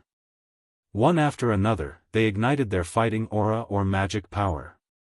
Some protected themselves while others protected their masters. A portion of them were completely unable to react to what was happening and were struck by the formless ripples. The nauseating look in their eyes completely faded away, and they became demented. Every single one of them had become idiots. When the invisible wave disappeared, there were already a lot of people on the floating plaza. It was at this time that fear crept into their hearts. When they finally reacted, Wu Yan and his group were already heading towards the academy gate. Only a faint voice echoed in their minds. "This is just a warning."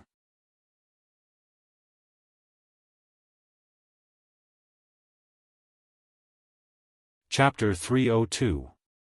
This. Aren't you being too harsh on them? Mikoto saw the young master soldiers lying on the ground. With Mikoto's strength and her understanding of Shokuhu Misaki, how could she not know what happened to those people? It's a good thing she's been traveling with Wu Yan for quite some time. If it was the old Mikoto, she would have jumped out and reprimanded Shokuhu Misaki instead of just asking a simple question. Shokuhu Misaki smiled faintly and glanced at Mikoto. If you were like me and had the ability to see through people's minds, you wouldn't think so. Wu Yan frowned at Shokuhu Misaki's words, but it quickly smoothed out. Looks like those bastards have done quite a lot of bad things. Shokuhu Misaki chuckled and nodded. Mikoto didn't say anything since the look in Shokuhu Misaki's eyes made her uncomfortable. The group of 10 arrived at the entrance of the Spalier World Academy. Looking at the huge door, they didn't know what to do. Chuju looked around and said speechlessly, "I don't see any small doors or guards, and the door is sealed so tightly. How are we supposed to get in?" Wu Yan rubbed his chin and suddenly said, "Oh right, I think I heard Lulu Feifei said that to enter the Spalier World Academy, we need to go through some kind of ceremony." Ceremony? The girls couldn't help but ask. Kinohita Sai even stretched her neck and looked around the entrance. What kind of ceremony is this to enter the academy? I've never heard of something like this before. Kinohita Sai's voice stopped abruptly and her eyes lit up. She pointed at the door and shouted, "Look at what that is." Everyone immediately looked in the direction of the sound. After a moment of careful observation, everyone finally discovered that there was a small platform in the middle of the door. Could it be some kind of ceremony? Hey, I haven't even finished my sentence and you guys are already super leaving. Super rude. Super wait for me. As Wu Yan's group walked towards the entrance of the Spalier World Academy, the passers-by stopped and looked at Wu Yan's group. They gathered in groups of 2s and 3s as they pointed at Wu Yan and company. Most of them were even whispering to each other. Wu Yan could vaguely hear them whispering among themselves. Are they going to the ceremony platform? Are they here to enter the academy? Let's go take a look. Thus, everyone gathered together and headed towards Wu Yan and company. They wanted to watch the show unfold in front of their eyes. Wu Yan's group looked at the small platform in front of them and pondered. Of course, Flandre-chan was completely curious and didn't know if she understood the current situation or not. On the small platform right below the entrance of the Spalier World Academy, there are 3 small grooves with the words, potential, and strength written on top of the grooves. Other than that, it's just an ordinary platform. The 10 of them couldn't help but look at each other in confusion. At this moment, a voice sounded behind Wu Yan's group. Are you guys here to enter the academy?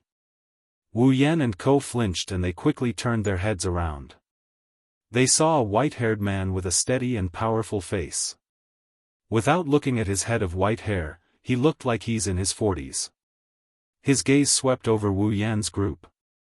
When he saw Chuju, Mikoto, and other beautiful girls, his face flashed with surprise, but it disappeared in less than a second. Wu Yan, who has been observing the middle-aged man, took in all the changes in his expression. Seeing the middle-aged man's reaction, his wine-red eyes couldn't help but reveal a trace of satisfaction. His impression of the middle-aged man also increased by quite a bit. You are? The middle-aged man slightly lowered his head when he heard Wu Yan's question. He looked at Wu Yan's group and said, I'm the person in charge of the entrance of the Spalier World Academy. If you're an outsider, just call me manager. Person in charge of the entrance? Shokuhu Misaki tapped her lips and said, in other words, you're the guard. That's one of my jobs. The person in charge of the entrance, who is also the manager, said. He swept his gaze over Wu Yan's group. At the same time, it's also my job to receive visitors, returning students, and new students. Wu Yan finally realized what was going on. He was wondering why the gate was closed so tightly. Judging from the number of people he saw at the floating plaza, there should be quite a lot of people coming to Silveria World Institute every day. Yet, the gate was closed more tightly than the gate of a vault. He did hear from Feifei and Lulu that entering the Spalier World Academy requires some sort of ceremony. But what kind of ceremony is this? It can't be that even visitors have to go through it. Looks like there's some other way to get in. Other than the dumb Astria and Flandrachan who can't think, the girls here are all smart girls. That's why they had the same thought as Wu Yan when the manager said that. The manager turned around and ignored the noisy crowd behind him. He asked Wu Yan's group as if nothing happened. So, please tell me, are you here to enroll? Wu Yan smiled and gently placed Flandrachan on the ground. He comforted the dissatisfied Flandrachan and said to the manager. That's right, we are here to enroll. As if he already guessed Wu Yan's words, the manager nodded his head with a calm expression. From this, it can be seen that this manager is already numb to the fact that he's receiving new students. In that case, allow me to explain to you the necessary procedures to enroll into the academy. The manager walked past Wu Yan's group to the small platform and pointed at it. This is the special platform created by the Spalier World Academy. I'm sure you've seen it before. There are 2 slots on it, one is the potential slot and the other is the strength slot. Just like what the name says, the potential slot is used to test the potential of the students and the strength slot is used to test the strength of the students. Test potential and strength? Wu Yan and the other girls exchanged glances before they looked at the manager with a suspicious look. I heard that as long as the students aren't powerless, they can enter the Spalier World Academy even if they just entered stage 1. Why would they need to test their strength and potential? The manager chuckled when he heard Wu Yan's words. This is the first time Wu Yan's group saw a change in the manager's expression. Indeed, as long as the students aren't powerless, they can be satisfied. The manager looked at the small platform and changed his tone when Wu Yan's group was confused. However, this doesn't mean that potential and strength aren't important in the Spalier World Academy. On the contrary, in this environment, these 2 things are the most important. The manager explained, in the Spalier World Academy, the students are divided into 3 levels, ordinary students, elite students, and special students. The levels are based on the potential and strength tested by the platform. Every student has to go through a test on the platform to determine their level. The manager then pointed at the Spalier World Academy's gate behind him. This gate is specially set up for the new students. Only the newcomers whose potential and strength are tested for the first time can open this gate.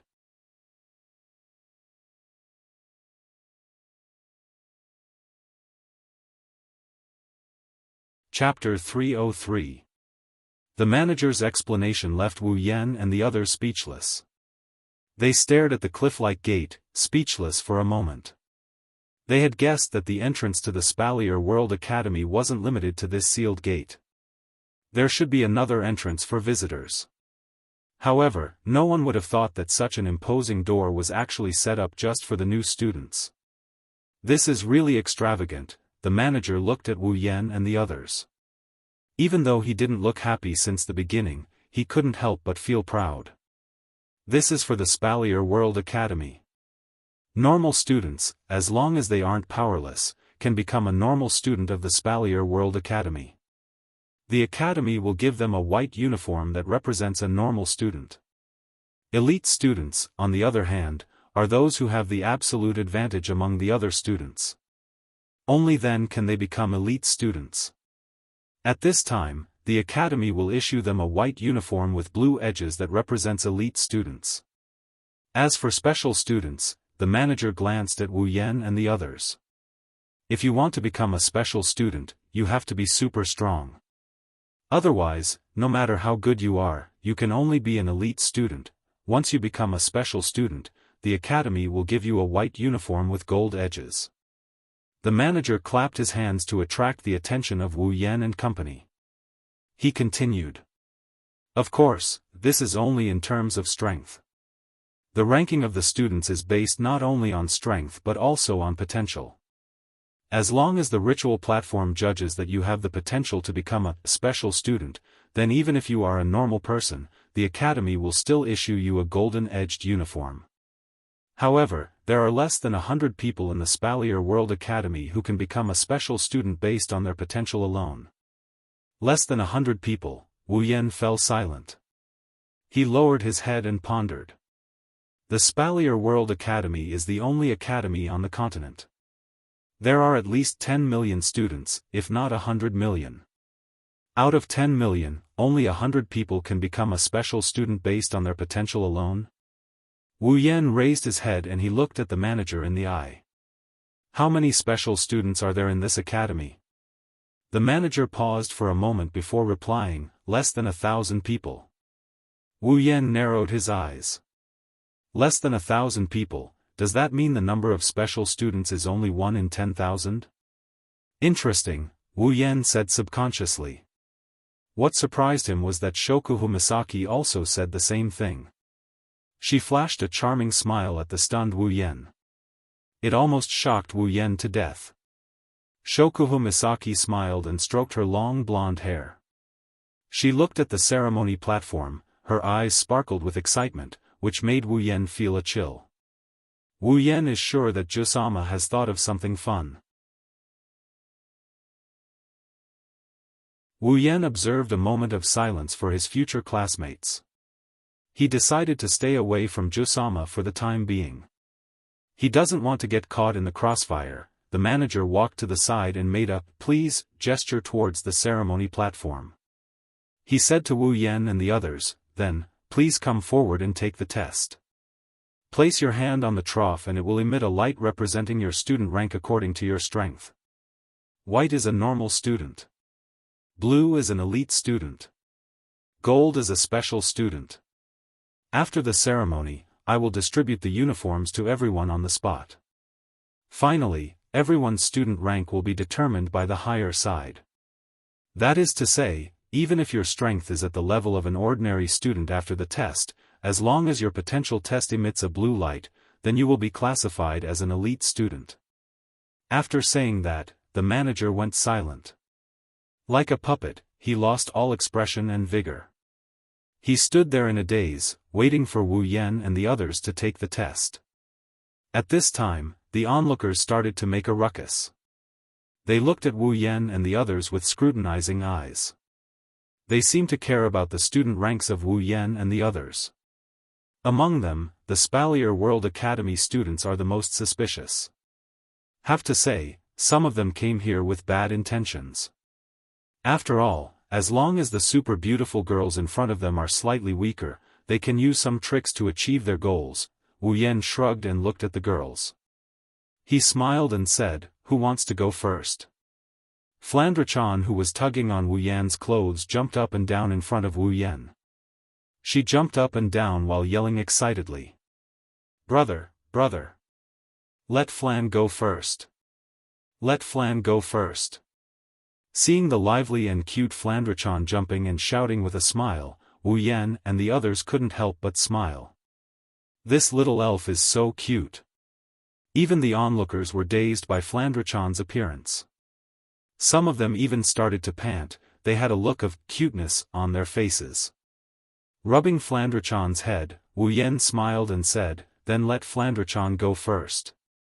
Flandre-chan's face lit up with joy as she cheered and ran towards the platform. She reached out her hand to touch the groove on the platform. But very quickly, Flandre-chan lowered her head dejectedly. The reason is simple: her height is her weakness. This time, Wu Yan and the others were really amused. Have to say, this scene is too funny. "Brother," Flandre-chan looked at Wu Yan like she's about to cry. Wu Yan couldn't help but laugh and shake his head. He walked up and picked her up.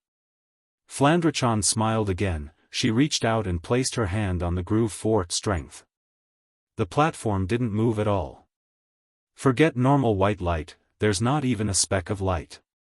This means that the person taking the test has zero strength. Many of the onlookers started to laugh. Of course, it's a good thing that the person taking the test is a child. It's normal that she doesn't have any strength. If it was Wu Yan, he would have been laughed out loud by now. Flandre-chan pursed her lips in boredom. she doesn't seem to care about her strength at all. She then turned around and touched the groove for potential. Bang! Almost as soon as he touched it, the entire ritual platform shook violently. Then, under everyone's stunned eyes, a glaring golden light suddenly rose from the ritual platform. The indifferent manager was finally shocked. Looking at the dazzling golden light, the manager cried out involuntarily, "Golden light! Special student!" Many of the people who still had smiles on their faces froze as they stared at the dazzling golden light in a daze.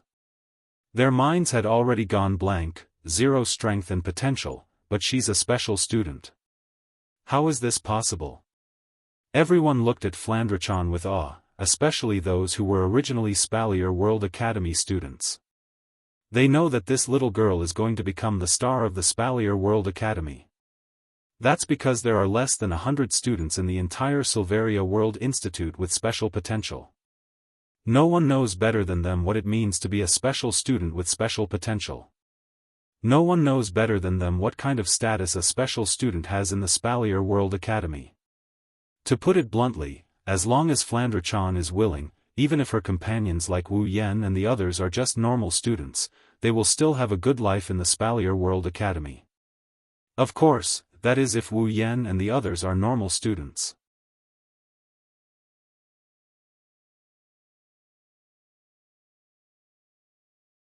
Chapter 304. Under the dazzling golden light, Flandre-chan is undoubtedly the center of attention. Everyone is looking up to her, including the manager. It was only after the golden light dimmed that the crowd came to their senses. But this time, they didn't make a ruckus because they were subconsciously afraid of disturbing Flandre-chan. The students of the Spalier World Academy took a good look at Flandre-chan, especially her looks. They memorized her in their minds. A special student is very important to them in the Spalier World Academy. They are still waiting to report back to the academy. As for those who aren't students, many of them are also taking a good look at Flandre-chan. Some of them with background have already ordered their subordinates to investigate Flandre-chan. A special student with potential will definitely grow into a super powerhouse in the future. Rank 7 is a given, rank 8 is not something they can only look up to. Rank 9 is also a possibility, even if the chances are slim. If they don't try to rope in such a talent, they would be letting their ancestors down. Of course, they don't know that Flandre-chan isn't just a talent, she's a true powerhouse. Oh! It's glowing! It's glowing! Flandre-chan didn't realize at all that she had suddenly become the center of attention. Everyone else treated Jingguang as a rare treasure, but Flandre-chan only treated him as a toy. She clapped her little hands and smiled happily. Wu Yan bitterly smiled as he rubbed Flandre-chan's ponytail. He looked at the manager with a smile on his face. It's quite amusing to see this guy who was as calm as a transcendent being acting like an idiot from start to finish. As for Flandre-chan's golden light, Wu Yan didn't care about it at all. Even if her powers are sealed, her foundation is still there. What's so surprising about a Tier 9 being chosen as a special student? This level of strength was enough to directly become a member of the Council of Silveria World Institute. The administrator finally recovered from his shock and quickly lowered his head. He spoke to Flandre-chan in a gentle voice. "Miss, the result of the test is that she is a special student. She will become a special student of the Spalier World Academy." Then, she took out a white uniform with golden edges from somewhere. The style is unique and it's a bit feminine. At least from Wu Yan and Ko's point of view, it's not bad. It's not inferior to those pretty decorations. The administrator brought the uniform to Flandre-chan with both hands. His eyes were still a little dazed. It's no wonder the administrator reacted this way. He's never seen a golden light that represents a special student before in his life. Normally, new students who come to the Spalier World Academy for the first time will be tested as normal students. The better ones will be elite students, but that's still very rare. The special students of the Spalier World Academy started off weak and climbed up the ranks. They started off as elite students, and the better ones were still normal students. They worked hard to become strong before they took the test again and became a special student. As for the less than 100 students with high potential, they were either descendants of the major clans or teachers of the academy. They were super geniuses that were dug out from the vast world of Silveria. They weren't people that a mere gatekeeper like him could come into contact with, let alone help them with the ritual test. That's why this is the first time he's seen the birth of a special student. Flandre-chan couldn't care less about the manager's thoughts. In the past, this kind of person would only be treated as a toy. Flandre-chan would only break them. Therefore, the clothes actually piqued Flandre-chan's interest. Flandre-chan touched the white uniform with golden edges and chuckled. She didn't care about the consequences, she grabbed it and hugged it. Then, she looked at Wu Yan. Big bro, it's so fun. That black table might not be fun, but I'll get something if I play with it. Big bro, let me play with it again. Flandre-chan stretched her hand towards the platform again. Wu Yan quickly grabbed her hand and smiled bitterly. Flandre-chan, if it's not fun, then don't play with it. Flandre-chan wiggled her petite body and glanced at the platform. She snorted and turned her head away. Then, she turned her attention back to the special trainee uniform. Child. Wu Yan chuckled and shook his head. He looked around. Everyone is still shocked by the news of Flandre-chan becoming a special student. They've forgotten about Wu Yan and the others. Pursing his lips, Wu Yan pressed his hand on the strength groove while the others are still in shock. A familiar golden light once again rose from the ritual platform, causing those who were still in shock to tremble and become completely dumbfounded. Special student. The manager swallowed a mouthful of saliva and said these words with difficulty. His heart, which was not considered old to begin with, was already showing signs of insufficiency at this moment. It's rare to see a special student. The Spalier World Academy has over 10 million students, but there are only less than 1,000 of them. Today, there are 2 special students in front of him. At this moment, the manager started to wonder if he was dreaming. Another special student. The onlookers are in a daze. 90% of them have been to the Spalier World Academy many times, but this is the first time they felt like they made the right decision to come here. Of course, this includes the students who came out to pick up their friends and family. Wu Yan and the girls looked at each other and shook their heads. They found it funny, but at the same time, they looked down on the people of this world for not being receptive enough. Wu Yan, Hinajaku, and Mikoto have experienced this kind of scene many times. Becoming the center of attention, receiving the shocked and stunned gazes of the audience.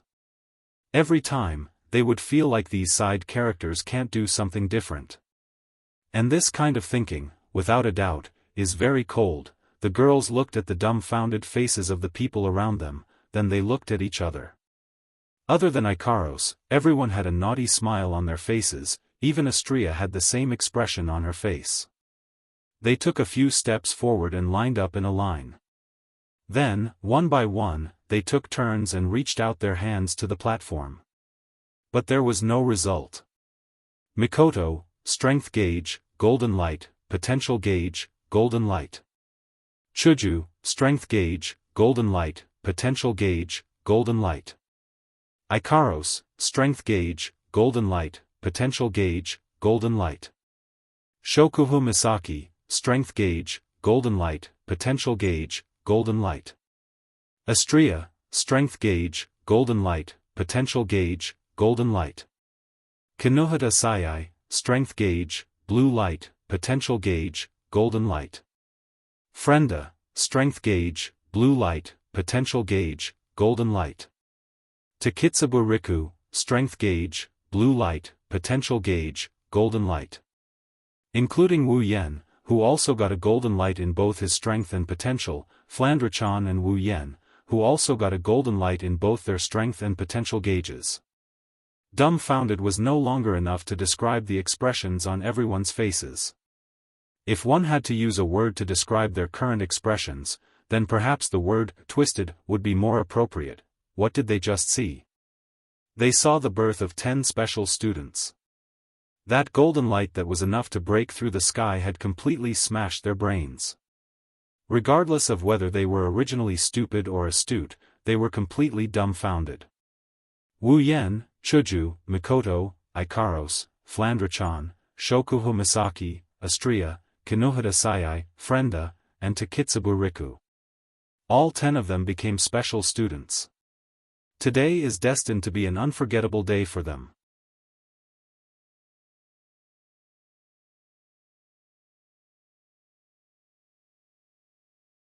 Chapter 305. The status of the special students in Silveria World Institute and how they are judged is unknown to outsiders.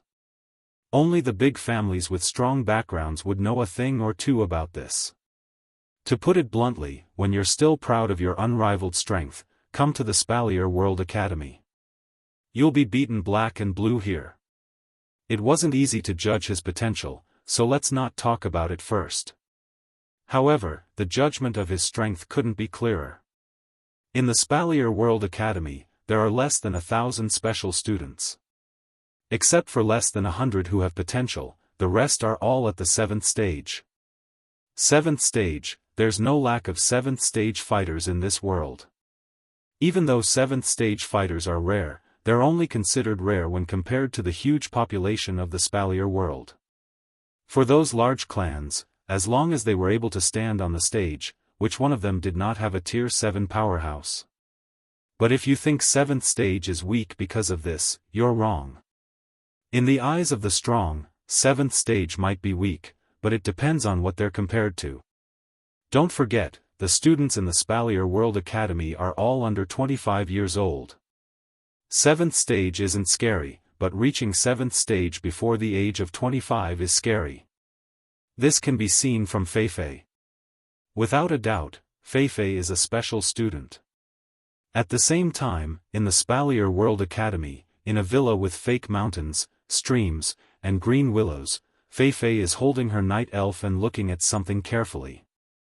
Only Feifei knows that she's not looking at the blade. Feifei. Feifei.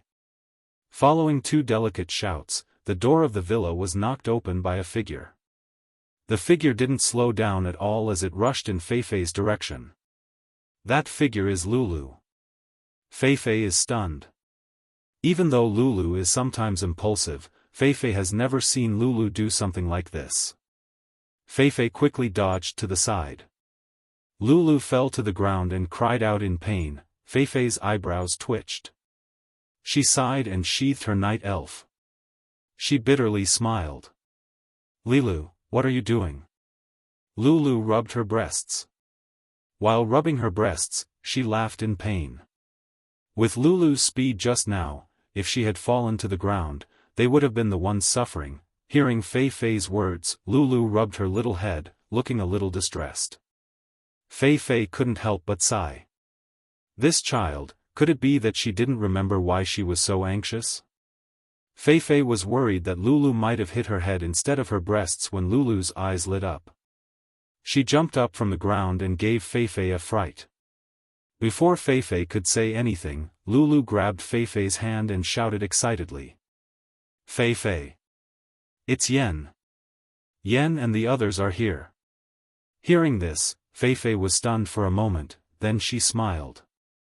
Is that so? They're finally here, Feifei frowned. She looked at Lulu who was in high spirits and shook her head. Even if Wu Yan and the others are here, you don't have to be so anxious. Lulu was stunned but the excitement in her eyes didn't diminish. Feifei, you don't know. Yen is famous in the Spalier World Academy. Famous? Feifei was stunned. Her eyes flashed with surprise. It's not because of anything else but the word famous. It's not easy to be famous in the Spalier World Academy. What's going on? Tell me. Lulu swallowed a mouthful of saliva with difficulty. Ever since she received the news, she had been jumping up and down and running non-stop.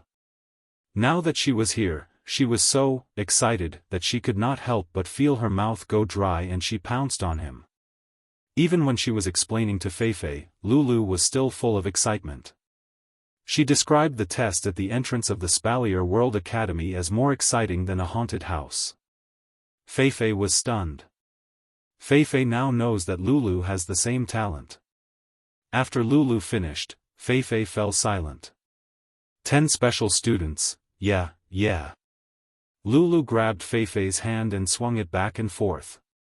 Feifei felt like her bones were about to fall apart. I really don't know how Yen managed to recruit so many powerful companions.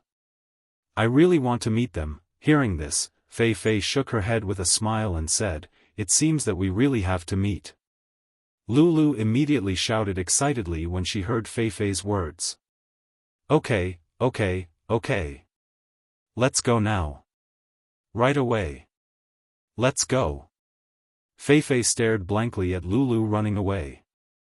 She didn't know when Lulu became so impatient. She also didn't know when a magus could be so fast. Feifei couldn't help but smile bitterly. She tightened her grip on the night elf and frowned. Feifei sighed and muttered. This is going to be troublesome. Yes, troublesome. This is the reason why Feifei wanted to meet Wu Yan. Special students, and 10 of them at once. This will not only cause a stir in the Silveria World Institute, it also means that they will be targeted by the Silveria World Institute. Feifei, who is also a special student, knows this very well. If she wasn't from the Lori family, Feifei and Lulu wouldn't be able to live a peaceful life as students. Feifei knows how much the factions in the academy want to have a special student, not to mention, there were 10 of them. I have to hurry. Feifei's eyes turned serious. She pushed open the door that was closed by Lulu and rushed towards Lulu's direction. At the same time, in the Spalier World Academy, there are a few places that aren't peaceful. The Spalier World Academy is the only academy in the Spalier world. It's also a joint venture between the 3 empires. The geniuses gathered from all over the world won't get along so well.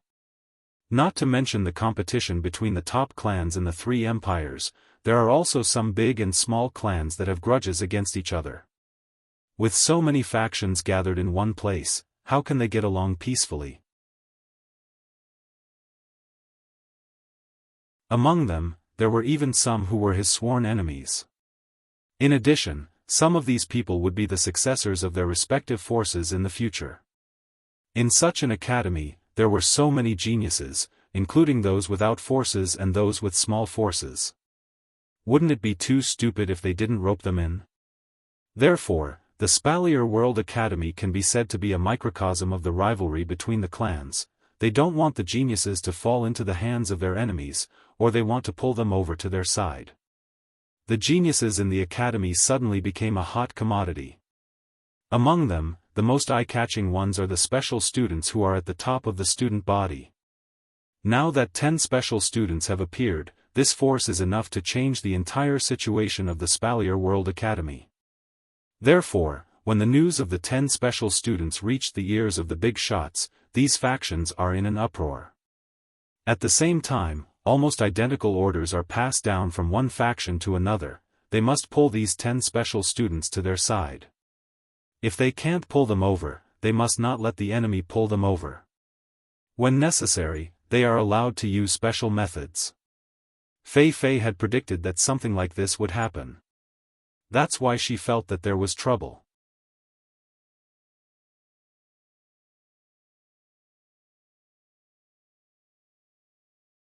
Chapter 306.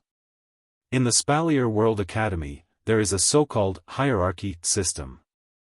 The higher the level, the more privileges one has. This is especially true for the special students. And now, Wu Yan and his group are enjoying the first privilege of a special student, a villa of their own. It was not an exaggeration to say that it was a villa. One had to know that such a place could even fit 100 people, let alone one. And a villa like this, a special student gets one per person. But this kind of privilege is like a bolt from the blue for Wu Yan. Because this meant that he couldn't live with the girls anymore.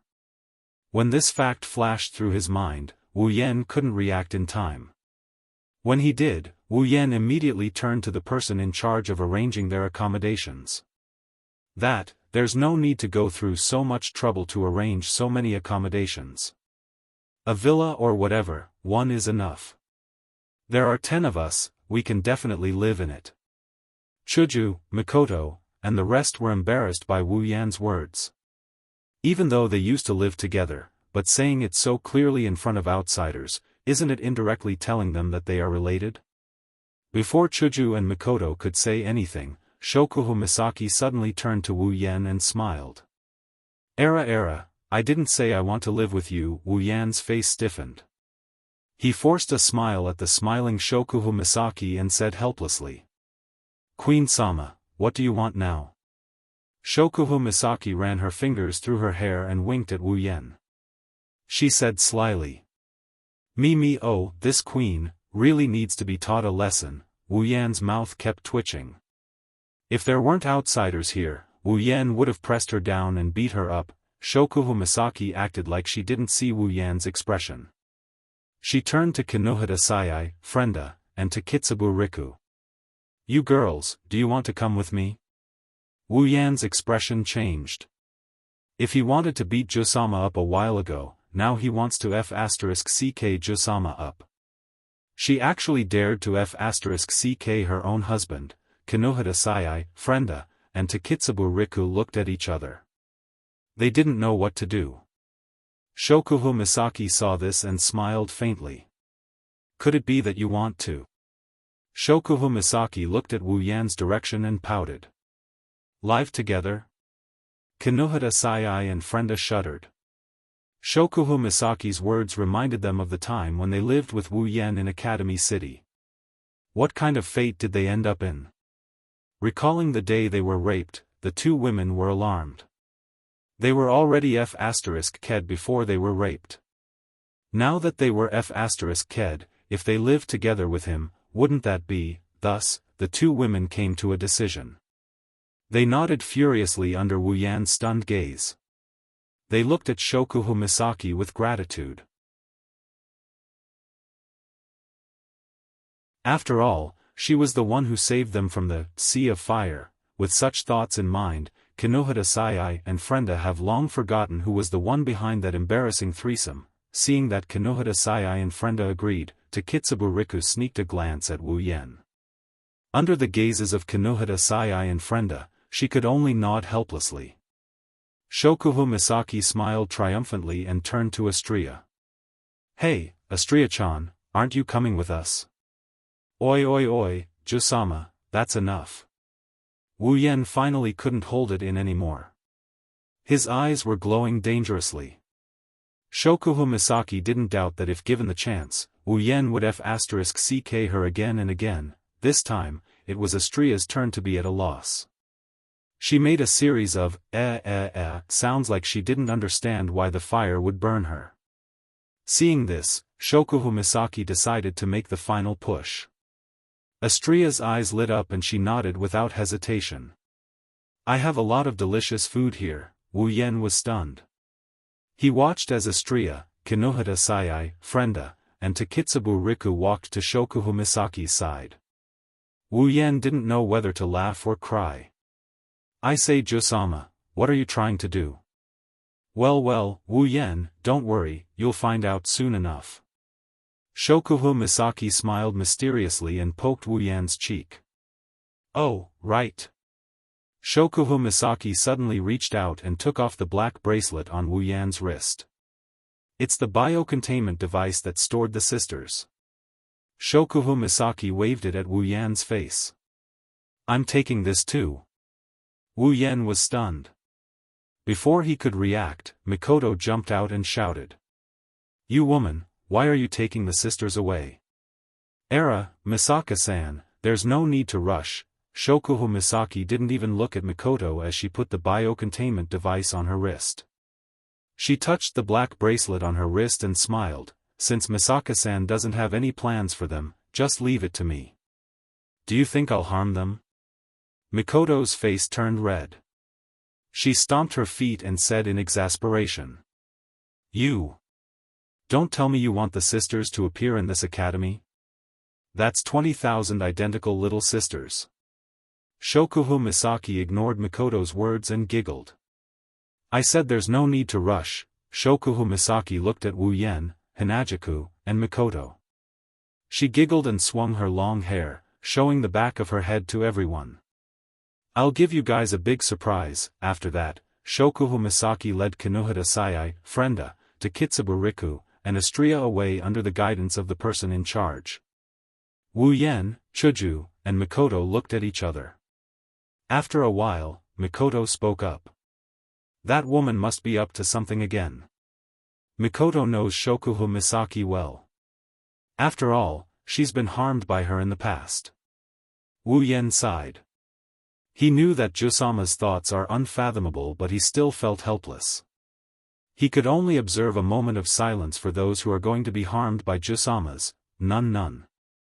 Chuju, on the other hand, was worried. Is it okay to let them leave just like that? What if something were to happen? You don't have to worry about that.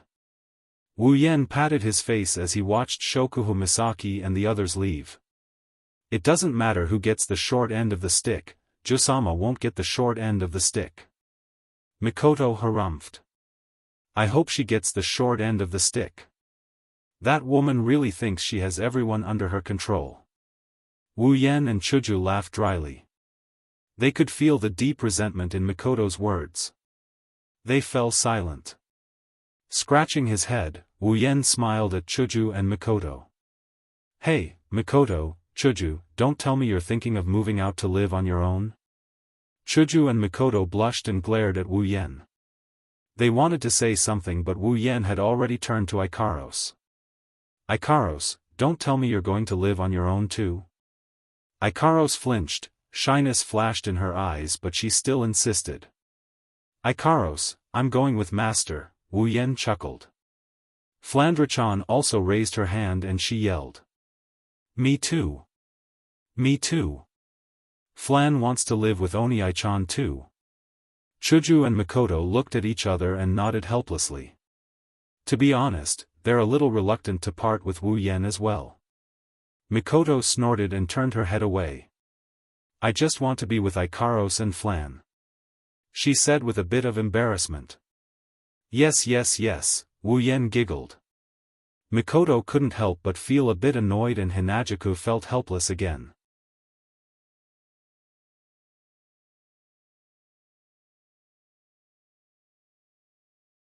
Chapter 307. Entering the villa, the person in charge arranged for them. Wu Yan, Hinajaku, and Mikoto exchanged glances before sighing helplessly. Chuju said softly. Why do I feel like it's getting a little cold? Indeed, the original team of 10 is now down to 5 people. Wu Yan, Hinajaku, Mikoto, Ikaros, and Flandra-chan are the only ones left. The others, who are already used to this kind of situation, are feeling a little uncomfortable. It's all that damn woman's fault. Mikoto didn't hesitate to push all the blame onto Jusama. It's fine if you're up to no good, but you actually dragged everyone away. You even took my sisters away. How despicable. Hearing Mikoto's complaints, Wu Yan and Hinajaku rubbed their temples. They aren't worried about Jusama getting the short end of the stick, but Jusama's mysterious actions are still giving them a headache. Next time, they'll have to ask Jusama what she's up to. After making up his mind, Wu Yan let go of the worries in his heart and started sizing up this huge villa. Don't say, this villa is pretty big. At least, it's much bigger than his house in Academy City.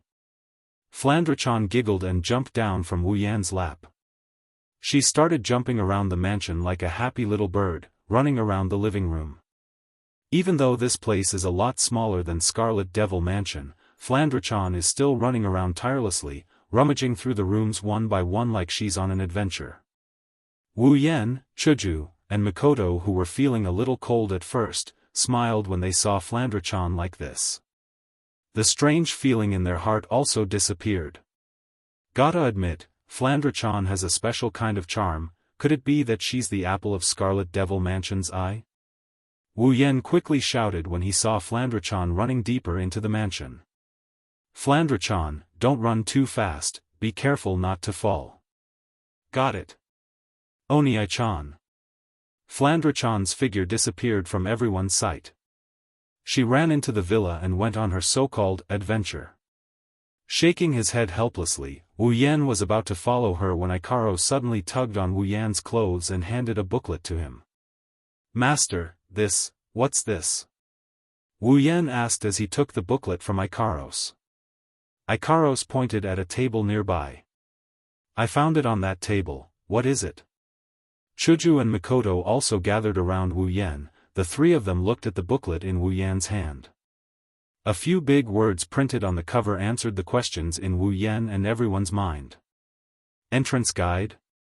Spalier World Academy. Even though it has the word academy in it, there are no classrooms or anything like that for students to gather and study together. In the academy, students have their own free time. If they want to do sex, they can do it. If they want to play, if they want to play, if they want to play, if they want to stay in their rooms and sleep, no one will pay attention to them. Basically, Spalier World Academy only has a few restrictions. First, private fights are not allowed in the academy. If there's something that needs to be settled by force, then it can only be settled in the arena. Second, death is not allowed in the academy. If there's a murderer, the law enforcement team has the right to deal with him on the spot. If there's something that makes both sides unable to tolerate each other's existence, then they can only submit an application for a duel to the death. If the application is approved, then the duel will be allowed. Third, students above the age of 25 are not allowed in the academy. Once a student is over 25, they must take a graduation test. If they pass, they can graduate. If they don't, they will be expelled. These three rules are basically the school rules of Silveria World Institute. As long as the students of Spalier World Academy follow these three rules, they can do whatever they want in the academy. No one will pay attention to them. Of course, Spalier World Academy is still an academy. There are many powerful teachers in the academy, but if you want these teachers to teach you, you have to pay enough credits. In Spalier World Academy, there are auctions, shops, trading areas and other facilities for the students to use. Here, there are resources from all over the Spalier world. Whether it's potions that can increase one's do-chi or mana, treasures of heaven and earth, or armaments that can directly increase one's strength, battle skills and magic, they can all be found here. As long as you have credits. It's worth mentioning that in Spalier World Academy, the currency is not gold but credits. It can be said that as long as you have credits, in this academy that has the support of 3 empires and resources from all over the world, there's basically nothing you can't find. Of course, if you want a legendary armament, then I'm sorry, those old farts in the council all want it. If you have one, they will definitely give you a shocking amount of credits to exchange for it. Well, that's basically the case. If you want a legendary armament, then I'm sorry, those old farts in the council all want it. However, it doesn't mean that there won't be any gold armaments. In other words, other than the things that even 9th stage powerhouses coveted, there was everything here. This was the correct way to put it. However, if you wanted to obtain them, it was still the same as before. As long as you had the credits. Then, how do you get the most important credits? There are many ways. You can use armaments, battle skills, magic, treasures of heaven and earth to exchange for them. As long as you have the resources, those shops and auctions in Spalier World Academy will give you credits. If you don't have these things, then it's fine. As long as you have the strength, you can get credits all the same. The arena. Rather than the arena, it's better to call it the arena tower. Because, its body is a tower. The arena tower has a total of 9 floors. Each floor is made up of countless arenas. Here, you can settle your personal grudges and also use it as a source of credits. In the Tower of Tournament, you can gamble your points. You can challenge others to a duel or place bets on the duels. These are all ways to earn points. You can even challenge teachers to a duel. Teachers also need points. They have points in their hands. As long as you can win, you can win. Not only that, every floor of the arena tower has a floor master arranged by the academy. As long as you can defeat the floor master, you can get a large amount of credits and move up to the next floor. As long as you can defeat all the floor masters on the 9th floor and conquer the arena tower, the credits you will get will be enough to last you for the rest of your life. Of course, no one has been able to do it yet. Because, as the floors increase, the strength of the floor masters will also increase. Currently, the strongest students are on the 6th floor. One can only imagine how strong the floor masters on the upper floors of the arena tower are. Other than the arena tower, there is another very important existence in Spalier World Academy. The ranking. To put it bluntly, the ranking is a list. However, it's not an ordinary list. There are only 100 spots on this list. Those who can get on it are the strongest 100 students in Spalier World Academy. Out of 10 million students, only 100 of them were able to make it to the top. From this, one could easily imagine how valuable the ranking was. It was even more valuable than the slots for the special students. As long as one was ranked, one would be able to obtain credits every month. The higher one's ranking was, the more credits one would be able to obtain. You're tuning in to the UnparalleledSwordWill YouTube channel. Don't forget to subscribe and join us on this journey to catch the most captivating stories.